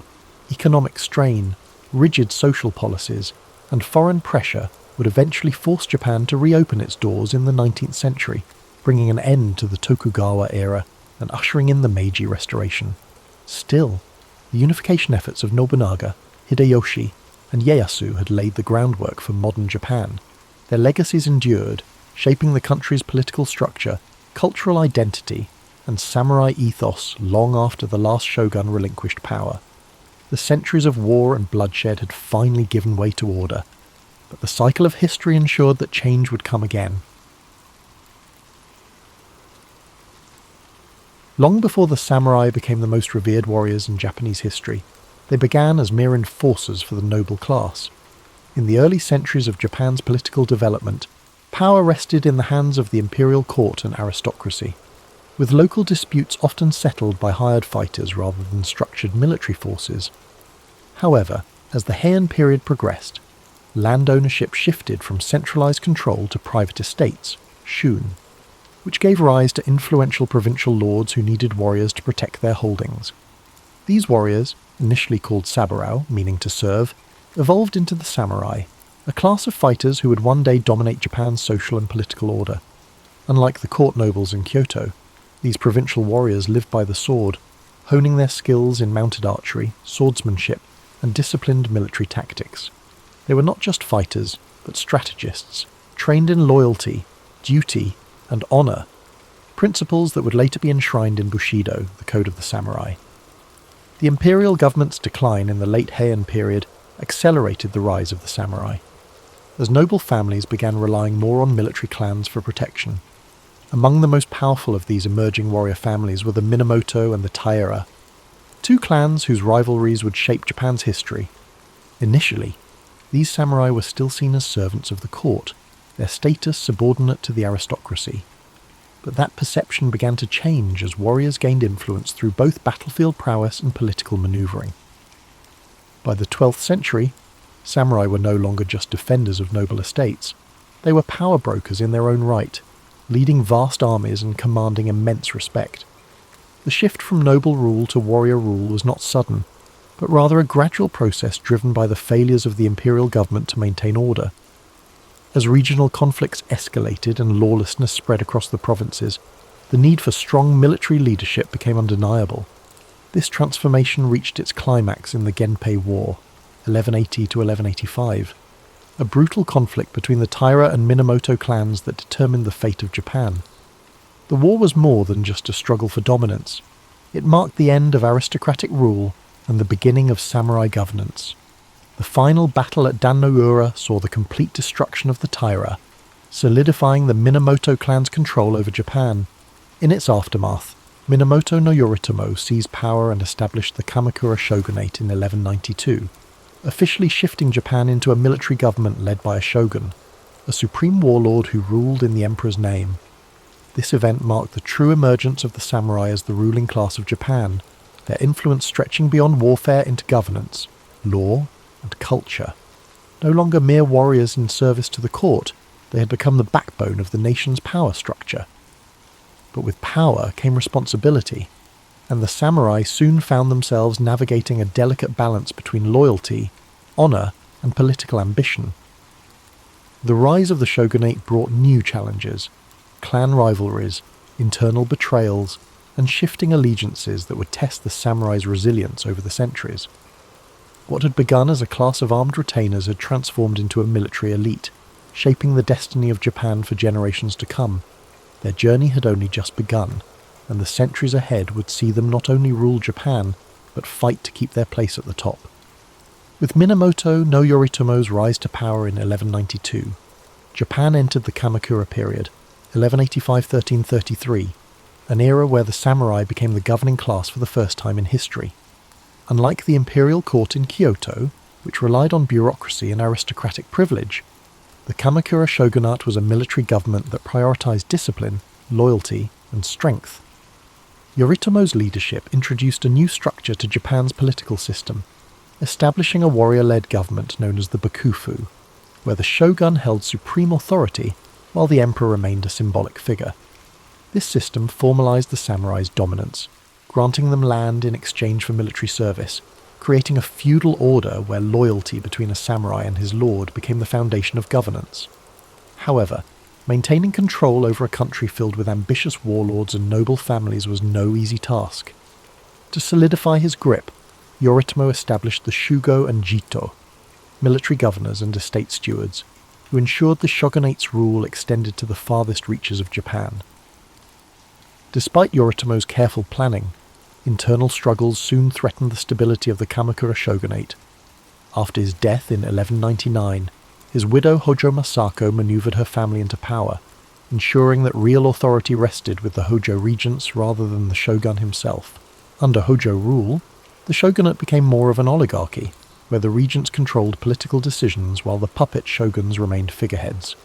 Though this system maintained stability for a time, it created resentment among rival samurai clans who felt excluded from power. However, just as internal divisions threatened to weaken Japan's new military government, an even greater threat loomed on the horizon: the Mongol Empire. By the mid-13th century, the Mongols, under Kublai Khan, had conquered China and Korea, setting their sights on Japan. In 1274, they launched the first Mongol invasion, sending a massive fleet of warships and warriors to the shores of Kyushu. The Mongols fought unlike anything the samurai had ever encountered, using coordinated cavalry charges, massed archery, and explosives to disrupt traditional Japanese combat styles. The samurai, accustomed to one-on-one duels and honor-driven warfare, struggled against the Mongols' brutal efficiency. However, before the Mongols could achieve total victory, a typhoon struck their fleet, destroying many of their ships and forcing them to retreat. This storm, later called kamikaze, or divine wind, was seen as divine intervention, a sign that the gods had protected Japan. Undeterred, Kublai Khan launched a second invasion in 1281, this time with an even larger force of over 140,000 soldiers.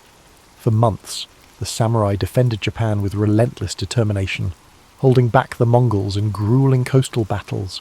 Once again, nature intervened. Another powerful typhoon struck, sinking much of the Mongol fleet and drowning thousands of invaders. The Mongols retreated, never attempting another invasion of Japan. These events solidified Japan's belief in divine protection, reinforcing the idea that the samurai were not only warriors, but guardians of a sacred land. However, the victory came at a cost. Defending against the Mongols had drained the shogunate's resources, and unlike traditional wars between samurai clans, there was no land to reward the warriors who had fought so bravely. Discontent spread among the samurai, many of whom felt their service had gone unrewarded. The financial strain and growing unrest began to unravel the Kamakura shogunate. Samurai clans, once loyal to the Hojo regents, turned against them, culminating in Emperor Go-Daigo's rebellion in 1331.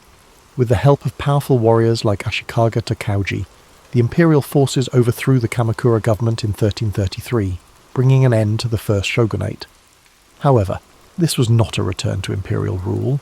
Instead, it paved the way for a new warrior dynasty, the Ashikaga shogunate, which would rule Japan in an even more fragmented and chaotic age. The samurai had proven they were the undisputed rulers of Japan, but the battle for supremacy among them was far from over. As the Kamakura shogunate crumbled, Japan drifted into a period of uncertainty, much like a restless night where stability fades into shadow. In 1336, Ashikaga Takauji, once a loyal general of Emperor Go-Daigo, turned against the imperial forces and seized control, establishing the Ashikaga shogunate. Unlike the Kamakura government, which had ruled with a firm military grip, the Ashikaga sought to balance power between the shogunate and the imperial court. At first, this seemed like a gentle transition, a lull before the next storm. Kyoto became the political and cultural heart of Japan once more, and the capital's refined atmosphere encouraged the flourishing of art, poetry, and Zen Buddhism. The Muromachi period, 1336 to 1573, saw the rise of No theatre, elegant ink paintings, and the tea ceremony, a practice designed to bring a sense of serenity and mindfulness to those who participated.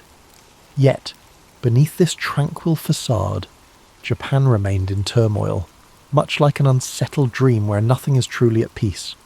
The Ashikaga rulers, unlike the tightly controlled Kamakura regime, struggled to maintain unity among the daimyo.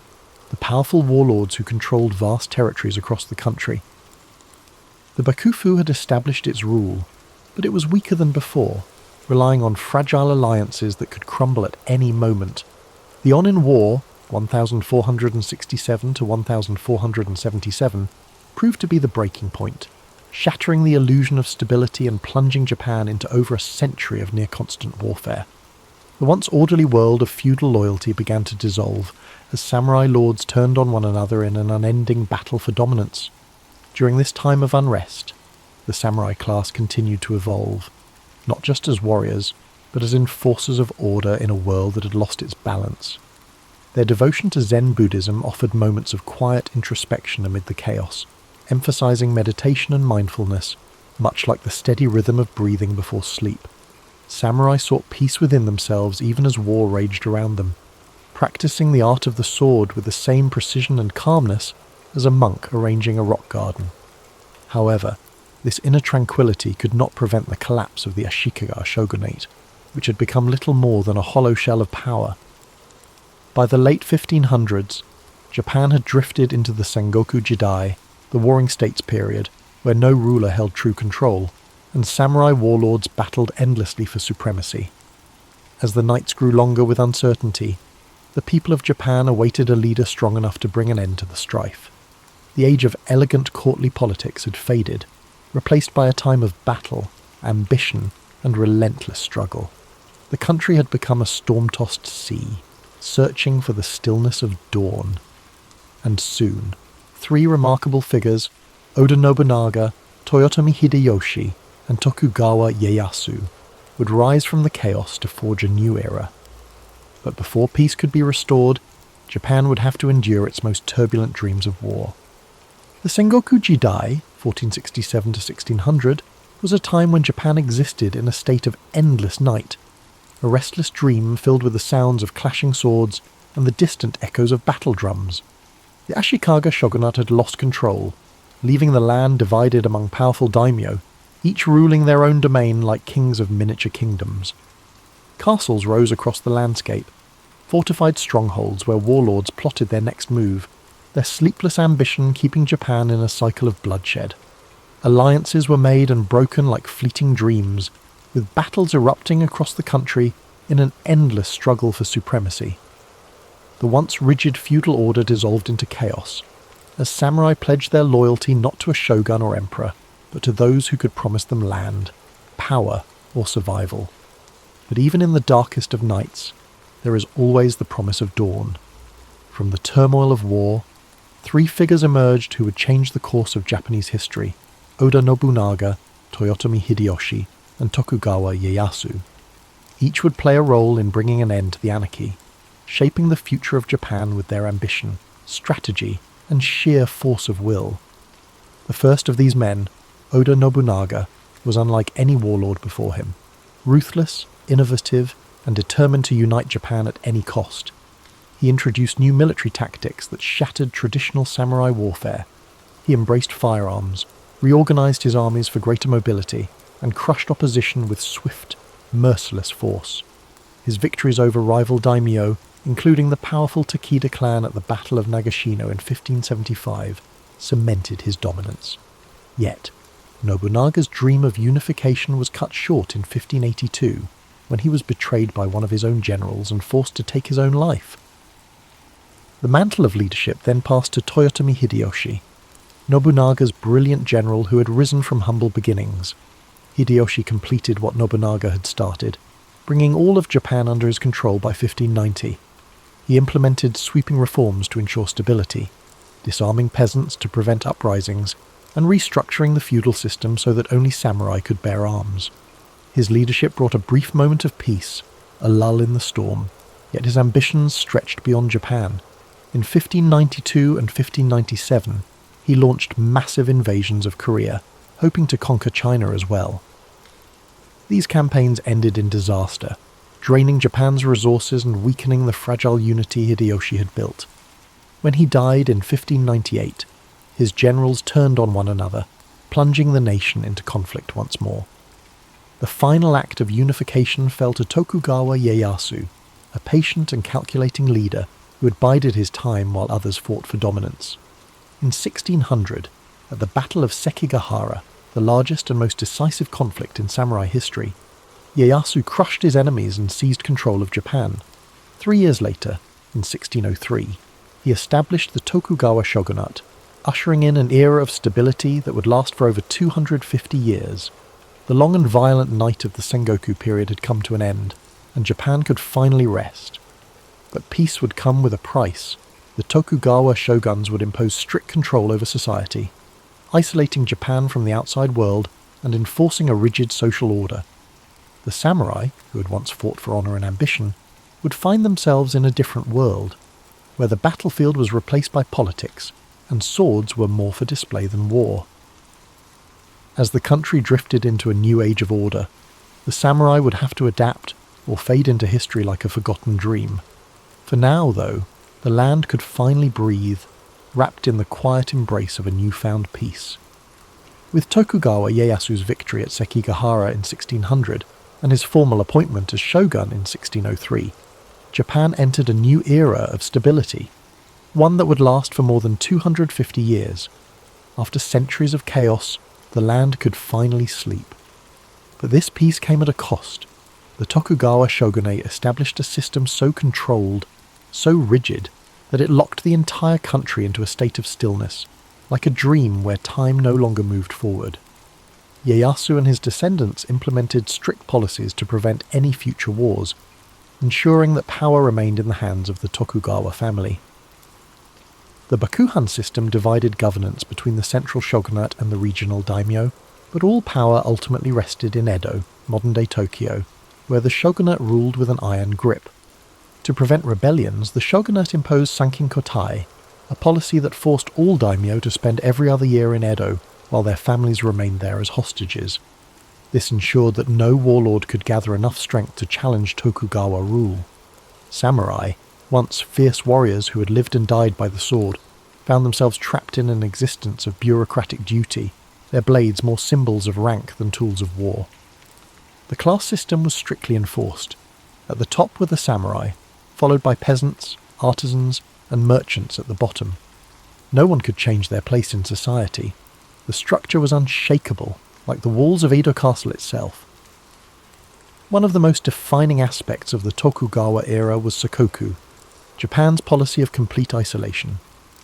In 1639, the shogunate banned nearly all foreign contact, allowing trade only through the Dutch and Chinese at the artificial island of Dejima in Nagasaki. Christianity was outlawed, Western books were burned, and any Japanese caught trying to leave the country faced execution. This isolation sealed Japan in a world of its own, a self-contained dream where time seemed frozen. Yet, within these constraints, a unique culture flourished. Cities like Edo, Kyoto, and Osaka became centres of art, literature, and entertainment. The rise of kabuki theatre and ukiyo-e woodblock prints captured the spirit of the era, depicting scenes of pleasure districts, bustling markets, and legendary warriors of the past.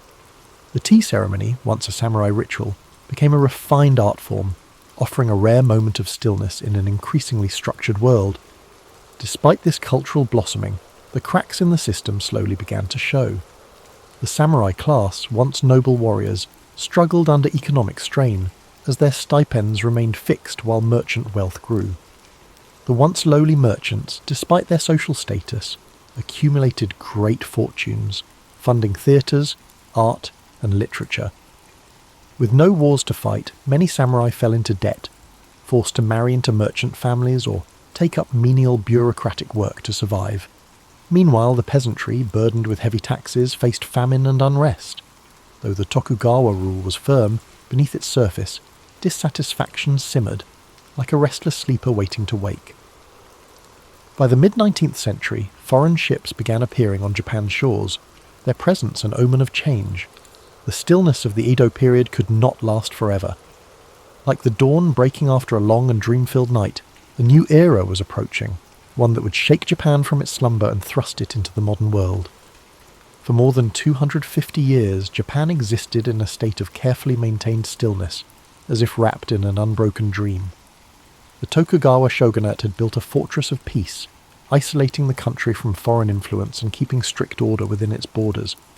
But no dream lasts forever.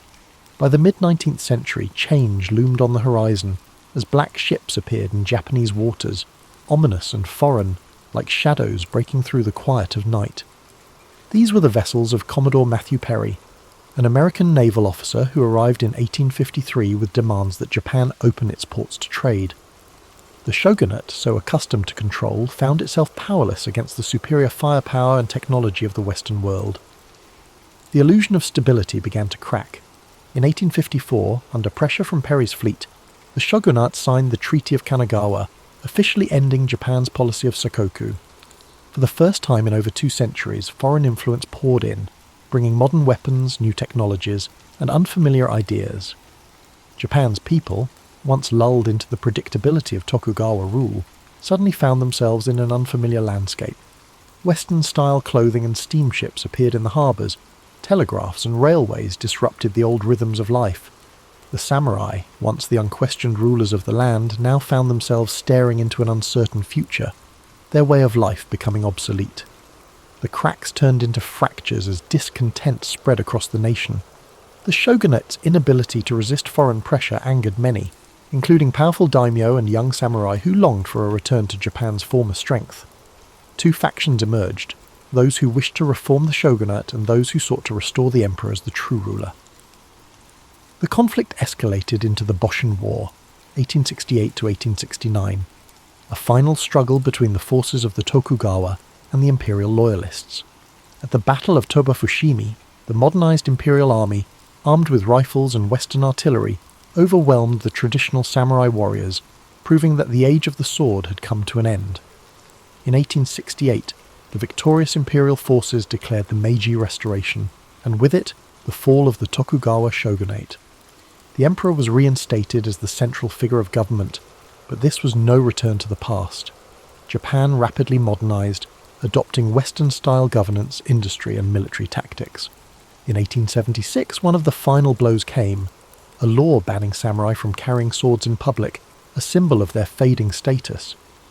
Many warriors, unable to accept a life without battle, joined uprisings against the government, the most famous being the Satsuma Rebellion of 1877, led by Saigo Takamori, one of the last true samurai. But the rebellion was crushed by the imperial army, armed with Gatling guns and modern rifles, and with it the last flicker of the samurai era was extinguished. Though the samurai as a warrior class had disappeared, their spirit remained woven into Japan's identity. Bushido, the samurai code of honor and discipline, influenced Japan's military and cultural values well into the 20th century. Their legacy lived on in literature, cinema, and philosophy, a reminder of a time when honor was currency and the sword was law. The great warriors who once shaped Japan had become legends, their names whispered in history, much like distant echoes of a dream that fades with the morning light. This concludes tonight's journey through the rise and fall of the samurai, but there are more stories to come. The mythological birth of Japan, from the gods to the first emperors. Before the first samurai drew their blades, and before the great shoguns ruled from their castles, Japan was a land of mystery, its origins veiled in legend. The story of Japan's creation begins not with humans but with gods, the kami, divine spirits who shaped the very essence of the islands. According to the Kojiki and Nihon Shoki, the oldest chronicles of Japan, 2 celestial beings, Izanagi and Izanami, stood upon the floating bridge of heaven, gazing down at a formless world. They dipped a jewelled spear into the sea, and as the droplets fell, they solidified into land. Thus, the Japanese archipelago was born. The gods descended, walking upon their creation, bringing forth mountains, rivers, and forests. Yet their divine union was not without sorrow. In giving birth to the fire god, Izanami perished, descending into the underworld, leaving Izanagi stricken with grief. His journey to reclaim her ended in horror, as he fled from the decayed form of his beloved, purifying himself in a sacred river. From this act of purification emerged 3 powerful deities, Amaterasu, the sun goddess, Tsukuyomi, the moon god, and Susanoo, the storm god, the very forces that would shape Japan's destiny. Amaterasu, radiant and benevolent, was entrusted with the heavens, while her brother Susanoo, wild and uncontrollable, was cast down to earth. In a fateful moment, their rivalry erupted into chaos. Susanoo, in a fit of rage, stormed through the celestial plains, destroying Amaterasu's rice fields, hurling filth into her palace, and causing devastation wherever he walked. Unable to bear the destruction, Amaterasu retreated into a cave, plunging the world into darkness. The other gods, desperate to restore light, devised a clever plan. They placed a mirror outside the cave, and as Amaterasu peeked out, drawn by curiosity, they pulled her into the open, bringing light back to the world. This event would forever symbolize the divine right of the Yamato rulers, who traced their lineage directly to the sun goddess herself. From the union of gods and mortals came Ninigi no Mikoto, Amaterasu's grandson, who was sent to rule the land of Japan. He descended from the heavens, carrying the three sacred treasures, the mirror, the sword, and the jewel, symbols of imperial authority that would be passed down through generations. His lineage led to Emperor Jimmu, the legendary first emperor of Japan, who, guided by divine spirits, waged war against rival tribes and established the imperial throne in 660 BCE.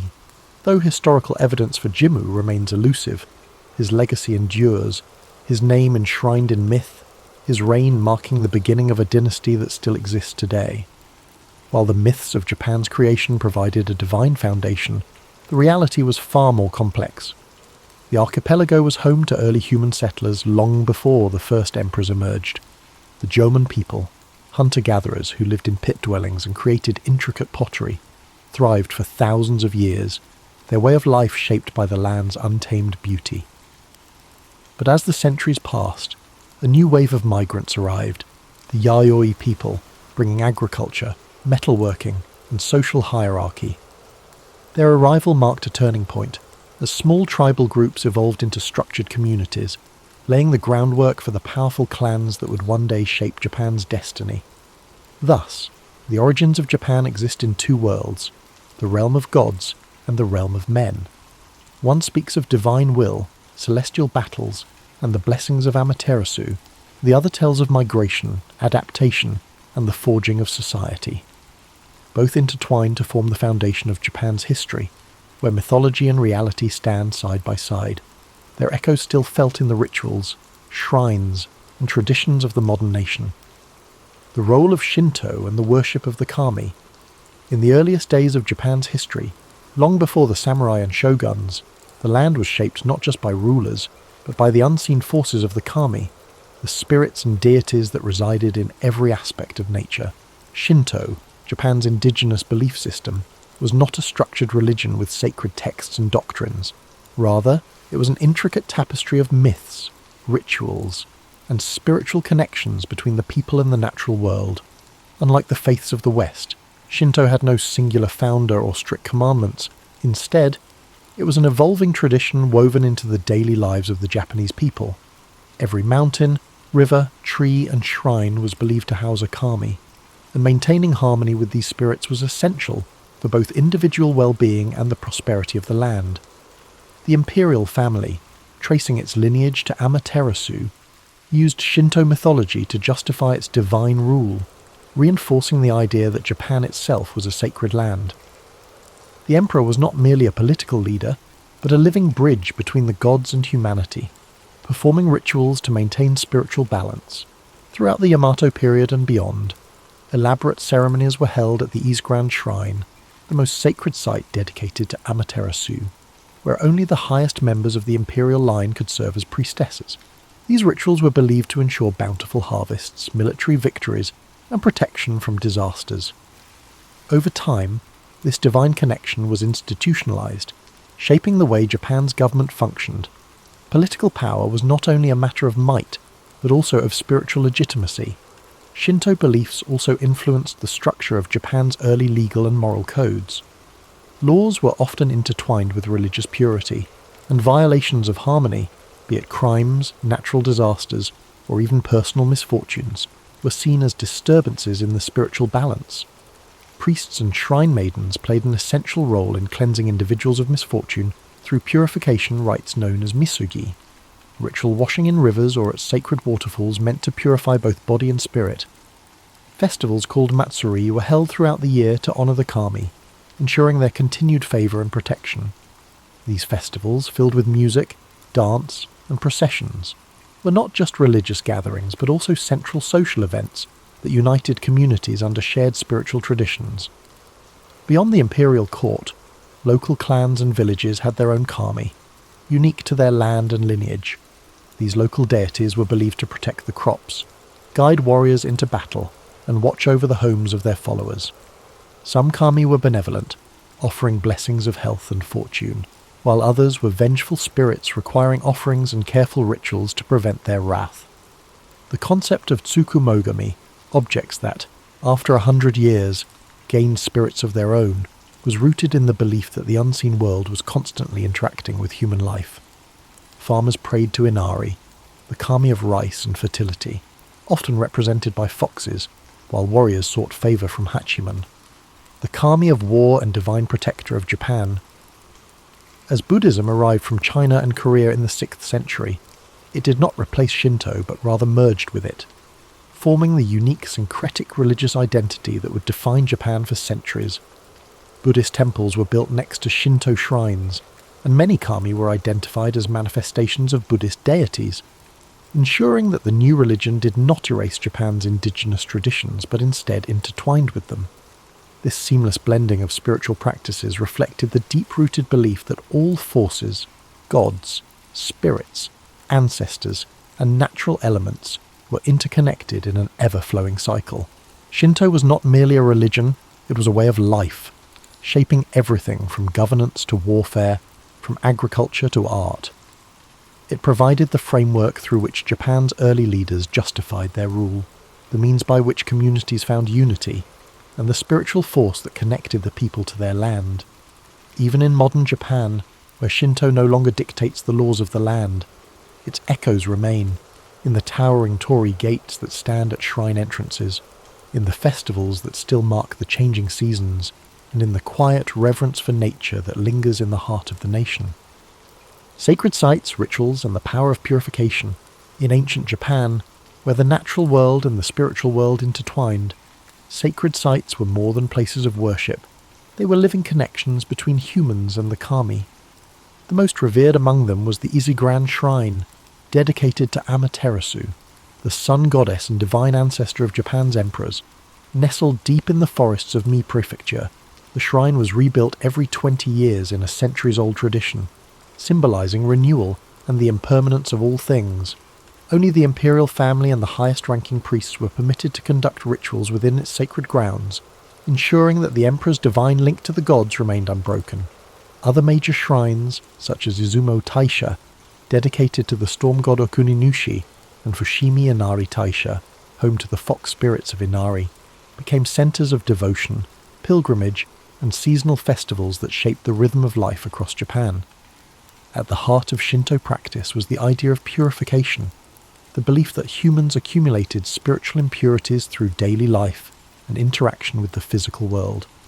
To cleanse themselves, individuals performed misogi, ritual washing in rivers, waterfalls, or the sea. Warriors, before battle, would stand beneath rushing water, clearing their minds and bodies of impurity, believing that a cleansed spirit would ensure victory. In everyday life, purification took place through temizuya, stone basins found at the entrances of shrines, where worshippers would rinse their hands and mouths before praying. This act was not simply about physical cleanliness, but about restoring spiritual harmony, aligning oneself with the natural flow of energy that bound all things together. Beyond personal purification, entire communities participated in grand rituals to appease the kami and ensure their continued blessings. Shinto priests dressed in flowing white robes performed ceremonies filled with ancient chants, rhythmic drumming, and offerings of rice, sake, and salt. Kagura, a sacred form of dance, was performed to entertain the kami and invite their presence. During times of drought, priests led processions to summon rain. During harvest festivals, people gathered to give thanks for the rice that sustained them. These seasonal rituals became the heartbeat of Japan's agricultural society, marking the passage of time through sacred observances. Perhaps one of the most enduring traditions was the Shikinen Sengu, the complete rebuilding of major shrines like Ise Grand Shrine. Every 20 years, the entire complex was reconstructed using carefully chosen cypress wood, following the exact design of the previous structure. This practice, dating back over 1,300 years, reflected the Shinto belief in impermanence and renewal, the idea that nothing is permanent, yet through careful preservation, continuity can be maintained. The wood from the old shrine was repurposed in smaller shrines across Japan, ensuring that the divine essence remained within the land. Among the most feared spiritual disturbances were yokai and vengeful spirits, believed to emerge when proper rituals were not observed or when great injustices were left unresolved. The restless spirits of fallen warriors, betrayed lovers, or those who died with strong lingering emotions could transform into onryo, ghosts capable of cursing entire regions. To prevent such supernatural turmoil, elaborate exorcism rituals were conducted by priests to pacify these spirits and restore balance. Stories of these vengeful beings spread across Japan, reminding people of the importance of living in harmony with both the seen and unseen worlds. From the towering torii gates marking the entrance to sacred grounds, to the whispering forests where the kami were said to reside, the rituals and traditions of Shinto defined the spiritual landscape of Japan. Though centuries have passed, these sacred practices remain deeply embedded in Japanese culture, a quiet undercurrent in daily life, guiding festivals, ceremonies, and moments of quiet reverence. Whether through the flickering of lanterns at a shrine, the ringing of a bell before a prayer, or the flowing waters of purification, the ancient connection between humans and the divine endures, like a dream carried through time. The divine mandate. How mythology shaped Japan's rulers and warriors. In the world of ancient Japan, power was not simply taken, it was bestowed by the kami. The legitimacy of rulers was tied to their divine ancestry, their right to govern reinforced by sacred myths and Shinto traditions. Unlike in feudal Europe, where kings ruled by conquest or noble bloodlines alone, Japan's emperors claimed their authority through a spiritual mandate, a divine connection stretching back to Amaterasu, the sun goddess. This belief in divine rule set Japan apart, creating an imperial lineage that has endured for more than 2,600 years. The Yamato rulers, who emerged as Japan's dominant clan in the 4th century CE, carefully cultivated their link to the gods. By declaring themselves descendants of Amaterasu, they positioned themselves as the rightful rulers of the land, their sovereignty not just a political claim but a sacred duty. This divine lineage was reinforced through elaborate Shinto rituals at the imperial court, ensuring that each emperor was seen not only as a mortal ruler, but as a living conduit between the human world and the celestial realm. Even as military governments later seized control, the emperor remained a spiritual figurehead, his authority unbroken by time. But the imperial family was not the only class to draw strength from the divine. Samurai warriors, whose rise in the Heian and Kamakura periods reshaped Japan's social order, also found their legitimacy through mythology. Many powerful samurai clans traced their lineage to legendary gods or heroes, using these connections to justify their rule over provinces and armies. The Minamoto clan, for example, claimed descent from Emperor Seiwa, reinforcing their authority as rightful military leaders. Others, such as the Taira and Hojo, aligned themselves with powerful kami like Hachiman, the god of war, whose favour was believed to grant victory in battle. Before heading into war, samurai would visit shrines, undergo purification rituals, and offer prayers to their ancestral deities, believing that divine protection could mean the difference between life and death. This sacred connection between warriors and gods was embodied in the concept of Bushido, the way of the warrior. More than just a code of conduct, Bushido was rooted in Shinto and Buddhist philosophy, emphasizing loyalty, duty, and spiritual discipline. A samurai was expected to live with honor and purity, maintaining an unshakable spirit much like the stillness of a shrine. Ritual suicide, seppuku, was considered an act of purification, a way to cleanse one's dishonor and restore balance to the world. The spiritual nature of the samurai ethos transformed warfare into something more than a struggle for land and power. It became a test of divine will, where victory was seen as a sign of celestial favor. Shinto mythology also shaped the way warlords justified their conquests. In the Sengoku period, 1467 to 1600, when Japan was fractured by civil war, leaders like Oda Nobunaga, Toyotomi Hideyoshi, and Tokugawa Ieyasu used divine imagery to solidify their rule. Nobunaga, in particular, saw himself as a force of destiny, invoking the idea that he was chosen to bring order to a chaotic world. Hideyoshi, though born a peasant, carefully crafted an image of divine favour, associating himself with the sun and even constructing grand temples to cement his legacy. Tokugawa Ieyasu, the most patient of the three, aligned himself with the ancestral spirits of the Minamoto clan, ensuring that his shogunate was seen not just as a political institution, but as the rightful continuation of Japan's divine rule. Even as modernity swept through Japan, the belief in divine legitimacy never truly faded. During the Meiji Restoration in 1868, when Japan sought to modernize while preserving its traditions, the emperor's divine status was re-emphasized to unify the nation. The idea that Japan was a sacred land chosen by the gods remained deeply ingrained in the national identity, shaping everything from politics to the arts. Thus, mythology was not simply a collection of ancient stories, it was a foundation of power, a force that shaped Japan's rulers, warriors, and vision of itself as a nation. Whether through the sun goddess's blessings upon the imperial family or the war gods guiding samurai into battle, the echoes of these beliefs carried through the ages, weaving the past into the present like an unbroken thread in the fabric of time. The symbolism of nature, mountains, rivers, and the sacred landscape. In ancient Japan, the land itself was alive with spiritual significance. Every mountain peak, flowing river, and dense forest was believed to house the spirits of the kami, divine forces that shaped the world and guided human destiny. Unlike in other civilizations where deities ruled from distant heavens, Japan's gods lived within the earth, woven into the very fabric of the natural landscape. To the people of early Japan, the land was not just a resource, it was sacred, a place where the divine and mortal worlds intertwined. Among the most revered places in Japan were its mountains. Towering above the land, they were seen as bridges between the heavens and the human world, where gods descended and spirits dwelled. None was more sacred than Mount Fuji, the iconic volcano that became a symbol of purity, beauty, and spiritual enlightenment.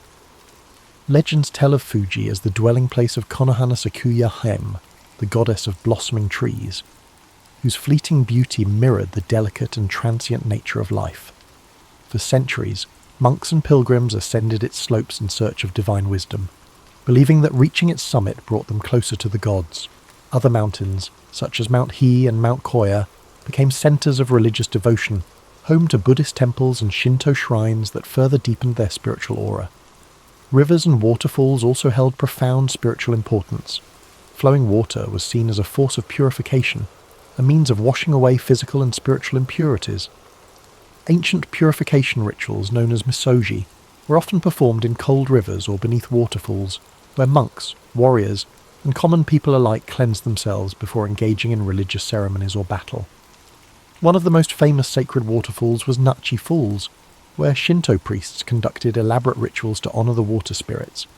The belief in the purifying power of water remains embedded in Japanese culture to this day, reflected in the practice of temazuya at shrine entrances, where visitors rinsed their hands and mouths before offering prayers. Forests were considered the hidden sanctuaries of the kami, dense and untouched groves where spirits roamed freely. Certain trees were believed to be yorishiro, objects capable of housing deities, marked with sacred ropes known as shimenawa to signify their divine presence. The ancient cryptomeria trees of Togakushi Shrine in Nagano, some standing for over 1,000 years, were said to be infused with the spirits of the past. These sacred forests were not places to be disturbed, and even today, Japan maintains a deep respect for nature, preserving these ancient woodlands as places of spiritual retreat and meditation. Beyond individual landmarks, the natural cycles of the seasons were deeply tied to religious observances. The blooming of cherry blossoms in spring was celebrated with Hanami, a festival that honoured the fleeting beauty of life, while the arrival of autumn brought solemn reflections on impermanence. Rice, Japan's most sacred crop, was planted and harvested in accordance with seasonal rituals dedicated to Inari, the kami of agriculture. The connection between people and the land was not just practical, but deeply spiritual. as every shift in the natural world was seen as an expression of the god's will. Even the wind was believed to carry divine influence. The legendary kamikaze, or divine wind, that twice repelled Mongol invasions in the 13th century, was seen as a direct intervention from the kami, protecting Japan from foreign conquest. This reinforced the belief that Japan was a chosen land, shielded by the gods themselves, an idea that would persist throughout history. The landscape of Japan was not merely terrain, it was a living, breathing entity infused with the spirit of the divine, whether through the towering presence of sacred mountains, the cleansing waters of flowing rivers, or the whispering groves of ancient forests. The natural world remained an ever-present force in the spiritual lives of the Japanese people. This reverence for nature continues even today, as shrines and temples remain nestled in the quiet embrace of mountains, rivers, and trees, reminders of a time when the world itself was seen as sacred. The eternal influence of mythology, how ancient beliefs shape Japan today.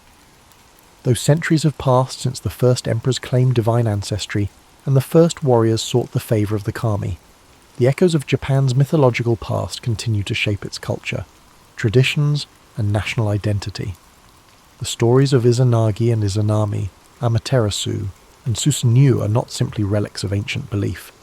They remain woven into the daily lives of the Japanese people, influencing everything from spiritual practices to modern governance.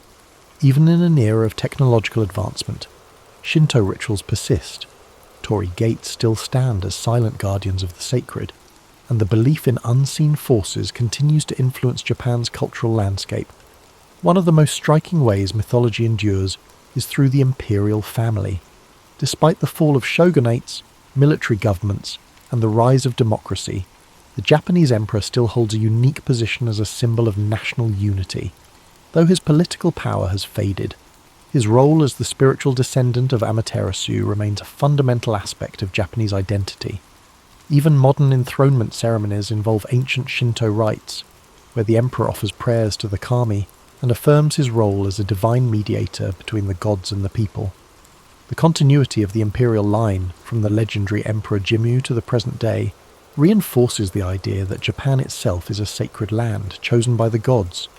Beyond the imperial family, Shinto practices remain deeply embedded in Japanese society. Festivals celebrating the kami, known as Matsuri, continue to draw millions of participants each year. During New Year's celebrations, Hatsumoda, people visit Shinto shrines to pray for good fortune, tossing coins into offering boxes and purchasing protective talismans. The Obon festival, dedicated to honouring the spirits of ancestors, mirrors the ancient belief that the dead never truly leave, but instead watch over their descendants. These customs have endured for over 1,000 years, adapting to modern life while maintaining their spiritual significance.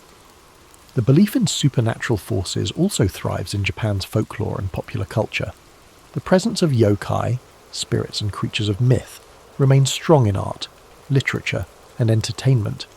From the mischievous kitsune, fox spirits, to the vengeful onryo, ghosts, these beings still inspire countless films, novels, and anime. Even technological advancements have not diminished the influence of mythology. Modern video games, films, and books frequently draw upon ancient legends, ensuring that the tales of Japan's mythic past continue to captivate new generations. Japan's deep reverence for nature and purification rituals is also a direct inheritance from its mythological roots. The custom of cleansing oneself before entering sacred spaces persists, not just in shrines, but in everyday life.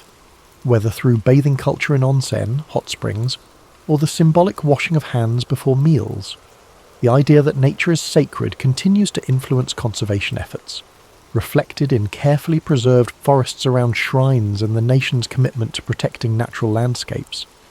Even Japan's approach to urban design maintains a sense of harmony with the environment, with traditional Zen gardens and temple grounds serving as places of quiet reflection amidst modern cityscapes. Perhaps most importantly, the spirit of Japan's mythology lives on in its people, the deep-seated sense of honour, perseverance, and connection to the past. The philosophy of mono no aware, the appreciation of impermanence, stems from Shinto and Buddhist influences, reminding people to embrace the fleeting beauty of life. The respect for ancestral wisdom and the idea of duty to one's community reflect values passed down from ancient times, shaping everything from family traditions to workplace ethics. Even as the world changes, the myths of Japan remain, flowing through the nation like an unseen current, shaping its identity in ways both subtle and profound. The spirits of the past are never far, still honoured in whispered prayers at shrines, still present in the towering trees of sacred groves, still guiding the land and its people as they have for millennia. This concludes tonight's journey into Japan's divine origins.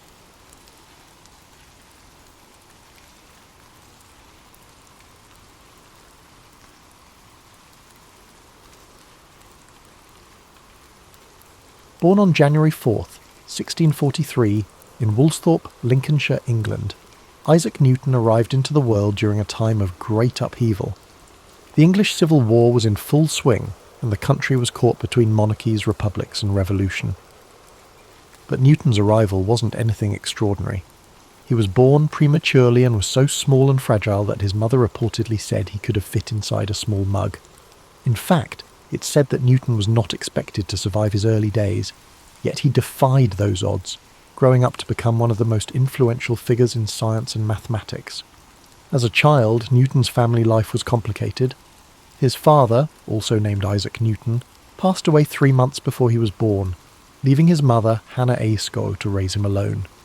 Hannah remarried when Newton was 3 years old, and he was sent to live with his maternal grandmother, while his mother moved away with her new husband. This early separation from his mother would have a lasting impact on Newton's emotional development, leading to periods of intense loneliness throughout his life. Despite his emotional struggles, Newton's intellectual gifts began to shine early on. As a young boy, he attended the King's School in Grantham, where he was known for being solitary and deeply engrossed in his studies. In fact, he was not much of a socializer, preferring to read and experiment on his own. It was during these early school years that Newton began to show an aptitude for invention. One of his most famous childhood experiments was creating a small water clock using a round-bottomed flask, which was one of the earliest signs of his curiosity about the physical world. At the age of 12, Newton's mother brought him back to live with her and her new husband in Woolsthorpe. It was at this time that he began his education at Cambridge University, enrolling at Trinity College in 1661. Cambridge was a world away from the rural life Newton had known, but it would serve as the place where he began his extraordinary journey in the world of science. In the first few years at Cambridge, Newton was fascinated by the works of the great scholars of the time, particularly René Descartes, Galileo Galilei, and Johannes Kepler.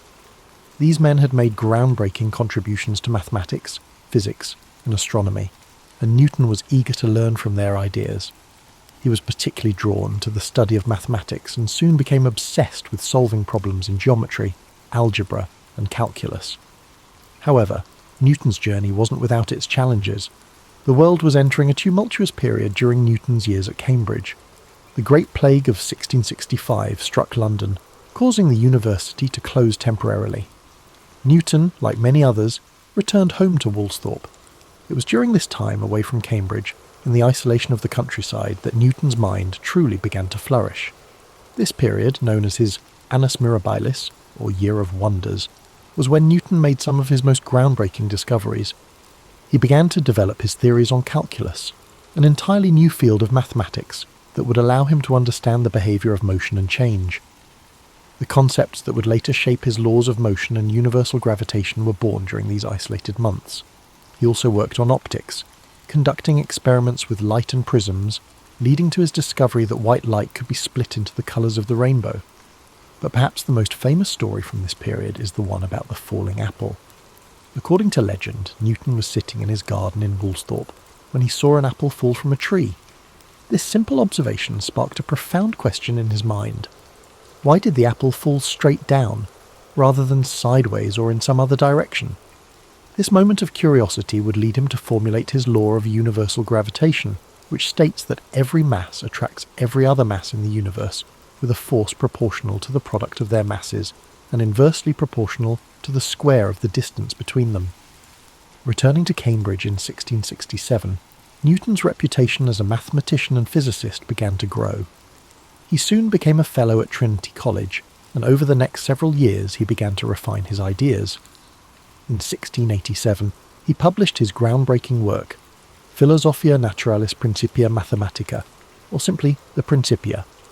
In this book, Newton introduced his 3 laws of motion and the law of universal gravitation. These laws laid the foundation for classical mechanics and transformed the understanding of how the universe works. Newton's first law, often referred to as the law of inertia, states that an object at rest will stay at rest, and an object in motion will stay in motion unless acted upon by an external force. His second law relates the force applied to an object to its mass and acceleration, essentially stating that force equals mass times acceleration, F equals ma. Finally, his third law states that for every action, there is an equal and opposite reaction, a principle that underpins everything from rocket launches to the way we walk. But Newton's work wasn't limited to physics. He was also a brilliant astronomer, and his discoveries in this field changed the way humanity understood the cosmos. Newton's work on gravity not only explained why apples fall, but also explained the motions of celestial bodies. He demonstrated that the same force of gravity that caused an apple to fall to the ground also governed the movements of the planets, moons, and even comets in the sky. This insight would influence the work of astronomers for centuries, most notably Albert Einstein, who built upon Newton's theories with his own theory of relativity. Despite his successes, Newton's personality and life were marked by intense rivalry, particularly with fellow scientist Robert Hooke. The two men clashed over several issues, including the nature of light and the development of calculus. In fact, Newton and Leibniz, a German mathematician, are both credited with independently developing calculus, and the dispute over who invented it first would dominate much of Newton's later life. Newton also faced personal struggles that overshadowed his professional achievements.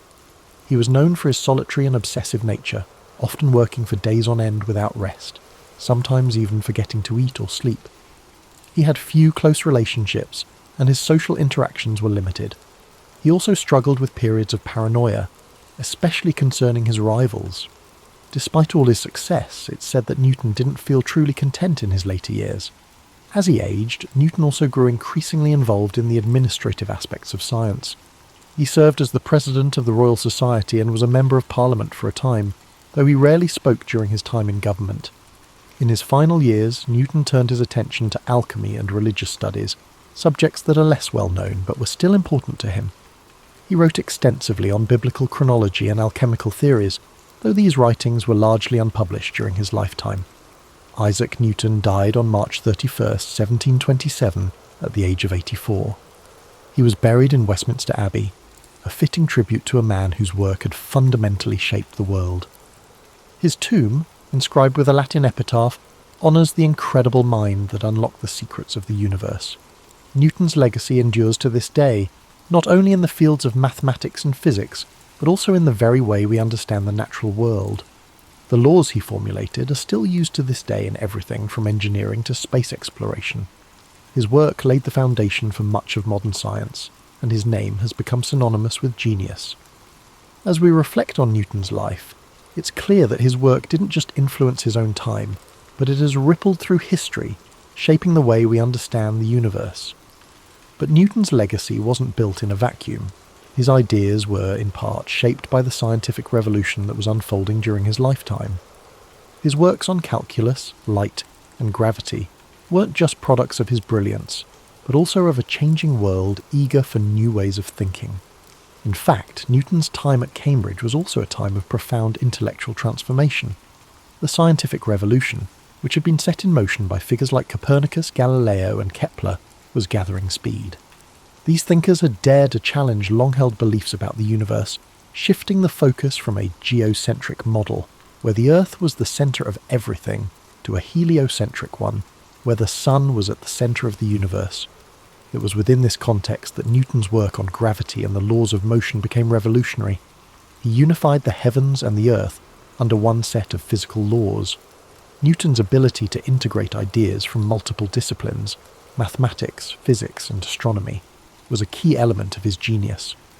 But beyond his academic work, Newton's intense focus on his studies meant that he led a life of relative isolation. He never married and had very few close personal relationships. Some say he was a man of great emotional depth, but that his intellectual pursuits often overshadowed his ability to connect with others on a more personal level. It's also worth noting that Newton's work wasn't always received with open arms. His ideas, especially his theories about light and colour, were met with scepticism by some of his contemporaries. Notably, Robert Hooke, an English scientist, became one of Newton's fiercest critics. Hooke's contributions to the understanding of light and elasticity were significant, but Newton's more developed ideas on optics put him in direct conflict with Hooke, creating a rivalry that would last for many years. Newton's battle for intellectual supremacy didn't end there. His dispute with Gottfried Wilhelm Leibniz over the invention of calculus was one of the most bitter and drawn-out academic feuds in history. Both men independently developed the theory of calculus, and the ensuing conflict over who deserved credit for it led to years of acrimony.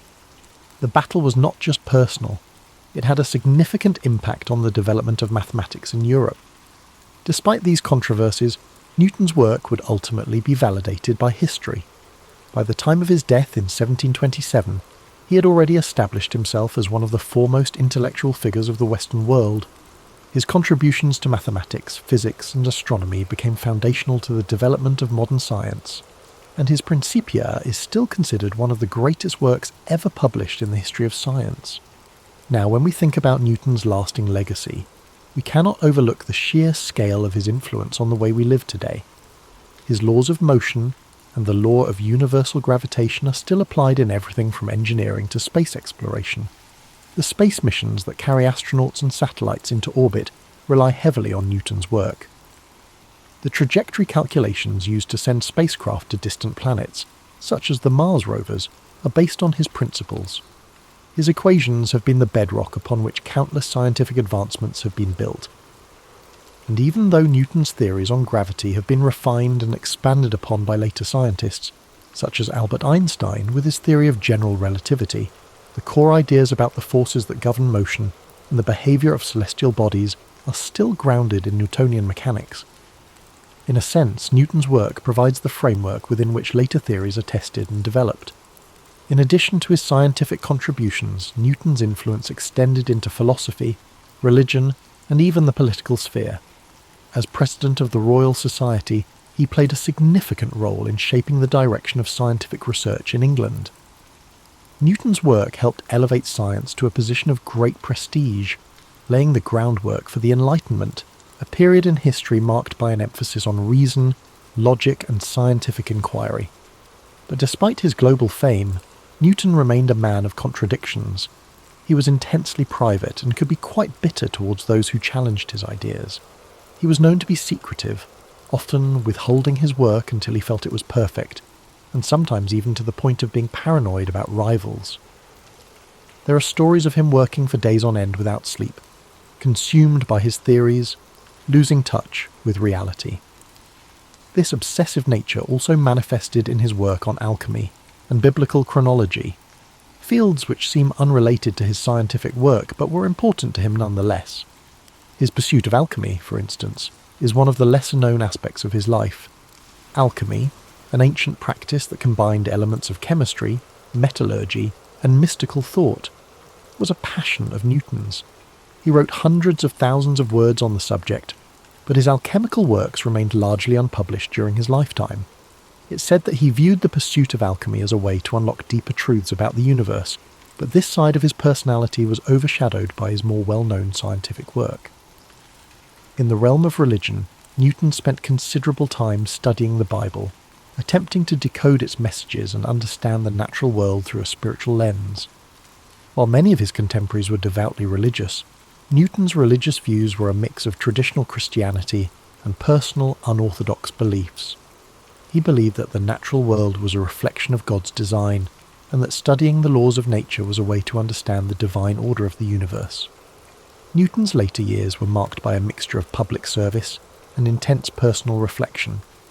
After spending much of his life in academia, Newton was appointed Warden of the Royal Mint in 1696, where he was tasked with reforming England's coinage system. His work in this role was diligent and successful, and he eventually became Master of the Mint, overseeing the minting of all the country's coins. This role added a new layer to Newton's legacy, proving that his skills extended beyond the academic world into the practical affairs of state. When Isaac Newton passed away in 1727, he left behind a legacy that would change the world forever. He had transformed our understanding of the physical universe and set the stage for centuries of scientific progress.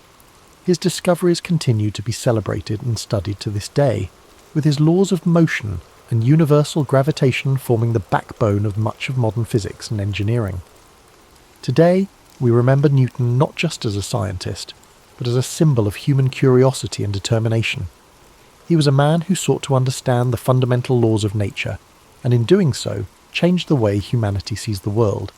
His story is a reminder that one person, no matter how humble their beginnings, can leave an indelible mark on history. As we draw this exploration of Isaac Newton's life to a close, it's important to reflect on the profound impact he has had on the world we live in today. Though centuries have passed since his death, his contributions continue to shape our understanding of the universe. One of the most remarkable aspects of Newton's legacy is how his theories laid the groundwork for much of modern science. His laws of motion, for example, are still foundational to fields like engineering, aerospace, and robotics. Every time a rocket is launched into space, scientists and engineers rely on Newton's understanding of forces and motion to chart its course. His ideas allow us to send satellites to orbit, predict the trajectory of asteroids, and calculate the velocity of objects moving at incredible speeds. Without his work, our modern technological advancements, especially in fields like space exploration, would not have been possible. Even beyond physics, Newton's influence extends to a variety of other disciplines. His work in mathematics led to the development of calculus, a tool that's now used in everything from economics to medicine. Calculus is indispensable in understanding rates of change, making it essential in fields like biology, chemistry, and even social sciences. It's amazing to think that these equations, developed over 3 centuries ago, are still used by scientists, mathematicians, and economists to solve real-world problems. Newton's discoveries about light and optics, too, paved the way for our modern understanding of vision, colour, and even the development of technologies like telescopes and microscopes. His experiments with prisms demonstrated that light is made up of different colours, fundamentally changing our approach to the study of light waves. His theories on optics played a key role in the development of modern physics, and they still inform cutting-edge research in areas like quantum mechanics and wave theory. But Newton's influence isn't confined to the realm of science and mathematics. His work in establishing a more rigorous, methodical approach to inquiry laid the foundations for the scientific method we rely on today. The idea that the universe operates according to predictable, natural laws that can be understood through observation, experimentation, and reasoning is something we take for granted now, but it was revolutionary in Newton's time. We can also see Newton's impact in the way we approach intellectual problems. His relentless drive to solve complex questions, his commitment to challenging the status quo, and his deep curiosity about the world around him have inspired countless individuals throughout history. Newton's life serves as a reminder that sometimes the pursuit of knowledge requires patience, perseverance, and an unshakable belief that there are answers to be found. Yet, for all of his groundbreaking discoveries, Newton's life was far from perfect. He lived in an era that was often hostile to new ideas, and his own struggles with isolation and personal conflict are a testament to the challenges that even the greatest minds face. Newton was deeply introspective, sometimes to the point of obsession. He had a tendency to push people away, focusing all his energy on his work, which left him with few close relationships. Even in his personal life, Newton found that achieving greatness often came at the cost of emotional fulfillment. In many ways, though, Newton's journey can offer us comfort. His story reminds us that greatness is not always defined by ease or popularity. Sometimes, it's the quiet, solitary pursuit of understanding that leads to the most profound discoveries. Newton's legacy teaches us that the road to success is often winding and full of obstacles, but those who stay dedicated to their vision can leave a mark on history. As you reflect on Newton's life tonight, consider how his story connects to your own. We all have our own struggles, and sometimes the world may not understand us right away. But like Newton, we can find solace in our curiosity and passion. We may not discover the laws of motion or unlock the secrets of the cosmos, but we all have something to contribute to the world in our own unique way. And just like Newton, we must embrace the process of discovery, whether it's scientific, personal, or emotional. Every question we ask, every challenge we face, is part of a larger journey, one that connects us to the great minds who have shaped history and the ones who will come after us. Aristotle's story begins over 2,000 years ago, in 384 BCE, in the ancient city of Stagira, located in northern Greece.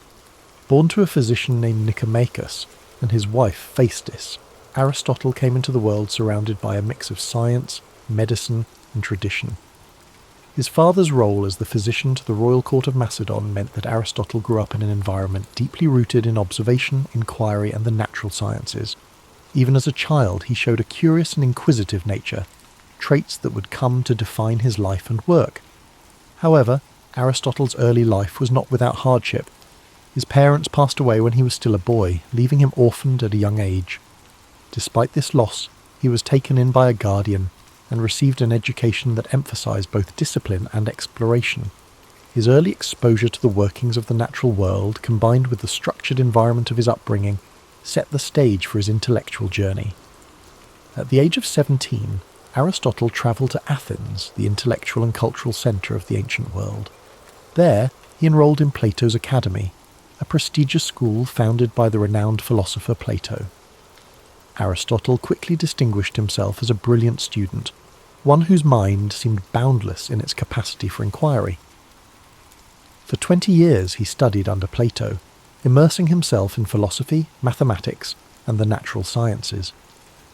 Though Aristotle greatly admired Plato, he did not always agree with his teacher's ideas.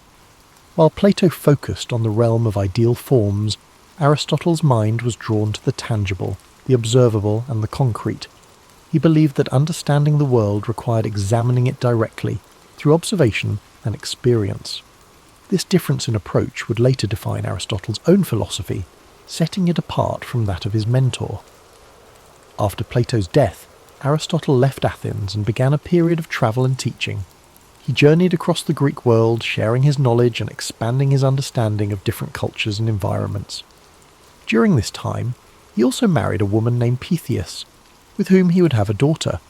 His travels brought him to the court of King Philip II of Macedon, where he was tasked with an extraordinary responsibility, tutoring the young prince, Alexander, who would later become known as Alexander the Great. Aristotle's influence on Alexander was profound. While the prince was destined for military conquest and political leadership, Aristotle introduced him to the worlds of philosophy, science, and ethics. He encouraged Alexander to think critically and to approach his rule with wisdom and fairness. Though their paths would eventually diverge, the relationship between teacher and student left a lasting impact on both. In 335 BCE, Aristotle returned to Athens and established his own school, the Lyceum. The Lyceum was more than just a place of learning. It was a community of thinkers and scholars dedicated to exploring every aspect of the world. Aristotle and his students walked the grounds of the Lyceum, engaging in discussions that range from biology and physics to ethics and politics. These peripatetic discussions, as they were called, became a hallmark of Aristotle's teaching style. Aristotle's curiosity knew no bounds. He sought to understand the world in its entirety, cataloguing plants and animals, studying the stars, and analysing human behaviour. His work was both broad and detailed, reflecting his belief that knowledge was interconnected. To Aristotle, understanding one aspect of the world helped illuminate the others. His contributions to philosophy were groundbreaking. Aristotle developed a system of logic that laid the foundation for scientific inquiry. He believed that knowledge could be built through observation, reasoning, and experimentation. This approach contrasted with the purely theoretical methods of his predecessors, and it marked the beginning of a more empirical way of thinking that would influence science for centuries to come. Aristotle's writings covered nearly every subject imaginable. He explored metaphysics, examining the nature of existence and reality. He wrote extensively on ethics, proposing that the goal of life was to achieve eudaimonia, or flourishing through the cultivation of virtue. In politics, he analysed the structures of government and society, emphasising the importance of balance and justice. Yet, Aristotle was not infallible. Like all thinkers of his time, his work was shaped by the cultural and historical context in which he lived. Some of his ideas, particularly those on natural hierarchy and gender roles, reflected the limitations of his era. Even so, his methods of inquiry and his commitment to understanding the world continue to resonate. As Aristotle's influence grew, so too did the challenges he faced. In his later years, political tensions in Athens made his position increasingly precarious. Following the death of Alexander the Great, anti-Macedonian sentiment in the city put Aristotle, with his ties to the Macedonian court, under scrutiny. Accused of impiety, he chose to leave Athens, reportedly saying that he would not allow the city to sin twice against philosophy, a reference to the execution of Socrates decades earlier. Aristotle spent his final years in the city of Chalcis, where he continued to write and reflect. He passed away in 322 BCE at the age of 62, leaving behind a legacy that would endure for millennia. His works, preserved and studied over the centuries, became a cornerstone of Western thought, influencing fields as diverse as science, ethics, politics, and art. As you reflect on Aristotle's life, let the calm rhythm of his story guide you into a peaceful state of relaxation. His journey reminds us of the power of curiosity, the value of inquiry, and the interconnectedness of all knowledge. Aristotle's life was not just about answers, it was about asking the right questions and seeking understanding in all things. Feel the quiet wisdom of his teachings as they settle in your mind, a gentle reminder that the pursuit of knowledge is a journey, not a destination. Let the story of Aristotle inspire you to embrace curiosity and to find wonder in the world around you. Now, as you drift off to sleep, imagine the serene halls of the Lyceum, the soft murmurs of philosophical discussions, and the gentle rustling of leaves as Aristotle and his students walk under the shade of ancient trees. Let these images carry you into restful dreams, where the wisdom of the past illuminates the infinite possibilities of tomorrow. As you continue to relax, let the profound legacy of Aristotle's life unfold in your mind. His dedication to understanding the world wasn't just about acquiring knowledge. It was about seeking harmony, balance, and truth in everything around him. Aristotle believed that knowledge was interconnected, and through his teachings, he encouraged others to see the unity between the natural world, human behaviour, and the cosmos itself. Imagine Aristotle walking through the Lyceum, the warm sun filtering through the trees as he engaged in thoughtful discussions with his students. His words carried a sense of purpose, guiding those who followed him to think critically and observe the world with care. These walks, known as peripatetic lectures, were not just a means of sharing knowledge, they were a journey of discovery, where every step brought new insights and understanding. Aristotle's influence reached far beyond his own lifetime. His writings were preserved and studied by scholars throughout history, shaping the foundations of many disciplines. In the Middle Ages, his works became central to both Islamic and European philosophy, earning him the title of the philosopher among medieval scholars. His contributions to logic, ethics, and the natural sciences provided a framework for future thinkers, from Thomas Aquinas to Galileo Galilei. In the realm of ethics, Aristotle's concept of virtue remains timeless. He believed that the key to a fulfilling life was finding the balance between extremes, a concept he called the golden mean. For Aristotle, courage lay between recklessness and cowardice, generosity between stinginess and extravagance. This philosophy of moderation offers a calming and thoughtful perspective, reminding us that harmony often lies in balance. As you reflect on these teachings, let their wisdom bring a sense of calm and clarity. The idea that life's challenges can be approached with balance and thoughtfulness is a comforting reminder that, even in times of uncertainty, there is a path forward that brings peace and understanding. Aristotle's work on the natural sciences was equally revolutionary. He believed that observation and experience were the keys to understanding the world. He meticulously studied plants, animals, and celestial phenomena, striving to uncover the principles that governed their existence.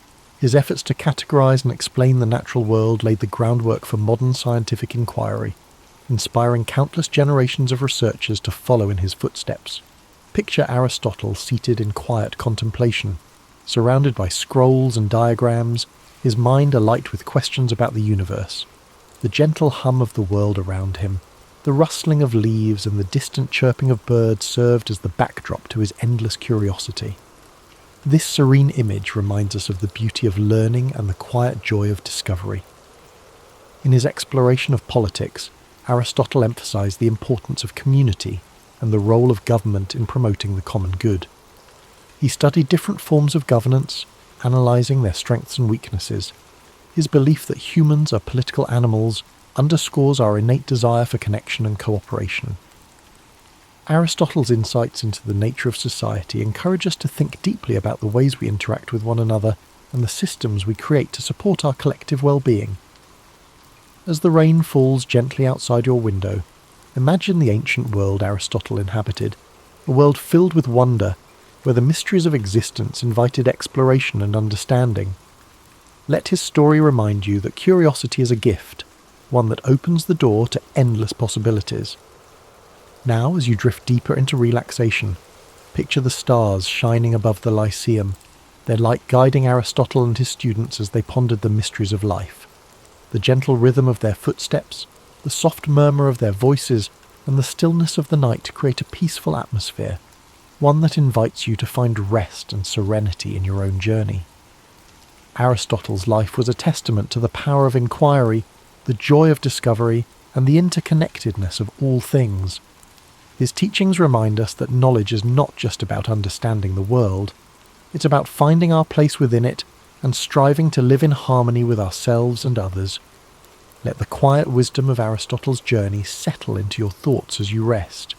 His legacy is not just one of intellectual brilliance, but of a life deeply dedicated to understanding the beauty and complexity of existence.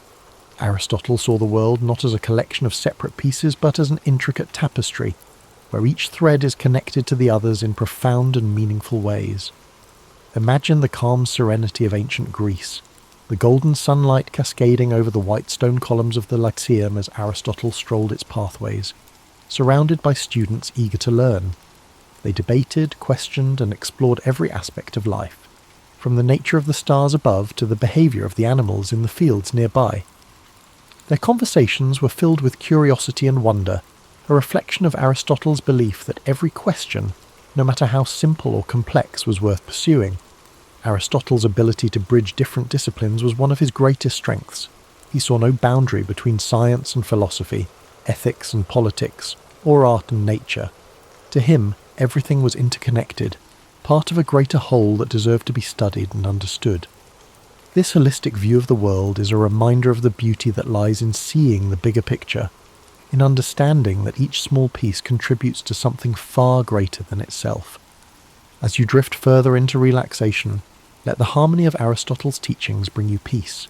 His philosophy of balance and moderation encourages us to find calm in the chaos, to seek the middle ground where we can flourish. The idea of the golden mean is not just a guide for making choices, it is an invitation to live with grace and intention, to approach life with a steady and thoughtful heart. Picture Aristotle at his desk, surrounded by scrolls and notes, the flickering light of a lantern illuminating his work. The quiet hum of the night provides the perfect backdrop for his thoughts, as he meticulously records his observations and ideas. Each stroke of his pen represents a step forward in humanity's understanding of the world. This image is a reminder that even the grandest achievements begin with quiet moments of reflection and dedication. Aristotle's life was also a testament to resilience. Despite the challenges he faced, from personal loss to political exile, he never stopped asking questions, never stopped seeking to understand. His commitment to learning and teaching, even in the face of adversity, is a powerful reminder that knowledge and curiosity are forces that can overcome even the greatest obstacles. Now, as you relax and prepare to drift into sleep, imagine the gentle sound of waves lapping against the shores of ancient Greece, the rhythmic flow of the sea echoing the timeless nature of Aristotle's wisdom. His story reminds us that the search for knowledge is an endless journey, one that brings us closer not only to the world around us, but also to ourselves. Let your breathing slow as you picture the peaceful gardens of the Lyceum, where Aristotle's students gathered to learn and grow. The rustling of leaves in the wind and the soft murmur of philosophical discussions create a tranquil atmosphere, one that invites you to rest and reflect. As the calm of the night surrounds you, let the echoes of Aristotle's wisdom carry you further into a restful state. His life's journey reminds us of the power of patience and persistence, the idea that true understanding unfolds slowly, like the petals of a flower opening to the morning sun. Each step he took, each question he asked, was a step toward unravelling the mysteries of life. Imagine the gentle rhythm of Aristotle's daily routines at the Lyceum, the sun casting soft shadows over the gardens, where he and his students would walk and talk. The air would have been filled with the scent of blooming flowers and the distant sound of birds singing, creating a serene environment for thought and reflection. It was in these simple, unhurried moments that some of the most profound ideas in human history were born. Aristotle's approach to life and learning reminds us that it's okay to take our time, to explore the world with curiosity and wonder. He understood that knowledge is not something to be rushed. It is a lifelong journey, one that unfolds gradually and beautifully. This philosophy of patience and exploration is one we can carry with us, a gentle reminder to approach our own lives with care and intention. Aristotle often turned his gaze upward, marvelling at the vastness of the universe and pondering the mysteries it held. To him, the stars were not just distant points of light. They were part of a grand, interconnected cosmos, a reminder of our place within something far greater than ourselves. Let this thought bring you a sense of peace and wonder as you rest. Aristotle's teachings also emphasized the importance of community and connection. He believed that humans are social beings, meant to live and work together in harmony. His ideas about politics and ethics were grounded in this belief, highlighting the value of cooperation, fairness, and mutual respect. These principles continue to resonate, reminding us of the importance of building strong, supportive relationships with those around us. As you relax further, imagine the soft murmurs of conversation in the Lyceum, the voices of students and scholars blending together in a gentle symphony of learning. The warmth of their shared curiosity and the strength of their connections created an environment where ideas could flourish. Let this image remind you of the power of community, the way it supports and uplifts us, even in our quietest moments. Aristotle's dedication to understanding the natural world was unparalleled. He believed that by observing and studying the world around us, we could uncover the principles that govern life itself. From the smallest insect to the vast expanse of the heavens, Aristotle approached every subject with the same level of curiosity and care. His work laid the foundation for countless discoveries, inspiring generations of thinkers to explore and question. Now, as you drift closer to sleep, picture Aristotle walking along a quiet beach at sunrise, the waves gently lapping at the shore. The golden light of dawn illuminates his path, a symbol of the new ideas and possibilities that each day brings. This peaceful scene reflects the quiet strength of his mind and the endless potential for discovery that lies within us all. Let your breathing slow as you embrace the calm and tranquility of this moment. The story of Aristotle's life is one of resilience, curiosity, and an unyielding desire to understand. His teachings remind us that no matter how complex the world may seem, there is always beauty to be found in the search for knowledge. As you fall into a deep, restful sleep, let the timeless wisdom of Aristotle's journey inspire your dreams. Imagine the serenity of the Lyceum, the warmth of shared ideas, and the quiet joy of exploring the mysteries of life. Thank you for spending this time with us at History and Sleep. May your dreams be peaceful and filled with wonder. Sweet dreams, and we look forward to seeing you again soon. The early 17th century, a time when Europe was a patchwork of kingdoms, principalities, and religious divides. At the heart of this patchwork lay the Holy Roman Empire, a vast and fragmented realm that stretched across much of Central Europe. For centuries, tensions simmered beneath the surface, as Catholic and Protestant states vied for power, influence, and the right to practice their faith freely. The spark that ignited this long and devastating conflict came in the form of a defiant act in the city of Prague. In 1618, Protestant nobles in Bohemia, angered by perceived restrictions on their religious freedoms under Emperor Ferdinand II, staged a dramatic rebellion. They stormed Prague Castle, seized 2 imperial officials, and hurled them out of a window in an event known as the Defenestration of Prague. Miraculously, the officials survived the fall, but the act was a clear declaration of defiance. This single moment set off a chain reaction, like ripples spreading across a still pond. Ferdinand II, a staunch Catholic, saw the rebellion as a direct challenge to his authority in the Catholic Church. Determined to restore order and Catholic dominance, he mobilized his forces, while Protestant leaders across the empire began rallying their allies in preparation for a larger struggle. What began as a localized conflict in Bohemia quickly escalated into a broader war. Drawing in neighbouring regions and foreign powers, Protestant princes sought support from allies in Denmark, Sweden and beyond, while Catholic states turned to Spain and the powerful Habsburg dynasty for aid. The war was no longer just about Bohemia, it had become a contest of religion, politics and territorial ambition. As the conflict unfolded, it became clear that this was not a war of quick resolutions. The early battles were fierce yet inconclusive, leaving both sides entrenched in their positions and more determined than ever to secure victory. The countryside began to bear the scars of the war. Villages burned, crops were destroyed, and innocent lives were caught in the crossfire. The 30 Years' War was born out of these divisions, and its origins reveal much about the fragile balance of power and belief in Europe at the time. It was a conflict rooted in faith, but also fueled by ambition and fear, a perfect storm that would rage for decades. Take a moment to absorb this beginning, the first ripples of what would become a vast and relentless storm. As we move forward, the intricate web of alliances, battles and betrayals will unfold. But for now, let the gravity of this moment settle, a reminder of how one act of defiance can echo across history. As the conflict in Bohemia ignited, the deeper fault lines of Europe's religious divide began to widen, casting a shadow over the entire continent.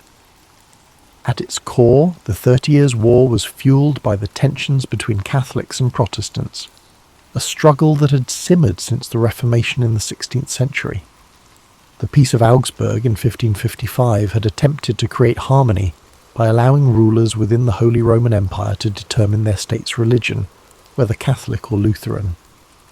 Yet this fragile peace left many unresolved issues, particularly with the rise of Calvinism, a branch of Protestantism that had not been recognised in the agreement. As Calvinist states gained influence, the Catholic Habsburg rulers viewed them as a threat. Their growing presence felt like a challenge to the established order. When Ferdinand II ascended to the throne of the Holy Roman Empire, he was determined to restore Catholic dominance. His unwavering faith and aggressive policies further inflamed tensions, especially among Protestant states that viewed him as a tyrant bent on crushing their freedoms. Ferdinand's allies in Spain and the papacy provided him with support, reinforcing the Catholic position with resources and manpower. On the other side, the Protestant Union, a coalition of Protestant princes, mobilized to resist Ferdinand's ambitions. They sought aid from Protestant powers beyond the empire, including Denmark, Sweden and England. These nations saw the conflict not only as a religious struggle, but also as an opportunity to weaken the Habsburgs and expand their own influence. The war spread beyond Bohemia, spilling into regions such as the Palatinate, Saxony and Bavaria. Each new front brought devastation to towns and villages, as armies marched across the countryside, leaving destruction in their wake. The brutality of the conflict became evident in battles such as the Battle of White Mountain in 1620, a crushing defeat for the Protestants that marked the beginning of Ferdinand's efforts to reassert Catholic control. But despite Catholic victories in the early years, the war refused to subside.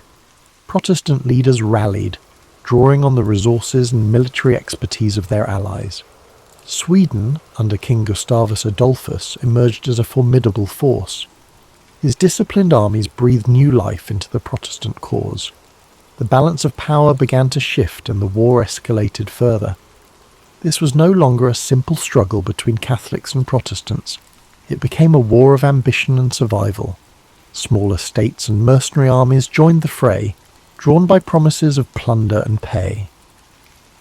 The war became a theatre of chaos, where alliances shifted and even traditional enemies found themselves fighting side by side in pursuit of their goals. As the conflict deepened, it transformed the very nature of warfare.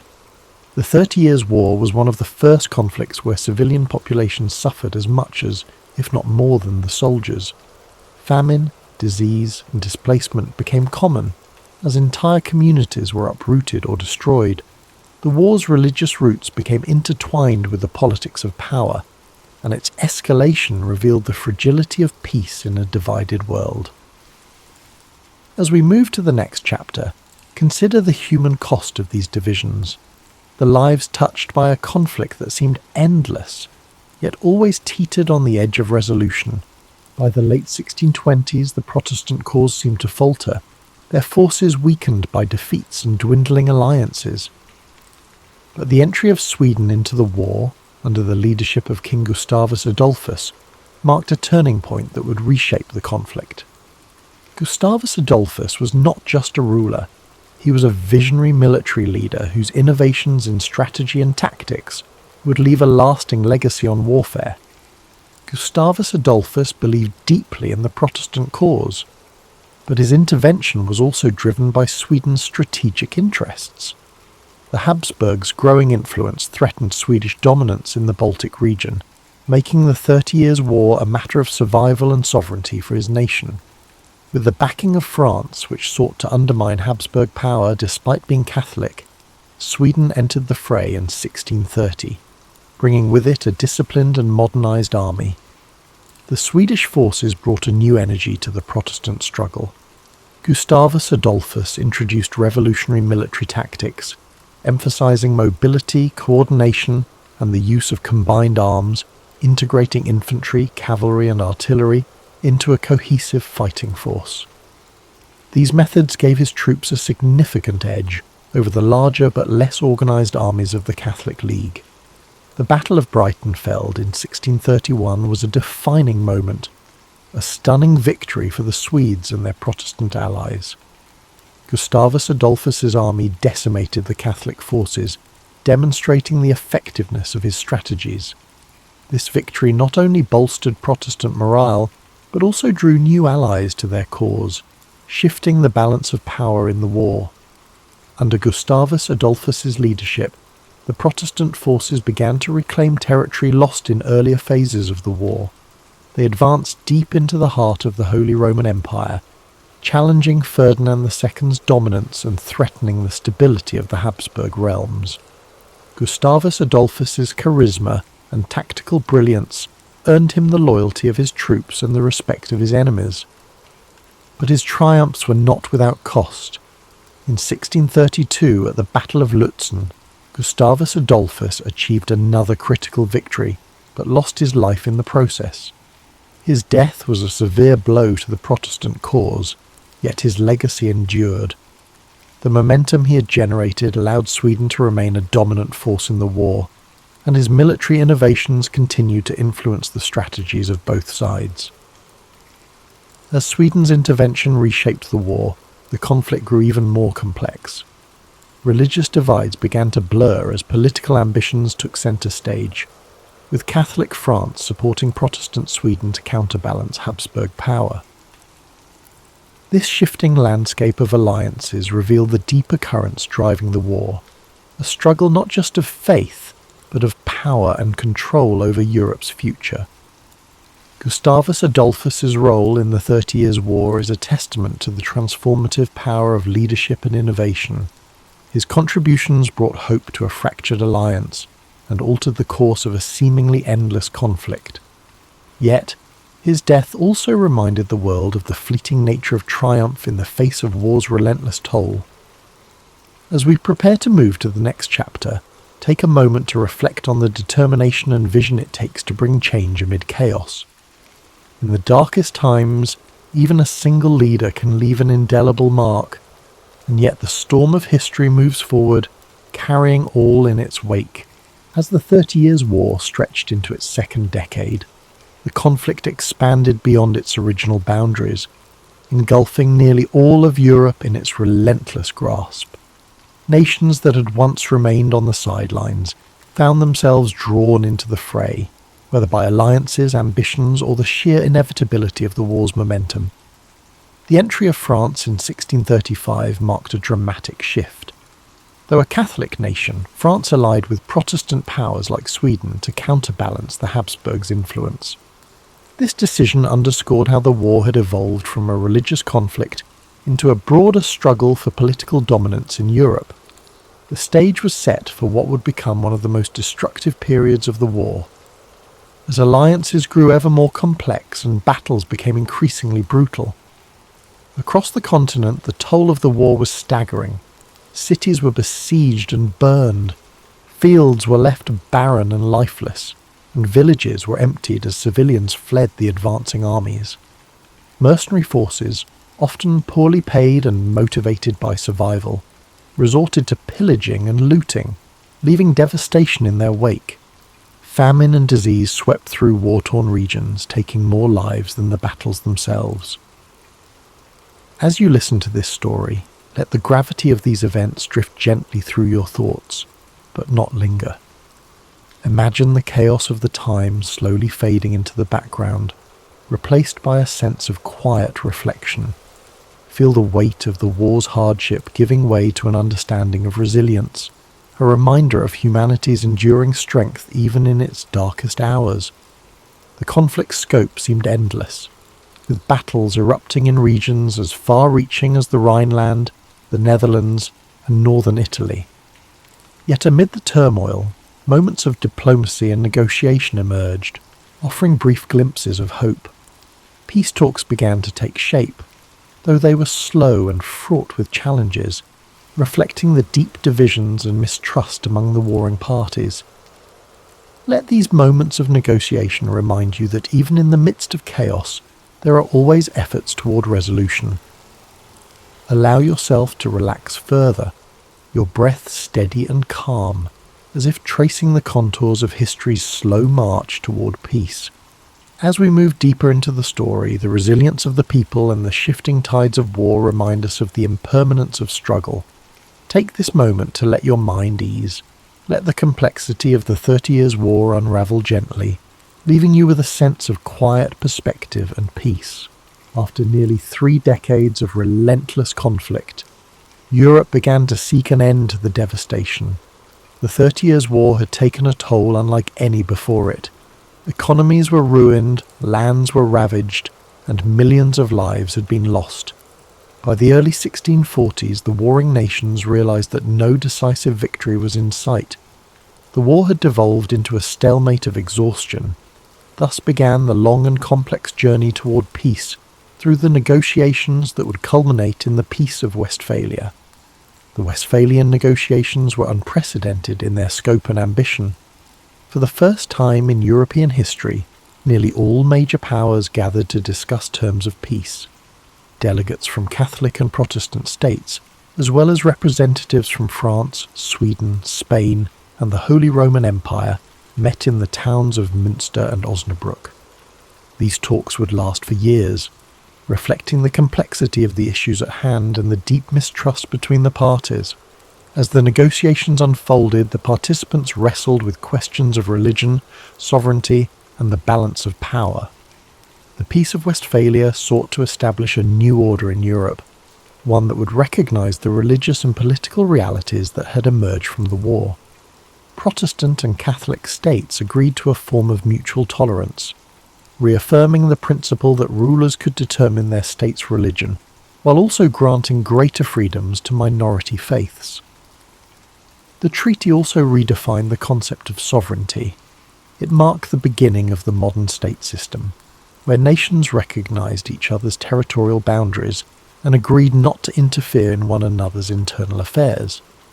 This idea of state sovereignty would become a cornerstone of international relations for centuries to come.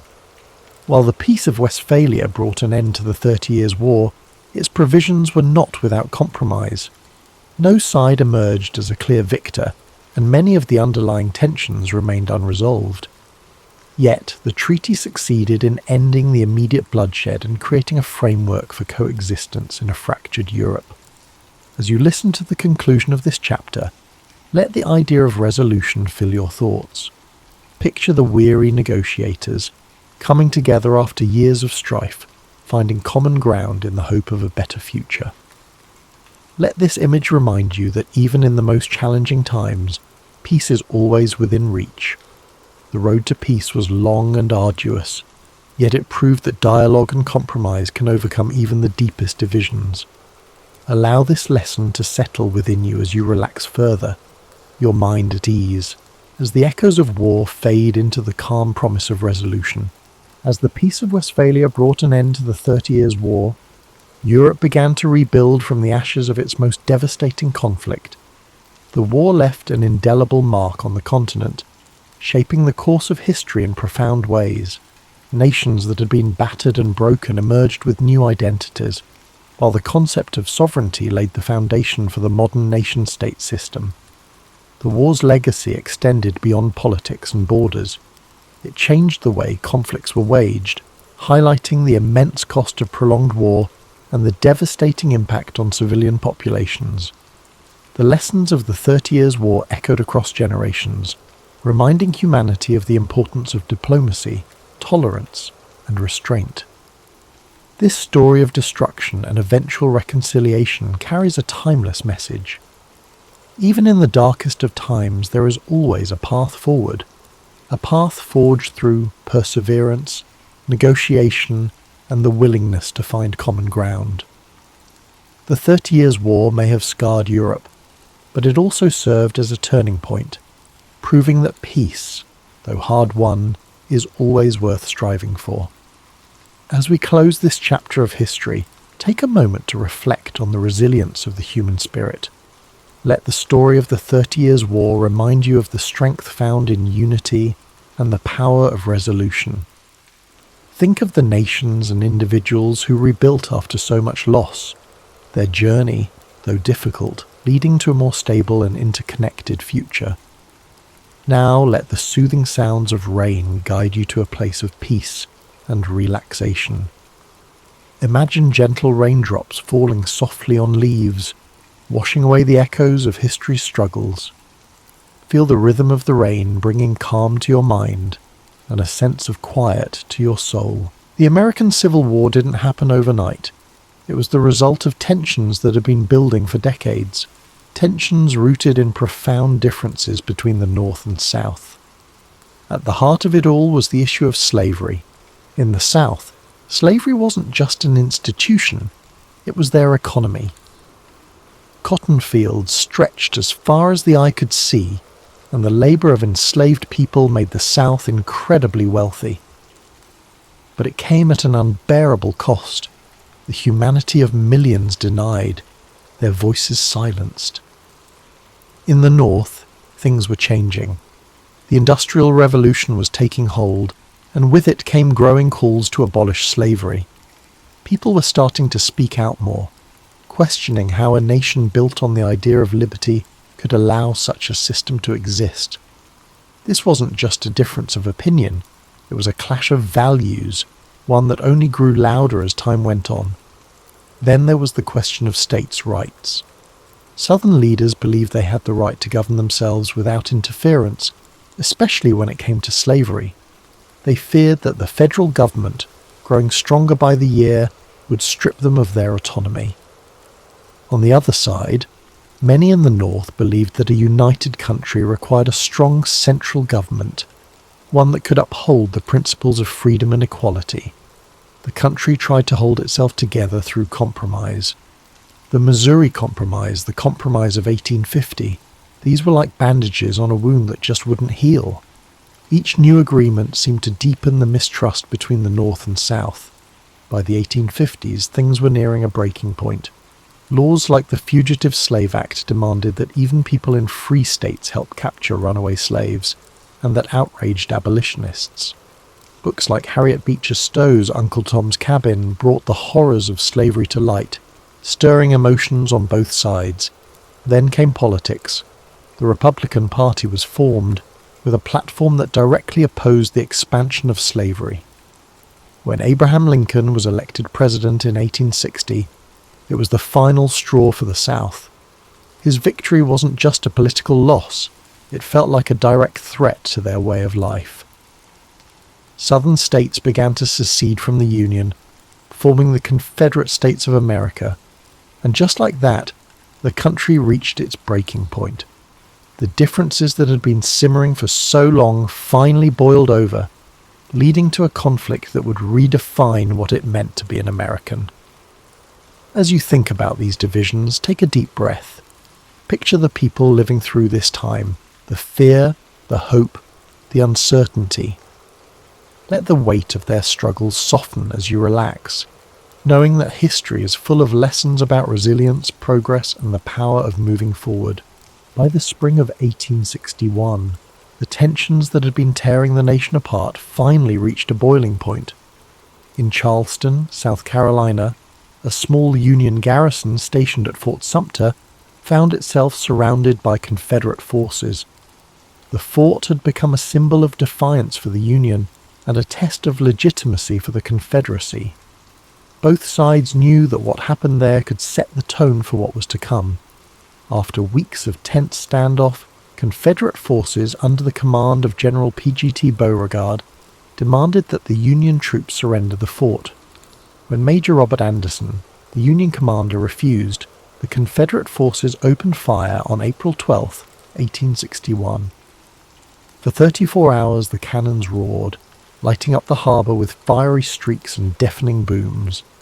The soldiers inside Fort Sumter endured the bombardment as best they could, but with no reinforcements and supplies dwindling, Major Anderson had no choice but to surrender.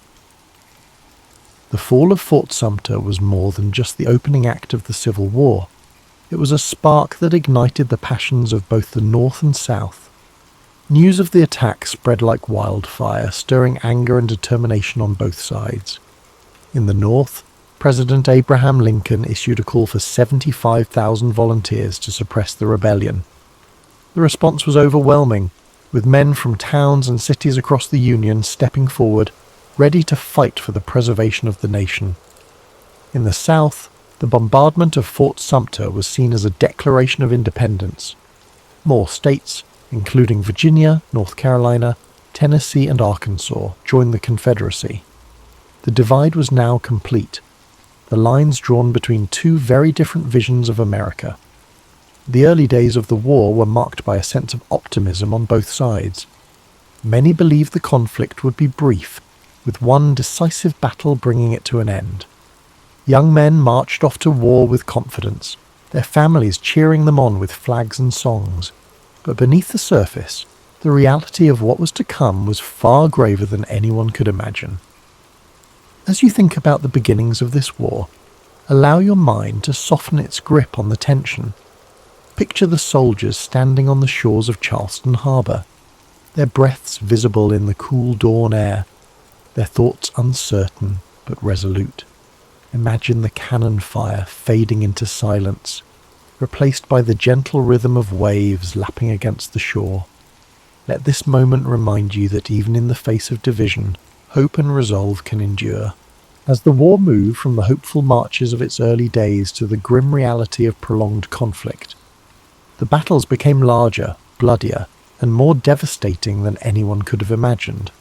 Names like Antietam, Gettysburg, and Vicksburg became etched into the collective memory of a nation forever changed by the horrors of war. In September 1862, the Battle of Antietam unfolded in Maryland.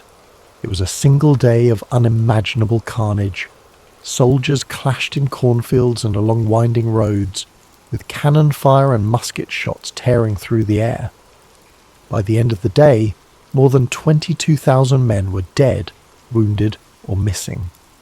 The ground was soaked with blood, and the scale of the losses left an indelible mark on those who survived. But out of this tragedy came a turning point. President Lincoln used the Union's strategic victory at Antietam to announce the Emancipation Proclamation, redefining the war as a fight not just to preserve the Union but to end slavery.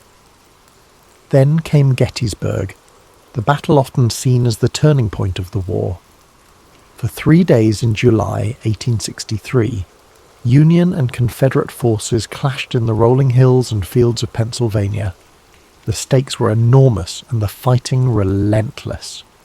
On the third day, Confederate General Robert E. Lee ordered a bold assault known as Pickett's Charge.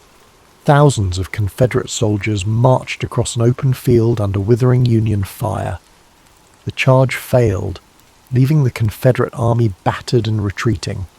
Gettysburg marked the beginning of the end for the Confederacy, but the cost was staggering. More than 50,000 casualties in just 3 days. Further south, the Union Army achieved another critical victory at Vicksburg, Mississippi, securing control of the Mississippi River. The campaign was grueling, with soldiers enduring sweltering heat, constant skirmishes, and the hardships of siege warfare. When Vicksburg fell on July 4th, 1863, the Confederacy was effectively split in two, a devastating blow to their cause. These battles revealed the full weight of the Civil War, not just in numbers but in the profound human cost. Families mourned the loss of fathers, brothers and sons. Soldiers bore the scars of battle, both physical and emotional. The countryside was littered with the remnants of war, broken cannons, torn flags, and fields that once grew crops now filled with unmarked graves. As you reflect on these moments, let your thoughts rest lightly on the courage of those who lived through these battles. Picture the quiet after the storm, the fields growing still, the sun setting over the hills, and the long shadows stretching across the land.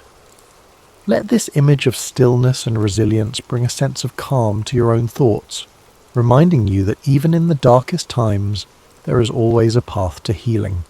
While the Civil War raged on the battlefields, the lives of those who remained at home were transformed in ways that were just as profound. Families were torn apart, communities reshaped, and everyday life became a constant balancing act between hope and hardship. In the North, industry boomed as factories shifted their focus to produce weapons, uniforms, and supplies for the Union Army. Women took on roles they had never imagined, working in factories, managing farms, and volunteering as nurses. Clara Barton, who would later found the American Red Cross, became a symbol of this era, tirelessly caring for wounded soldiers and earning the nickname the Angel of the Battlefield.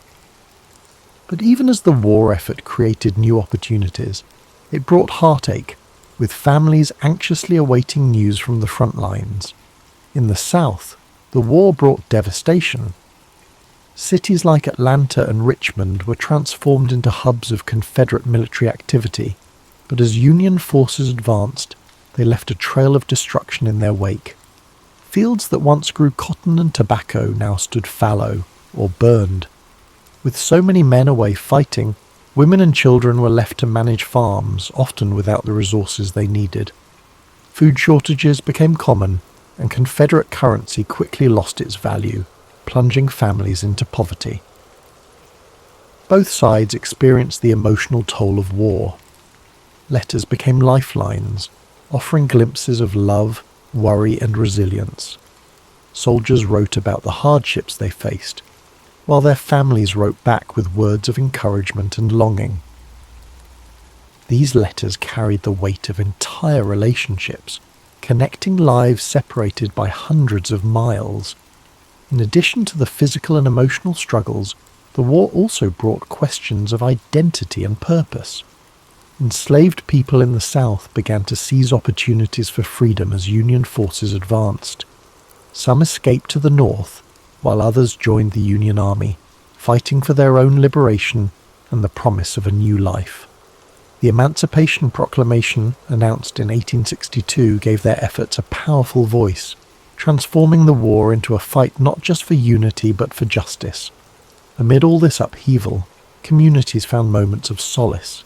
Churches became places of gathering and prayer, offering comfort to those who had lost so much. Music, too, became a source of strength. Patriotic anthems, sorrowful ballads, and spirituals filled the air, reflecting the hopes and fears of a nation at war. As you reflect on the home front, allow yourself to feel the weight of these quiet acts of resilience. Picture a mother sewing by candlelight, her stitches steady even as her heart aches with worry, or a soldier reading a letter from home, finding strength in the words of love and hope. Let these moments of humanity remind you of the enduring power of connection, even in the face of immense challenge. By 1864, the Civil War had entered its 4th year. The hope for a quick resolution had long faded, replaced by the grim reality of a war that seemed to have no end. But momentum was beginning to shift. The Union, under new and determined leadership, launched a series of campaigns that would bring the war to a close, though not without immense sacrifice. General Ulysses S. Grant had risen to command the Union forces, bringing with him a relentless strategy of total war. Unlike his predecessors, Grant was willing to engage the Confederate armies directly, knowing that the Union's superior numbers and resources could eventually wear them down. His overland campaign in Virginia was brutal, with battles like the Wilderness and Cold Harbor leaving tens of thousands dead. Yet Grant pressed on, earning the nickname Unconditional Surrender for his unwavering resolve. In the Deep South, General William Tecumseh Sherman carried out his infamous March to the Sea, cutting a path of destruction from Atlanta to Savannah. Sherman's goal was to break the South's will to fight by targeting not just its armies, but its infrastructure and resources. Railroads were torn up, factories dismantled, and crops burned. The devastation was immense, but it succeeded in crippling the Confederacy's ability to sustain the war. As Union forces closed in, Confederate morale began to crumble. Desertions increased, supplies dwindled, and the reality of defeat loomed. In April 1865, General Robert E. Lee's Army of Northern Virginia, the backbone of the Confederate forces, found itself surrounded near the village of Appomattox Courthouse. With no hope of escape, Lee met with Grant to negotiate surrender. Their meeting on April 9, 1865, marked the end of the war's major fighting. The terms Grant offered were generous, allowing Confederate soldiers to return home with their horses and personal belongings. His intention was to heal the nation rather than humiliate its defeated half. It was a moment of quiet dignity, the beginning of a long and difficult process of reconciliation. Yet, even as the war ended, its cost was staggering. More than 600,000 lives had been lost, and much of the South lay in ruins.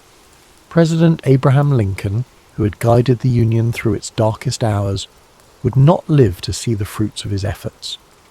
Just days after Lee's surrender, Lincoln was assassinated by John Wilkes Booth, a Confederate sympathizer, plunging the nation into mourning.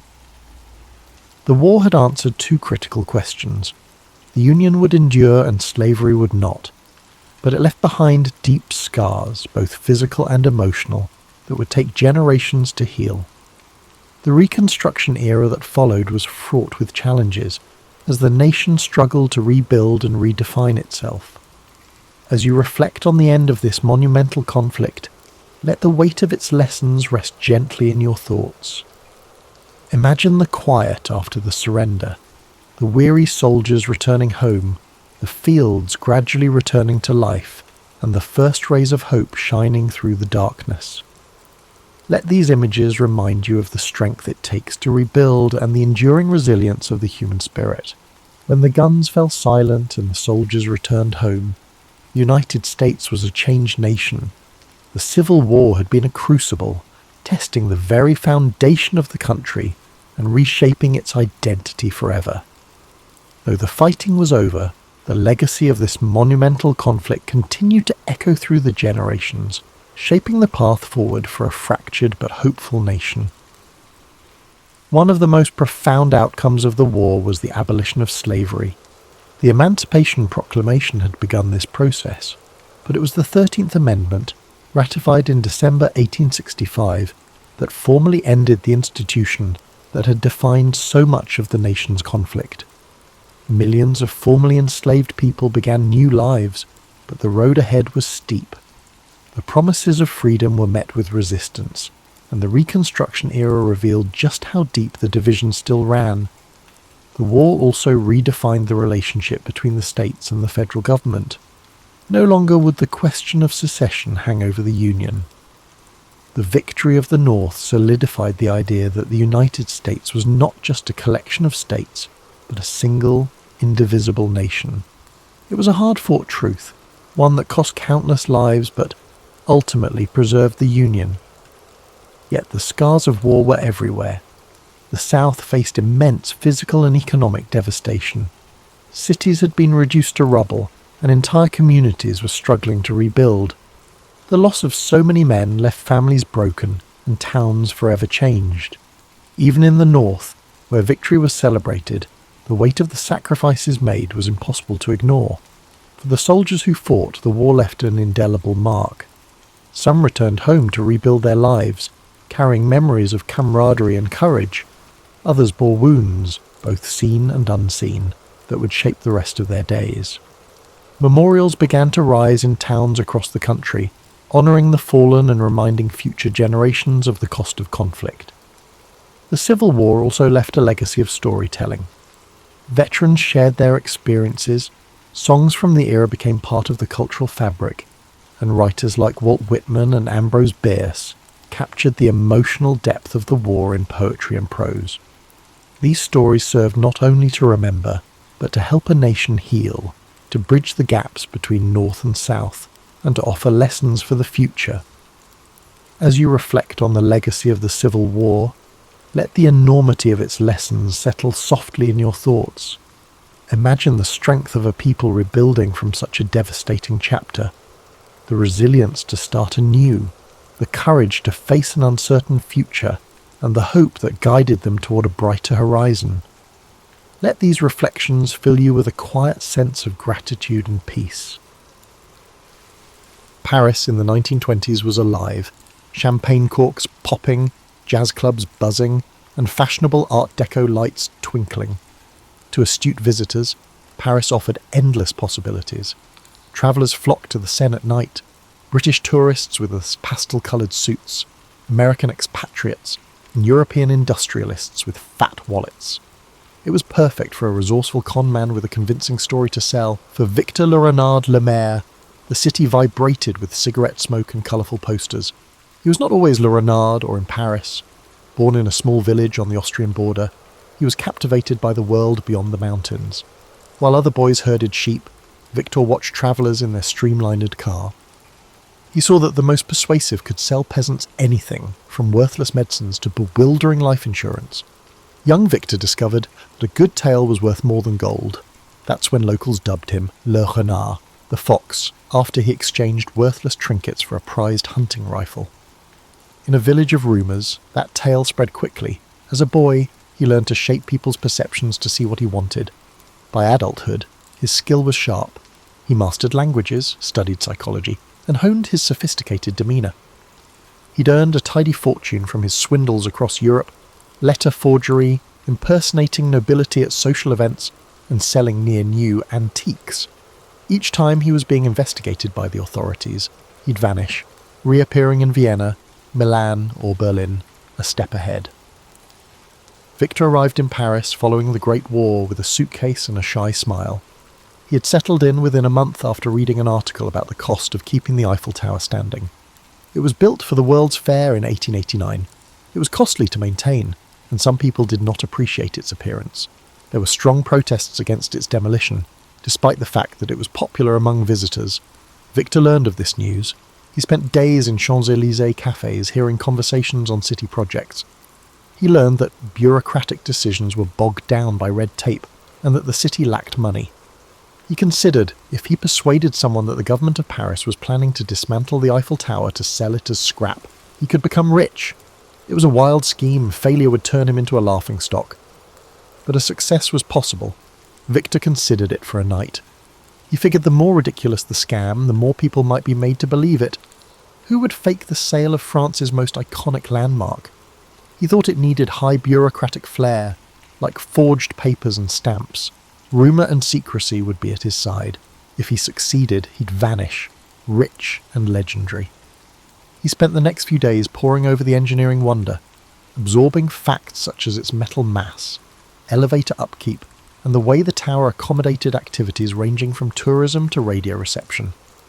With these details, he was able to address prospective buyers with authority. He took a lavish suite at the Hôtel de Crillon, pretending to be a high-ranking official. To add authenticity to his deception, he engaged an engraver for stationery of his imaginary Ministry of Post and Telegraph, since the Eiffel Tower was also a radio centre. The last touch put him in official mode. Paris, for all its beauty, also had its share of opportunistic entrepreneurs. There were whispers that a government minister was looking discreetly for a private investor in a secret project. The city did not want to face the public outcry of cancelling the tower, so this transaction had to be kept quiet. Everything was ready by the time Victor was prepared. It was such a warm spring afternoon that Victor was at a sidewalk cafe facing the Madeleine, scanning a list of buyers, ambitious, greedy-eyed men in the metal industry. His informant had told him they would stop at nothing to gain inside information on a city contract, no matter how sleazy.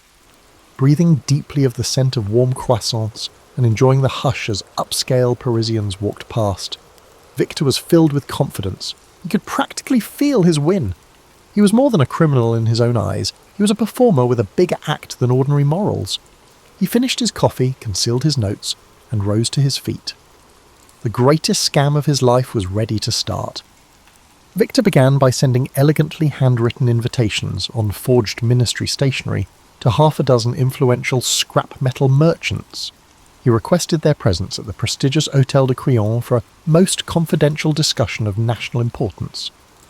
The letter was a masterpiece of official-sounding rhetoric, sprinkled with phrases such as "in strictest confidence" and "under direct ministerial oversight."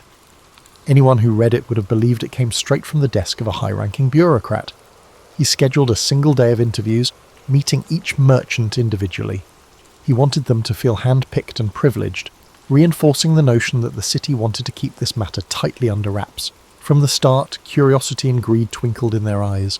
When at last the conversation steered to the possibility of dismantling the Eiffel Tower, he watched their expressions dance between disbelief, astonishment, and excitement.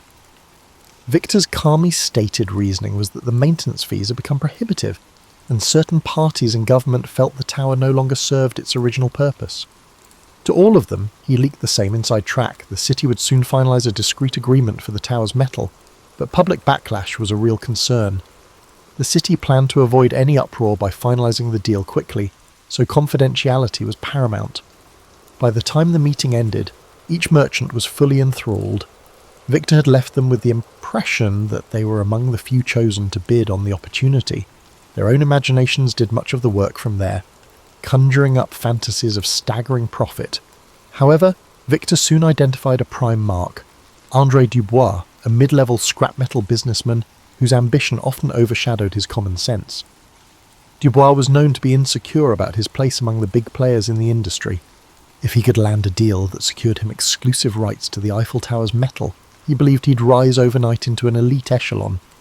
Victor noticed how Dubois always asked breathlessly about the possibility of special consideration, a subtle hint that he might pay extra for preferential treatment. That was precisely the attitude Victor needed. After a few days of tantalising phone calls and cryptic notes, Victor invited Dubois to tour the Eiffel Tower with him in person. For added realism, Victor booked a chauffeur-driven car to pick up Dubois. Both men sat in the back seat, forging an atmosphere of clandestine camaraderie. As they approached the landmark, Victor gestured toward it as if it were an aging beast about to be put down. "It's quite costly to keep it painted and structurally sound," he remarked, with a faint sadness in his voice, as though he truly lamented the tower's impending fate. Dubois nodded solemnly, but his eyes gleamed with hunger. Ascending the tower's first deck, they observed the city sprawling in every direction, evidence, as Victor noted, that progress required sacrifice. He recited maintenance figures he'd gleaned from newspaper archives and from subtle bribes given to minor city clerks. This data-laden performance impressed Dubois. Victor then produced a sheaf of official-looking papers, a forged contract awarding the successful bidder exclusive salvage rights. Dubois skimmed them, mouth agape, as if he held a golden ticket to instant wealth. Finally, on the cusp of sealing the deal, Victor paused dramatically, then leaned closer. "I must admit," he said quietly, "we're under tremendous pressure to finalise this swiftly, but some officials are, shall we say, open to persuasion." With one eyebrow raised in subtle suggestion, Victor let that phrase linger in the air. Dubois took the bait. He understood that a bribe would secure him the contract, an illegal but... Weeks later, Victor found himself in Vienna, living luxuriously at a grand hotel.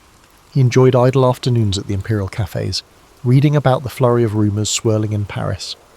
A few tabloids speculated that a conman had fleeced a businessman out of a fortune. Official statements from City Hall denied any plans to dismantle the Eiffel Tower. Yet the press never got hold of Dubois's name, and no one had identified Victor. The story, swirling with half-truths, soon faded from public discourse. For Victor, that was a green light. His scheme had left no significant ripples, no public scandal, no humiliating trial. It was as though the entire episode had slipped into an urban legend. While sipping a particularly fine espresso one morning, he found himself flipping through a Parisian newspaper. In the business section, there was a fresh wave of articles on the tower's upkeep expenses. Costs were climbing yet again. The debates that raged a few years prior were resurfacing, with critics continuing to ask if the monument had outlived its usefulness. Reading that, Victor felt a surge of déjà vu, accompanied by a mischievous grin. If the city itself remained unconvinced of the tower's permanent place in its skyline, then the seed of plausibility was still there.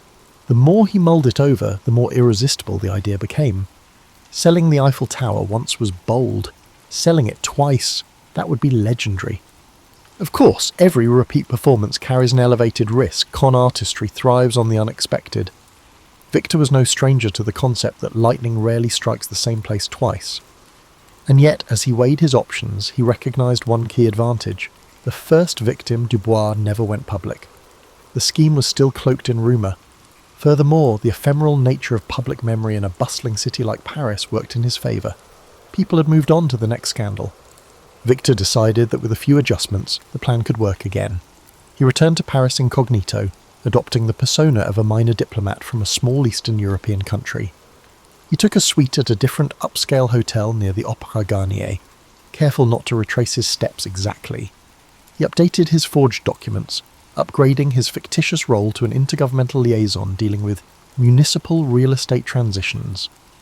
This time, his approach would be more polished, more exclusive. He planned to target even wealthier players, men with deeper pockets and even greater appetites for risk. The second attempt began with the same formula. Elegantly worded letters on official-looking stationery, discreet appointments scheduled in lavish hotel lounges, and hushed talk of a sensitive government project. Yet the potential buyers this time were fewer, and Victor was more selective. At one meeting in a private parlour, he addressed 3 men together, an unusual choice for him. The trio included a well-known industrialist rumoured to have close ties to the city's political figures, a second man who managed a large shipping enterprise, and a third, a foreign investor looking to break into European markets. Victor carefully balanced the discussion, letting just enough details slip to convince them that the city's patience with the Eiffel Tower was running thin.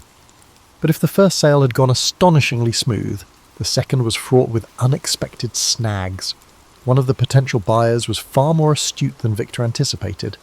This man, Claude Fournier, had a reputation for sniffing out underhanded deals. At the meeting, Fournier didn't flinch when Victor presented the rationale for dismantling the tower. Instead, he politely asked for references and official documentation. There was a certain sharpness in his eyes that made Victor uneasy. Still, Victor handed over his forged credentials without hesitation, offering carefully rehearsed explanations. Fournier accepted them with a practiced smile that revealed nothing. A day later, however, Victor discovered that Fournier had asked around about him, discreetly inquiring among local bureaucrats to confirm the authenticity of the liaison role. None of them, of course, recognised the name. A city clerk, already suspicious about a foreigner asking pointed questions, apparently alerted a friend in the police. Victor learned of this through his network of informants, petty forgers, streetwise doormen, and an occasional mistress or two. The rumour suggested that the police had begun quietly investigating a man posing as a city official peddling a contract tied to the Eiffel Tower. For the first time in his career, Victor felt the heat close in. The con was in motion, but the authorities were no longer ignorant. With a mixture of dread and exhilaration, he realised he had no choice but to accelerate the plan. He zeroed in on the second potential mark, an overly ambitious shipping magnate named Marcus Weissman, who had a penchant for shady dealings. Over dinner at a private club, Victor dangled the tower's contract before him as if it were a rare gem. Weissman, too enticed by the prospect of beating out his competitors, took the bait. Still, the tension was palpable, even as Weissman scribbled out a cheque big enough to make Victor's heart flutter. There was a persistent, nagging awareness that time was short. He needed to vanish before Fournier's inquiries led the police to his door. So he chose to skip the bribe angle that had worked so well with Dubois. Instead, he accepted a lump sum payment that covered everything. The purchase of the tower's scrap plus a discreet administrative fee. Weissman assumed that the simpler the transaction, the less likely it would be detected. Late that night, under the cover of darkness, Victor slipped out of his hotel. He carried a small valise stuffed with his ill-gotten gains, heading straight to the Gare de Lyon. By dawn, Victor fled to Monte Carlo, a glittering haven of high rollers and exile aristocrats. Initially, he relished the sweet satisfaction of having bested not just one, but two gullible buyers. He told himself he had achieved what no other conman in history had dared.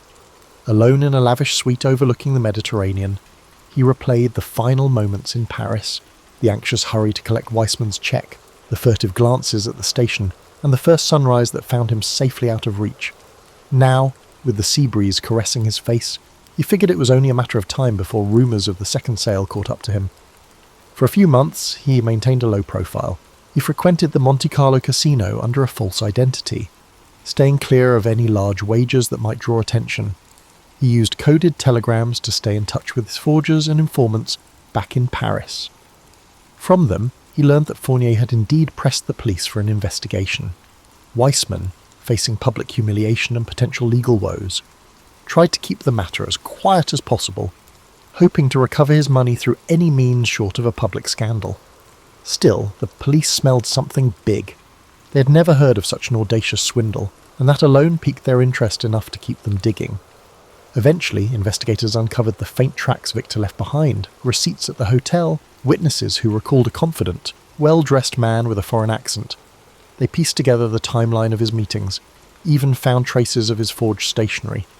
Before long, they had a name, though it remained unclear if Victor Lemaire was real or an alias. With pressure mounting, the authorities circulated descriptions to major European cities, urging border agents and local police to keep an eye out. One photograph, taken secretly by a curious bystander at the Eiffel Tower, showed a side profile that might have been him. Rumours spread that a flamboyant con artist, rumoured to have sold the Eiffel Tower not once but twice, was at large. Despite the noose tightening, Victor couldn't resist the lure of one last escapade. He reasoned that living on the run forever would be unbearable. Why not gamble big while he still had some measure of control, or one evening at the casino, dressed in a crisp dinner jacket, swirling a glass of fine cognac, he sat at a roulette table. In a dramatic flourish, he placed a small fortune on a single bet. It was uncharacteristic of him to risk real money on chance. He usually preferred to rig the odds through manipulation. But something inside him craved the adrenaline rush. The wheel spun, heart pounding. He watched the tiny ball bounce from slot to slot. When it finally settled, it landed on red, a loss for Victor's black bet. Though it was only a fraction of his earnings, the defeat seemed like an omen. For a moment, he stared at the chipped green felt of the table, the croupier's polite nod indicating the end of the bet. In that instant, a seed of doubt sprouted in Victor's mind. Was his luck running out? He excused himself, stepping away from the table, ignoring the curious glances of other patrons who recognised him, by one of his many aliases, presumably. That night, as he strolled the moonlit promenade along the coast, he tried to shake off the feeling that everything was about to catch up with him. He told himself he was a master of illusions. He could reinvent himself anywhere, America, South America, or a quiet corner of Asia. Yet the persistent thought nagged at him. How long can any fox outrun the hounds? He had always believed in the artistry of his craft, but sooner or later, every performance comes to a close. Sure enough, his downfall arrived abruptly. While stepping out of a Monte Carlo cafe one morning, he was discreetly approached by a man who introduced himself as a private detective from Paris, hired by none other than Claude Fournier. The detective's tone was polite, but his eyes brimmed with that unwavering sense of purpose. He claimed to have evidence linking Victor to the Tower Con, along with sworn statements from hotel staff. The detective offered Victor a choice: return to Paris, meet with Fournier's lawyers, and negotiate a quiet settlement, or face arrest and extradition. Outwardly, Victor kept his composure. He flashed a wry smile, feigning indifference. But his heart pounded. Even if he eluded this detective, He sensed the net was cast too wide for him to remain free for much longer. Sometimes, surrendering on your own terms was the last con you could pull. In a move that stunned the detective, Victor proposed his own arrangement. He would meet Fournier in neutral territory, in Switzerland, to hash out a deal. The detective, intrigued and possibly influenced by some under-the-table persuasion, agreed to broker the meeting. Victor reasoned that by controlling the location, he might still orchestrate an escape. But as fate would have it, the Swiss authorities were also alerted. When Victor arrived, plainclothes officers appeared from the shadows, swiftly taking him into custody. His arrest was a quiet affair, overshadowed by bigger global events. Still, word spread among the underworld. The man who sold the Eiffel Tower twice had finally met his match. There was no dramatic public trial in France. Instead, in backroom negotiations to avoid an international scandal, a deal was reached. Some said Fournier and Weissman recouped a fraction of their losses, and the French government, stung by embarrassment, preferred to hush up the matter. Victor was quietly sentenced for fraud under an assumed name, but the legend endured in hushed whispers for decades. Rarely did anyone speak of his fate. Some claimed he escaped from prison using forged documents, vanishing into the night. Others insisted he served his time, only to emerge a changed man. Either way, in the smoky corners of certain Parisian cafes, old-timers still tell the tale with a gleam in their eyes. The man who dared to sell the Eiffel Tower, not once, but twice.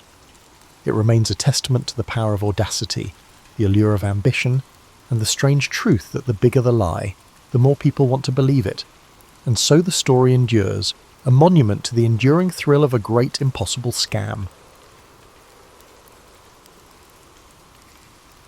The Battle of Gettysburg began on the morning of July 1st, 1863. It was a warm summer day, the kind where the golden light of dawn touched the fields and forests with a serene glow. But the tranquility of the Pennsylvania countryside would soon be shattered by the thunder of battle. This clash was not merely another skirmish in the long and bloody conflict of the Civil War. It was a turning point, a moment where the fate of the Union and the Confederacy hung precariously in the balance. General Robert E. Lee, commanding the Confederate Army of Northern Virginia, had set his sights on a bold invasion of the North. His army, emboldened by a string of victories, marched into Pennsylvania with the hope of striking a decisive blow that would force the Union to sue for peace. Lee's strategy was not just about military conquest. It was about shaking the Northern resolve, bringing the war to Union soil, and perhaps swaying foreign powers to recognize the Confederacy. On the Union side, General George G. Meade had recently taken command of the Army of the Potomac. His task was daunting: to stop Lee's advance and protect the Union's heartland. The soldiers under his command were weary from years of conflict, but their resolve to defend their homeland and preserve the Union burned brightly. The two armies converged near the small town of Gettysburg, a place of rolling hills, fertile farmland, and winding roads. It was an unlikely setting for one of the most significant battles in American history. On the first day, the fighting began west of the town, as Confederate forces encountered Union cavalry. The clash was fierce and chaotic, with both sides scrambling to gain the upper hand. By day's end, the Confederates had pushed Union forces back through the town and onto the high ground to the south, securing an early advantage. The second day of the battle dawned with tension thick in the air. The Union Army had established a strong defensive position along a series of hills and ridges known as Cemetery Hill, Culp's Hill, and Little Round Top. Lee, confident in his army's strength, launched a series of attacks to break the Union lines. The fighting on July 2nd was intense and bloody. At Little Round Top, Union Colonel Joshua Lawrence Chamberlain and the 20th Maine Regiment made a heroic stand to defend the hill's southern flank. Outnumbered and nearly out of ammunition, Chamberlain ordered a desperate bayonet charge that drove the Confederates back and secured the Union's position.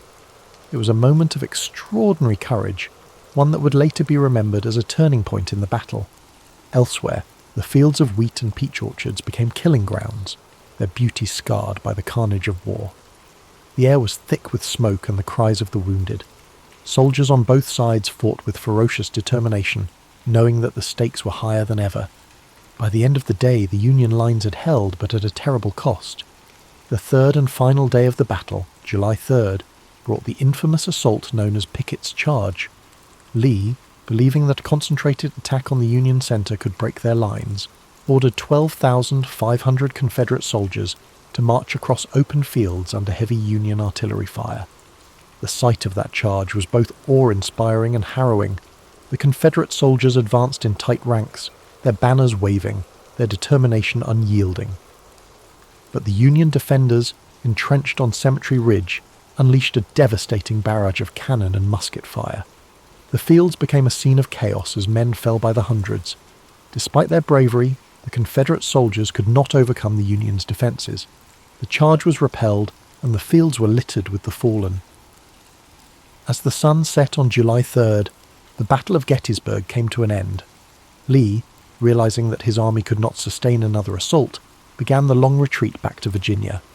The Union army, though battered and exhausted, had won a decisive victory. It was a moment of relief and triumph for the North, a turning point that shifted the momentum of the war. The cost of the battle was staggering. Over 50,000 soldiers were killed, wounded, or missing. The fields of Gettysburg, once peaceful and lush, were now marked by the scars of war. Families in both the North and the South mourned the loss of loved ones, their lives forever changed by the conflict. In the months that followed, Gettysburg became a symbol of sacrifice and resilience. On November 19th, 1863, President Abraham Lincoln delivered the Gettysburg Address at the dedication of the Soldiers' National Cemetery. His words, though brief, captured the essence of what the battle had come to represent. He spoke of a nation conceived in liberty and dedicated to the proposition that all men are created equal. He reminded the audience that the soldiers who had fought and died at Gettysburg had done so to ensure that freedom and democracy would endure. The Battle of Gettysburg remains one of the most studied and remembered events in American history. It was a moment of profound struggle and sacrifice, a reminder of the costs of war and the resilience of the human spirit. The bravery of the soldiers on both sides, their dedication to their causes, and the impact of their actions continue to echo through time. As you drift into sleep, let the story of Gettysburg fill your mind with a sense of reverence and reflection. Imagine the stillness of the fields after the battle, the quiet wind carrying the memory of those who fought and fell. Feel the weight of their sacrifice, but also the hope that their struggle helped to shape a better future. The aftermath of the Battle of Gettysburg left an indelible mark, not only on the landscape of Pennsylvania, but also on the hearts and minds of the American people. The quiet town that had seen a horrific convergence of armies now bore the weight of countless graves, hastily dug for the fallen soldiers. The once lush fields, orchards, and rolling hills were now etched with scars of war, trenches, shattered fences, and abandoned artillery. In the days immediately following the battle, the townspeople of Gettysburg rose to meet the grim reality of what had unfolded. Civilians who had sought shelter during the 3 days of fighting now ventured out to help the wounded and dying. Homes, barns, and churches were transformed into makeshift hospitals. Women, men, and even children worked tirelessly to bring comfort to soldiers, regardless of the uniforms they wore. The lines of battle blurred in the face of shared humanity. Doctors and nurses were overwhelmed by the sheer number of wounded. Medical supplies were scarce, and the knowledge of sanitation was rudimentary at best. Despite the primitive conditions, countless acts of compassion unfolded as townspeople did what they could to save lives or bring solace to those whose time was short. As the Confederate army retreated southward, General Lee bore the burden of his army's defeat. The invasion of the North had failed, and the high hopes of a quick victory and a potential peace agreement were dashed. For Lee, Gettysburg marked a turning point, a moment when the tide of the war began to turn decisively against the Confederacy. The loss of so many men and the inability to break Union resolve were blows from which his forces would never fully recover. For the Union, the victory at Gettysburg was a critical morale boost. General Meade, despite some criticism for not pursuing Lee's retreating army more aggressively, had achieved what many thought impossible. The Army of the Potomac had stood firm against Lee's forces, proving that the Union could hold its ground and turn the tide of the war. The significance of Gettysburg reached far beyond the battlefield. It became a symbol of the broader struggle, the fight to preserve the Union and the principles upon which it was founded. In the months following the battle, efforts began to ensure that the sacrifices made there would not be forgotten. One of the most poignant moments came on November 19, 1863, with the dedication of the Soldiers' National Cemetery at Gettysburg. President Abraham Lincoln was invited to deliver a few remarks. following a lengthy oration by Edward Everett, a renowned speaker of the time. Lincoln's address, though brief, would become one of the most enduring speeches in American history. Standing on the blood-soaked fields of Gettysburg, Lincoln spoke not only to honour the dead, but to remind the living of the greater cause for which they had fought. His words, beginning with the now iconic phrase, 77 years ago, framed the battle within the context of the nation's founding ideals. He reminded the audience that the soldiers had given their lives so that government of the people, by the people, for the people, shall not perish from the earth. Lincoln's Gettysburg Address was met with a mixed reception at the time, with some viewing it as too brief and simplistic. However, history would elevate his words to the status of a national treasure. The address encapsulated the purpose of the war and the vision of a nation united not by force, but by shared values and ideals. The legacy of the Battle of Gettysburg continued to shape the course of the Civil War. While the conflict raged on for nearly 2 more years, Gettysburg marked a critical turning point. It showed that the Union could resist the might of the Confederacy, and that the resolve of its people would not be broken. The war's conclusion in 1865 brought an end to the fighting, but left the nation grappling with the wounds it had inflicted upon itself. The fields of Gettysburg became a place of reflection and remembrance, a site where the cost of division was laid bare. Over the years, Gettysburg transformed from a battlefield to a place of education and pilgrimage. Monuments and markers were erected to honour the soldiers who had fought and died there, preserving their memory for future generations. Visitors from across the country and around the world came to walk the hallowed ground, to reflect on the sacrifices made, and to ponder the lessons of history. Today, Gettysburg stands as a testament to the resilience of the human spirit and the enduring struggle for freedom and equality. It reminds us of the fragility of unity and the strength required to preserve it. The lessons of Gettysburg echo through time, challenging us to remember that the cost of division is far greater than the effort required to come together. As you rest tonight, let the story of Gettysburg remind you of the courage and sacrifice of those who came before us. Imagine the quiet fields at dawn, the soft rustle of the wind, and the stillness that now blankets a place once filled with chaos.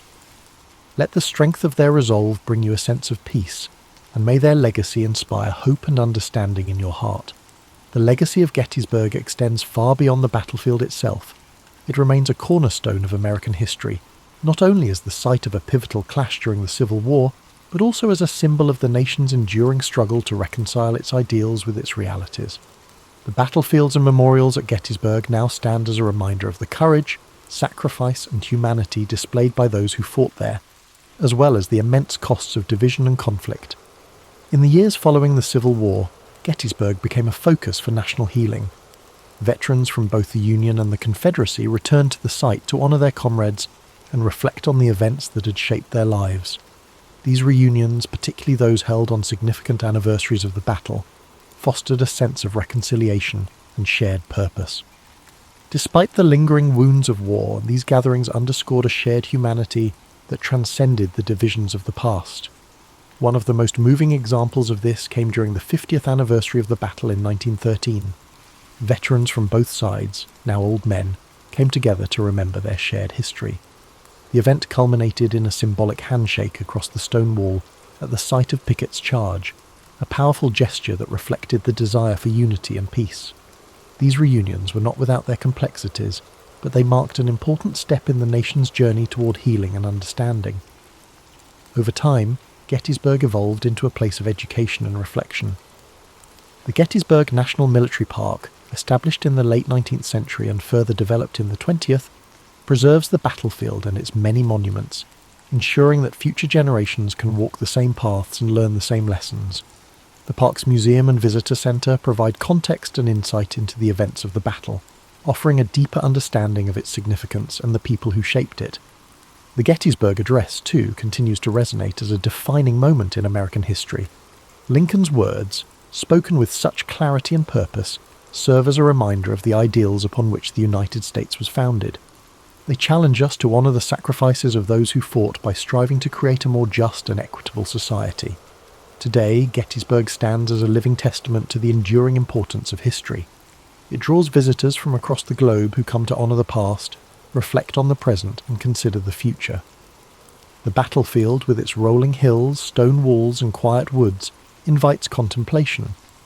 Walking its paths, one cannot help but feel a connection to the stories of those who stood there, to the bravery and determination that defined them, and to the lessons they left behind.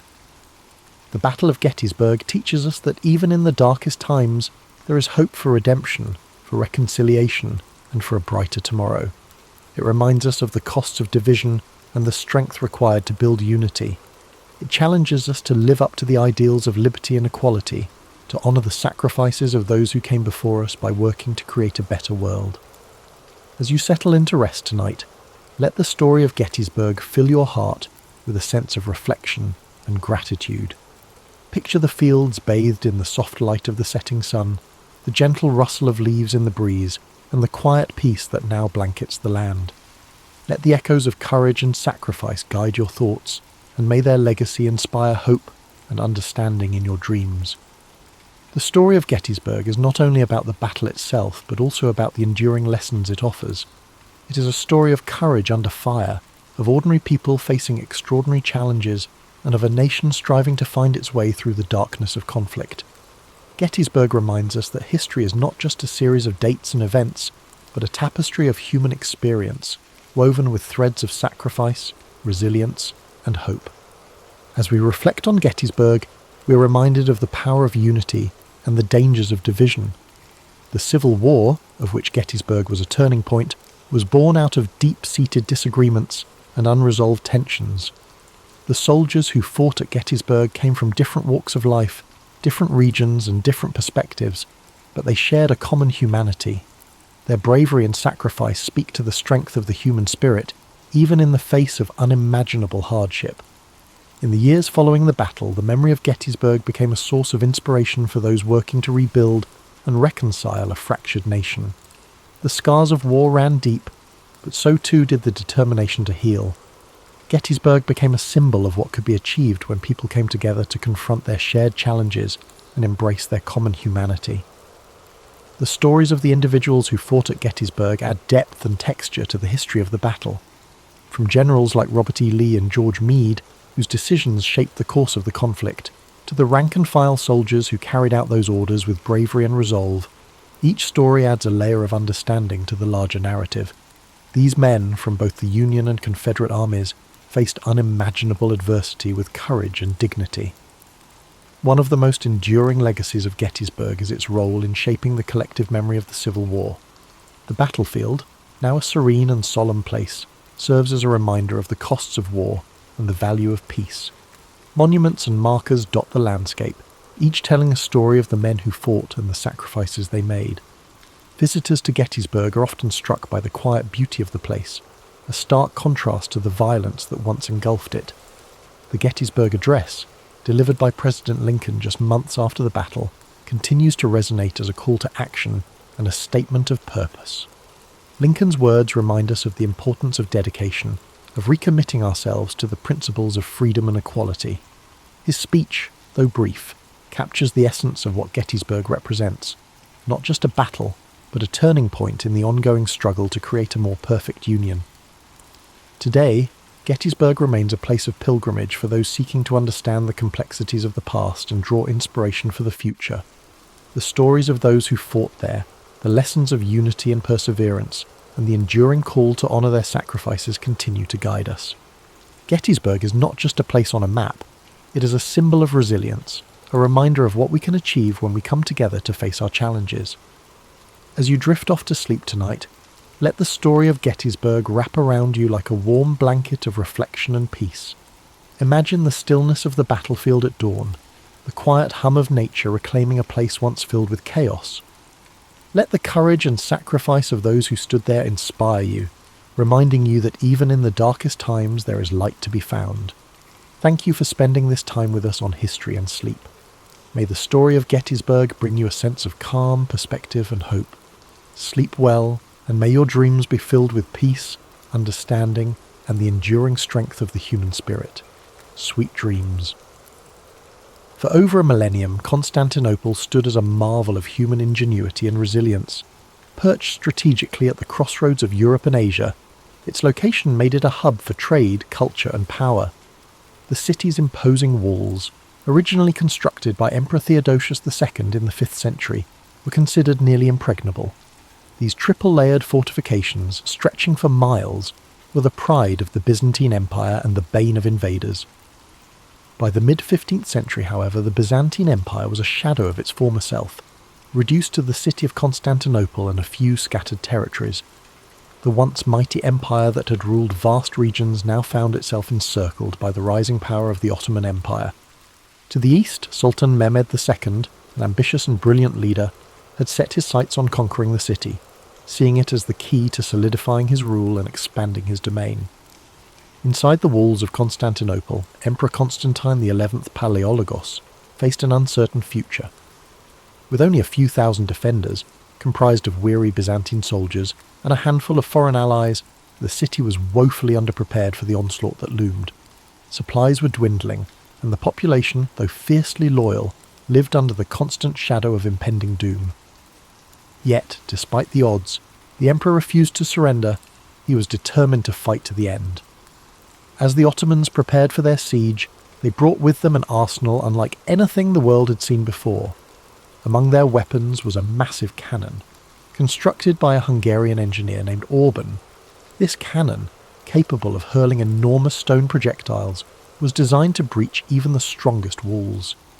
The Ottomans also amassed a fleet to blockade the city by sea, ensuring that no reinforcements or supplies could reach the defenders. This stage was set for an epic confrontation that would decide the fate of Constantinople and, with it, the Byzantine Empire. Imagine the tension that gripped the city as its inhabitants prepared for the siege. Picture the anxious faces of soldiers standing watch on the walls, the whispered prayers in the Hagia Sophia, and the determination etched on the emperor's face as he rallied his people. As you visualize the city on the brink of one of history's most defining moments, let its story remind you of the face of overwhelming odds. The tale of Constantinople begins not with surrender, but with hope, a flickering light against the encroaching darkness. On April 6, 1453, the Ottoman forces began their assault on Constantinople. Sultan Mehmed II, commanding an army of nearly 80,000 soldiers, surrounded the city by land and sea. His troops included elite janissaries, heavy artillery units, and cavalry, all meticulously prepared for the battle. In stark contrast, the defenders of Constantinople, numbering only about 7,000, relied on the strength of their walls, their limited resources, and their unwavering determination to hold off the invaders. As the siege commenced, the Ottoman cannon began its relentless bombardment. Each thunderous shot shook the ground, sending massive stones crashing into the city's formidable walls. The defenders scrambled to repair the damage as quickly as possible, working day and night to reinforce the crumbling sections. Yet, despite the damage, the walls of Constantinople held firm, frustrating the attackers and delaying their advance. By sea, Mehmed's fleet blockaded the Golden Horn, the narrow inlet that provided access to the city's harbour. In a bold and desperate move, the Byzantines constructed a massive chain boom across the entrance to the harbour, preventing Ottoman ships from breaching this vital area. For weeks, the two sides engaged in fierce skirmishes on the water, with neither gaining a decisive advantage. Within the city, life became a mix of hope and despair. Citizens prayed fervently in the grand Hagia Sophia, seeking solace and strength. Meanwhile, Emperor Constantine XI worked tirelessly to inspire his people, walking among the defenders on the walls, offering words of encouragement and sharing in their hardships. His presence was a source of unity in a city under siege. Sultan Mehmed II, determined to break the stalemate, devised a bold plan to outflank the city's defences. Using an extraordinary feat of engineering, he ordered his troops to transport ships overland on greased logs, bypassing the chain boom and launching them into the waters of the Golden Horn. This manoeuvre shocked the defenders and marked a turning point in the siege. As the weeks wore on, the defenders of Constantinople grew more exhausted. Supplies dwindled, and morale wavered as the walls suffered greater damage, yet they continued to resist, determined to protect their home against all odds.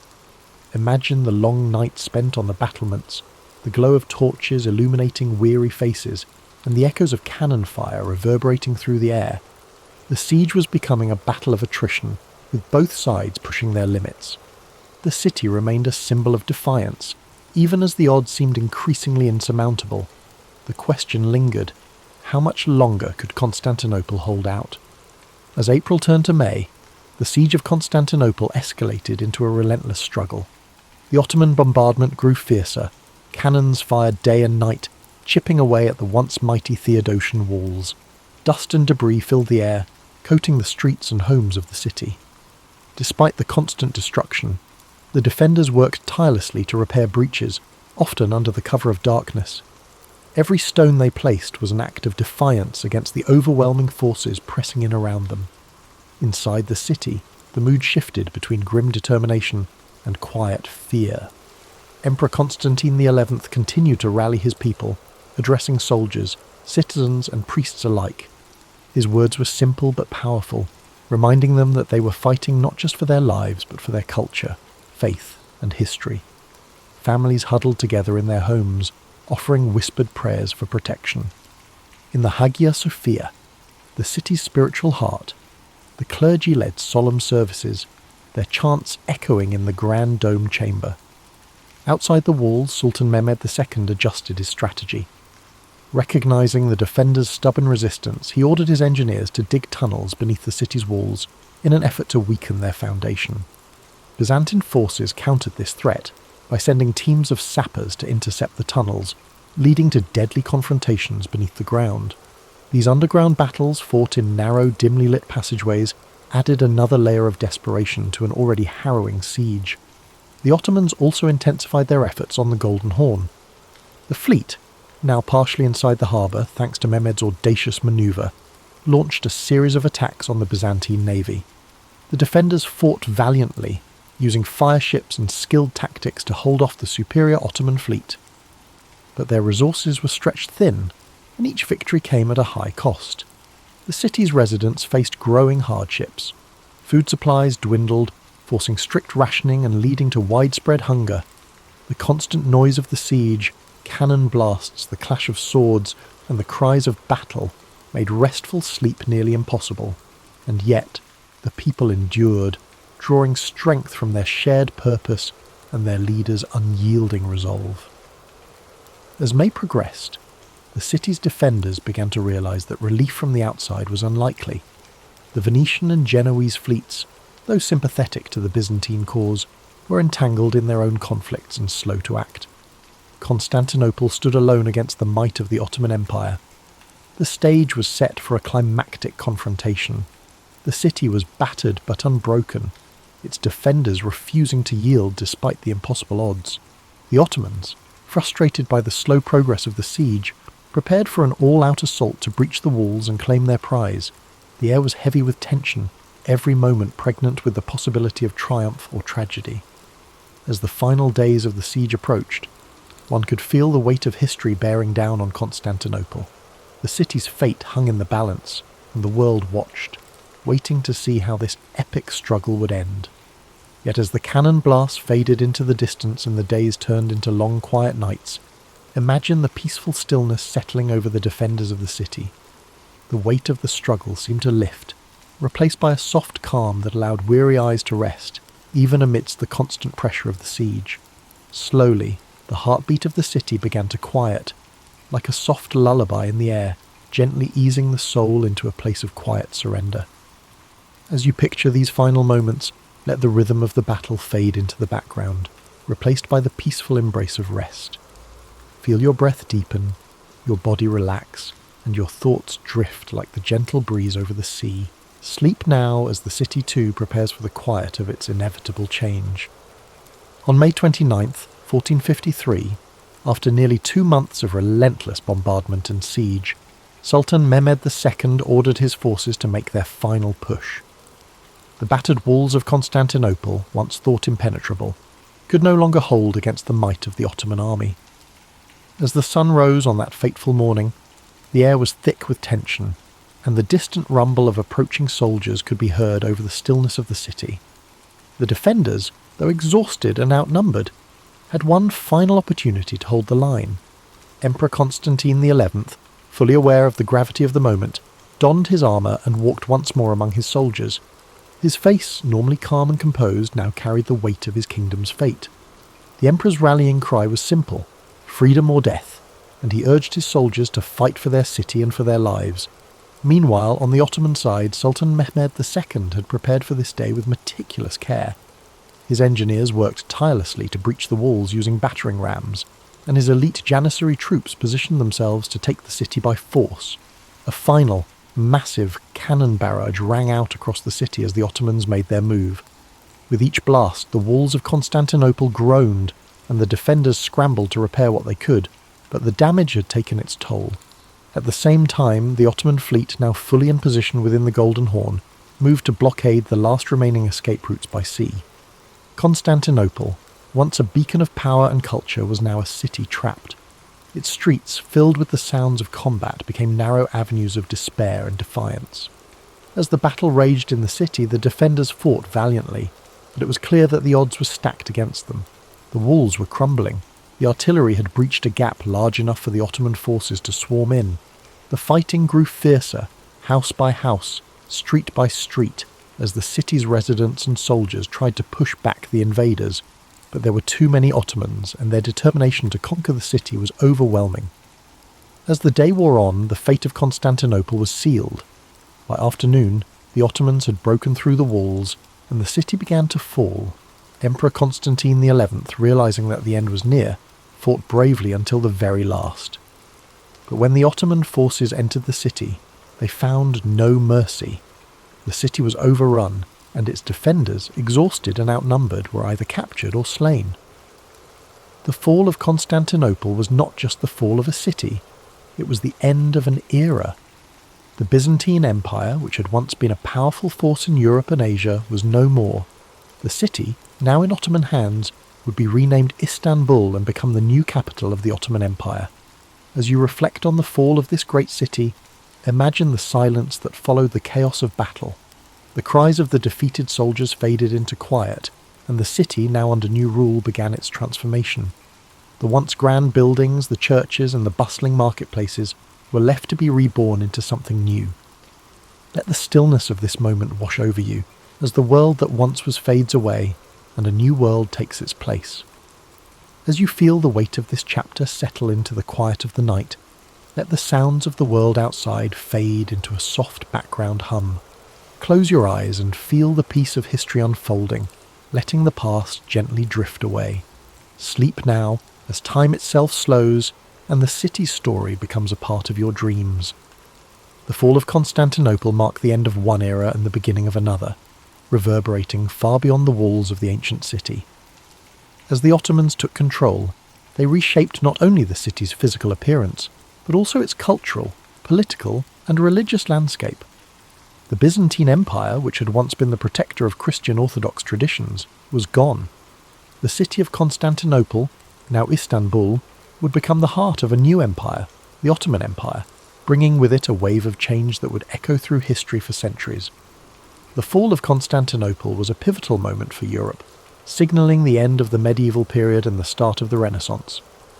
With the loss of one of the most important Christian cities, scholars, artisans, and intellectuals fled to the west, carrying with them priceless knowledge and manuscripts. The Greeks, who had lived under Byzantine rule for generations, brought their learning to places like Florence, Venice, and Rome. The rediscovery of classical texts and ancient Greek philosophy fueled the Renaissance, sparking a new era of intellectual and artistic flourishing.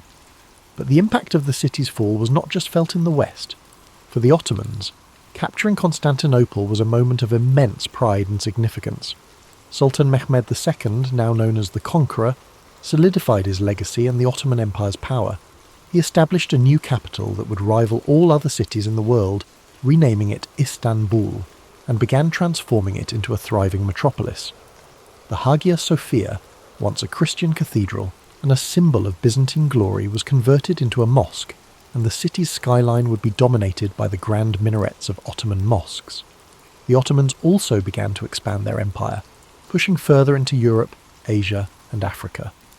Constantinople's fall opened up new trade routes and positioned the Ottomans as the dominant force in the eastern Mediterranean. The city's strategic location between Europe and Asia gave the Ottomans control of crucial land and sea trade routes, further strengthening their empire. In the centuries that followed, the legacy of Constantinople would continue to shape the world. For the East, it became a symbol of Ottoman strength and prosperity. For the West, it served as a reminder of the fragility of empires and the shifting tides of history. The fall of Constantinople was more than just a military victory. It was a symbolic event that signalled the changing balance of power in the world. As you reflect on the long-reaching consequences of this moment in history, imagine how the passing of centuries can transform a city, how the echoes of one era can reverberate into the next. Feel the calmness of time moving forward, each breath slower as you let the weight of these changes settle into your thoughts. The past is a river, constantly flowing, and Constantinople's fall was but one ripple in the vast current of history. Let this ripple guide you into a peaceful place of reflection, where the weight of time and change lifts, and you feel the peace of quiet understanding. Though the city of Constantinople fell to the Ottomans in 1453, the spirit of its ancient civilization would never be fully extinguished. The echoes of its grandeur, its wisdom, and its role as the crossroads of empires resonated through time. The Byzantines, though defeated, had left an indelible mark on the world. The artifacts, the knowledge, and the stories of their culture continued to influence not only the Ottomans, but the entire world for generations. Even the name Constantinople itself would live on in the hearts of those who revered its history. For the Ottomans, the transformation of the city into Istanbul was more than a conquest. It was a blending of two worlds. The Greek Orthodox and Christian heritage of Constantinople mixed with the Islamic Ottoman culture, creating a rich and diverse society that would flourish for centuries. The city's iconic Hagia Sophia, once a Christian church, stood as a testament to this blending, a symbol of the city's enduring beauty and the confluence of different faiths, traditions and ideas. Over time, Istanbul would become a global hub for art, science and trade, fostering an environment where diverse cultures and ideas could meet. Scholars, artists and merchants from all corners of the world passed through the city, contributing to its ongoing legacy as a place of knowledge and exchange. As you reflect on the lasting impact of Constantinople, imagine how the quiet passage of time can allow a city's legacy to endure long after its walls have crumbled. The stories of Constantinople's rise, its cultural riches, and its eventual fall are woven into the fabric of history. And just as the city evolved, so did the stories of the people who lived there, stories that still inspire awe and contemplation today. Now, as the quiet night settles in, let yourself be carried away by the soft waves of time. The distant sounds of the past are now mere whispers in the night, fading into a calm silence. The story of Constantinople, its rise and fall, and its everlasting influence now rests softly in the back of your mind. Allow this story to guide you into a deep and peaceful rest, where the weight of history lifts and only the soothing silence remains. It is the 3rd century BCE in the ancient city of Syracuse, a bustling Greek settlement on the island of Sicily. The air is filled with the scent of the sea carried by the breeze from the nearby Mediterranean coast. The streets are alive with merchants, artisans and scholars, their voices blending into a harmonious hum.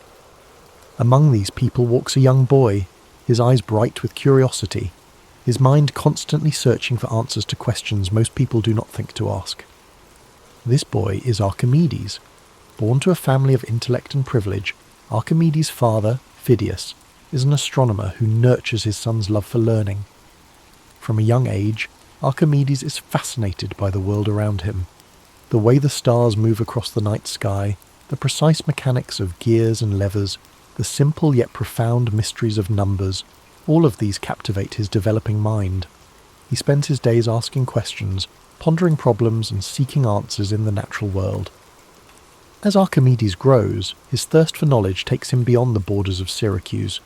He travels to Alexandria in Egypt, a renowned centre of learning, home to the great library of Alexandria. Here he studies alongside the brightest minds of his time, absorbing knowledge like a sponge. He dives deep into the works of great thinkers, geometry, physics, astronomy. Each new concept fuels his passion for discovery, and his mind sharpens with each lesson learned. Upon returning to Syracuse, Archimedes dedicates himself to a life of study and invention. He spends his days in quiet contemplation, often retreating to his study or wandering the shores of the sea. His mind dances with ideas, equations, and theories. He is not concerned with wealth or fame, but with understanding the fundamental principles that govern the universe. One of his most famous discoveries begins in a moment of quiet observation. The story goes that King Hero II, ruler of Syracuse, asks Archimedes to determine whether a crown made for him is pure gold, or if the goldsmith has mixed in lesser metals. Pondering this problem, Archimedes relaxes into a warm bath, the water rippling around him. As he lowers his body into the tub, he notices how the water rises, displaced by his form. In that instant, a revelation strikes him, the principle of buoyancy. He realizes that by measuring how much water an object displaces, he can determine its density and thus its purity. Overcome with excitement, he leaps from the bath and runs through the streets shouting, "Eureka! Eureka!" Greek for "I have found it." This moment, though simple, is a breakthrough in science and engineering, demonstrating Archimedes' brilliance and his ability to find solutions in the most ordinary of experiences. This principle, now known as Archimedes' principle, lays the foundation for understanding buoyancy and density, concepts that will influence science for centuries to come. Archimedes' work continues to expand. He is fascinated by the power of simple machines and begins to develop tools and mechanisms that demonstrate the incredible potential of levers, pulleys, and screws. He famously declares, "Give me a place to stand, and I will move the earth." These words reflect his deep understanding of the mechanical advantage provided by levers. He designs ingenious contraptions such as the Archimedean screw, a device used to raise water for irrigation and drainage. This invention, with its elegant spiral structure, helps farmers move water efficiently and will continue to be used for centuries in different parts of the world. Archimedes' mind does not rest. He explores the mysteries of geometry, calculating areas, volumes and surfaces with astonishing precision. He develops formulas for the areas of circles, the volumes of spheres, and the properties of parabolas. His work on the mathematics of shapes lays the groundwork for calculus, a field that will not fully develop until many centuries later. In addition to his theoretical work, Archimedes applies his knowledge to practical problems. Syracuse faces threats from rival powers, and Archimedes' inventions become tools of defense. He designs war machines, catapults, cranes, and even rumored death rays that use mirrors to focus sunlight and set enemy ships ablaze. These devices, products of his genius, help protect his city from invaders. Yet for all his achievements, Archimedes remains humble, his mind always focused on the pursuit of truth. His days are spent drawing diagrams in the sand, solving equations and pondering the mysteries of the universe. His joy lies not in the recognition of others, but in the quiet satisfaction of discovery. As you breathe deeply and slowly, imagine Archimedes in his study, the soft glow of an oil lamp illuminating the scrolls and diagrams spread before him. The gentle sound of waves drifts through an open window, a soothing rhythm that accompanies his thoughts. The air is filled with the faint scent of parchment and seawater. In this moment of stillness, there is a profound sense of peace, a quiet celebration of the mind's limitless potential. Archimedes' life, though dedicated to discovery, ends in a moment of tragic misunderstanding. During the siege of Syracuse by the Roman army, the city falls despite its defences. As the soldiers enter, Archimedes is engrossed in his work, drawing a mathematical diagram in the sand. A Roman soldier approaches him, but Archimedes, absorbed in his thoughts, asks the soldier not to disturb his circles. In a tragic instant, the soldier strikes him down, unaware of the brilliance of the man before him. But though his life is cut short, Archimedes' legacy endures. His discoveries, his inventions, and his insights into the world of mathematics and physics continue to inspire generations. His work becomes the foundation for future scientists, engineers, and thinkers, a testament to the enduring power of curiosity and intellect. As you drift further into sleep, let the story of Archimedes remind you of the beauty of exploration, the joy of discovery, and the quiet power of the mind. His life teaches us that the pursuit of knowledge, no matter how simple or complex, is a journey worth taking. Each question we ask, each problem we solve, brings us closer to understanding the wonders of the world. As you sink deeper into the gentle embrace of sleep, let the wisdom and wonder of Archimedes' life continue to guide your thoughts. His journey was one of relentless curiosity, an unquenchable thirst for understanding the mysteries of the universe. Even now, centuries later, his discoveries ripple through time, touching the modern world in ways both seen and unseen. Picture the quiet streets of ancient Syracuse once more. The sun has set and the city is cloaked in twilight. The gentle sound of the sea rolls in the distance, its waves washing softly against the stone walls of the harbour. Lanterns flicker along the narrow alleyways, casting warm pools of light onto the cobbled streets. Somewhere in this peaceful setting, Archimedes walks slowly, his mind alive with thoughts and ideas. He's at ease, his steps unhurried, the weight of his questions a welcome companion rather than a burden. This tranquility reflects a life devoted to understanding, to peeling back the layers of the world to reveal the beauty beneath. Archimedes saw the universe as a grand puzzle, one that could be unravelled with patience, logic, and observation. He understood that the smallest discoveries could lead to the grandest truths, that even the most complex problems could be solved by breaking them down into their simplest forms. Imagine him standing by the shoreline, the breeze rustling his robes, the salty air filling his lungs. He gazes out at the expanse of the sea, the horizon a seamless blend of water and sky. In his mind, the sea is not just a vast body of water, but a dynamic system governed by principles he can explore and understand. To Archimedes, every wave, every ripple tells a story of motion, force, and balance. His world is alive with meaning, a canvas on which the laws of nature are painted with exquisite detail. He returns to his workshop, a quiet space filled with scrolls, diagrams, and tools of his trade. The air carries the scent of ink, parchment, and aged wood. The room is dimly lit by the soft glow of an oil lamp, its flame dancing gently. Archimedes leans over a table strewn with geometric figures and mechanical designs. His fingers trace the lines of a new invention, his mind focused yet serene. Each stroke of his quill, each measurement, is a step in his never-ending quest to understand the world more deeply. His life reminds us that knowledge is not just power, it is also peace. The act of learning, of discovering, brings with it a calm certainty, a quiet joy. Archimedes found solace in his work, in the simple yet profound pleasure of solving a problem, of uncovering a truth that lay hidden just beneath the surface. His discoveries were not just for his time, but for all time, a gift to future generations who would build upon his legacy. Allow your mind to rest in this world of gentle discovery, where questions are welcomed and answers are earned through patience and insight. Let the image of Archimedes' quiet contemplation bring you comfort.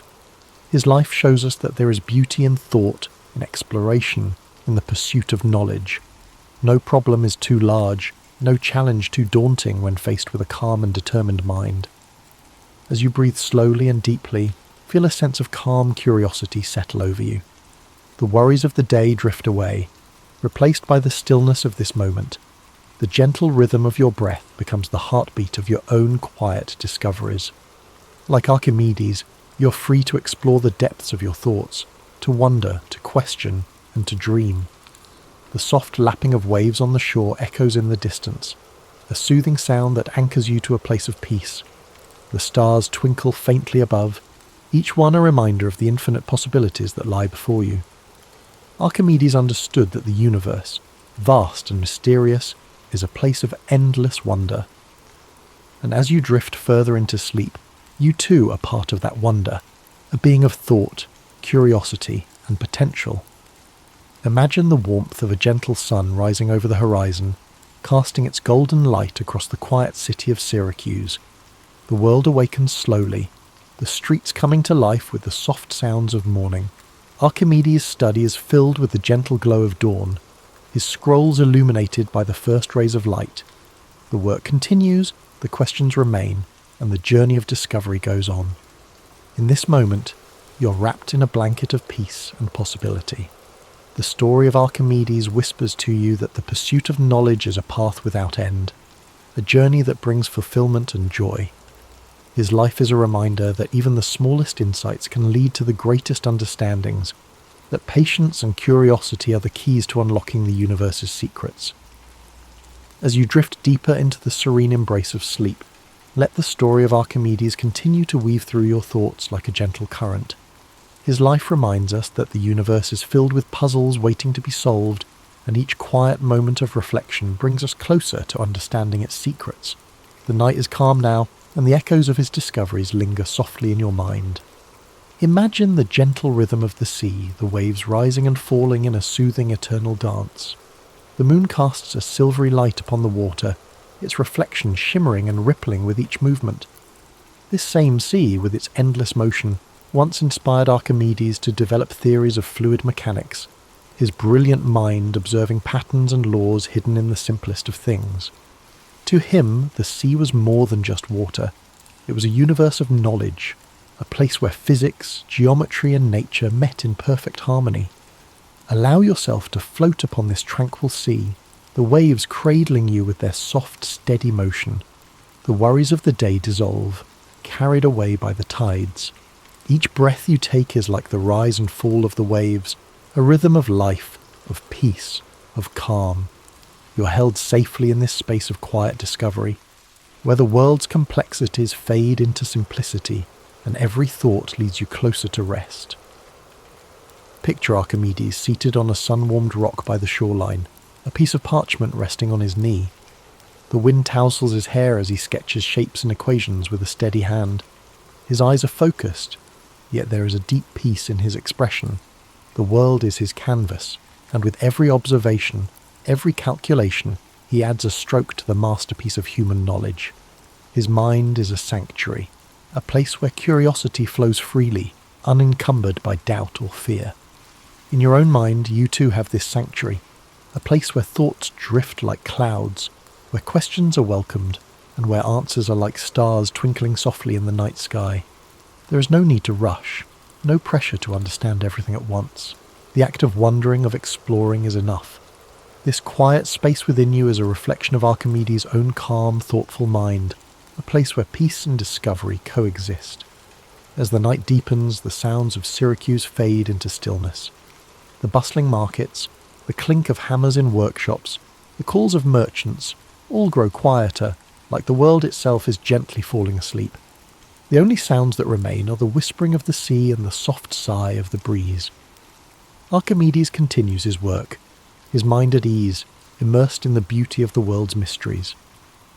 In his final moments, Archimedes was said to have been absorbed in thought, drawing figures in the sand. Even as chaos swirled around him, his focus remained unbroken, his mind lost in contemplation. This dedication, this unwavering love of knowledge, is a gentle reminder that we, too, can find peace in the simple act of thinking, of observing, of being present with our thoughts. As you breathe in deeply, imagine the sand beneath your feet, warm and soft. The gentle waves wash over your toes, each ripple a soft caress that soothes and relaxes you. The horizon stretches endlessly before you, the boundary between sea and sky blurred by a golden haze. This endless horizon is like the realm of knowledge, a place where there is always more to explore, more to understand, more to discover. Feel the weight of your body sinking into comfort, your muscles relaxing, your mind unwinding. The story of Archimedes lingers like a comforting presence, a reminder that within you is the potential for great insight, for curiosity, for peace. You are part of the same universe that Archimedes sought to understand, a universe filled with beauty, logic, and wonder. Now let go completely, surrendering to the calm embrace of sleep. The sea of your thoughts grows still, the waves gentle and soothing. The stars above shine with a quiet brilliance, each one a beacon of endless possibility. You're safe here, wrapped in the warmth of the night, guided by the gentle wisdom of Archimedes' journey. Thank you for joining us tonight on History and Sleep. May this story of discovery, resilience, and curiosity guide you into a deep, restful slumber. Let Archimedes' legacy remind you that every question, every thought, every moment of wonder is a step toward understanding the world around you. Sleep deeply, knowing that you are part of a grand, beautiful universe, and that peace and curiosity are always within your reach.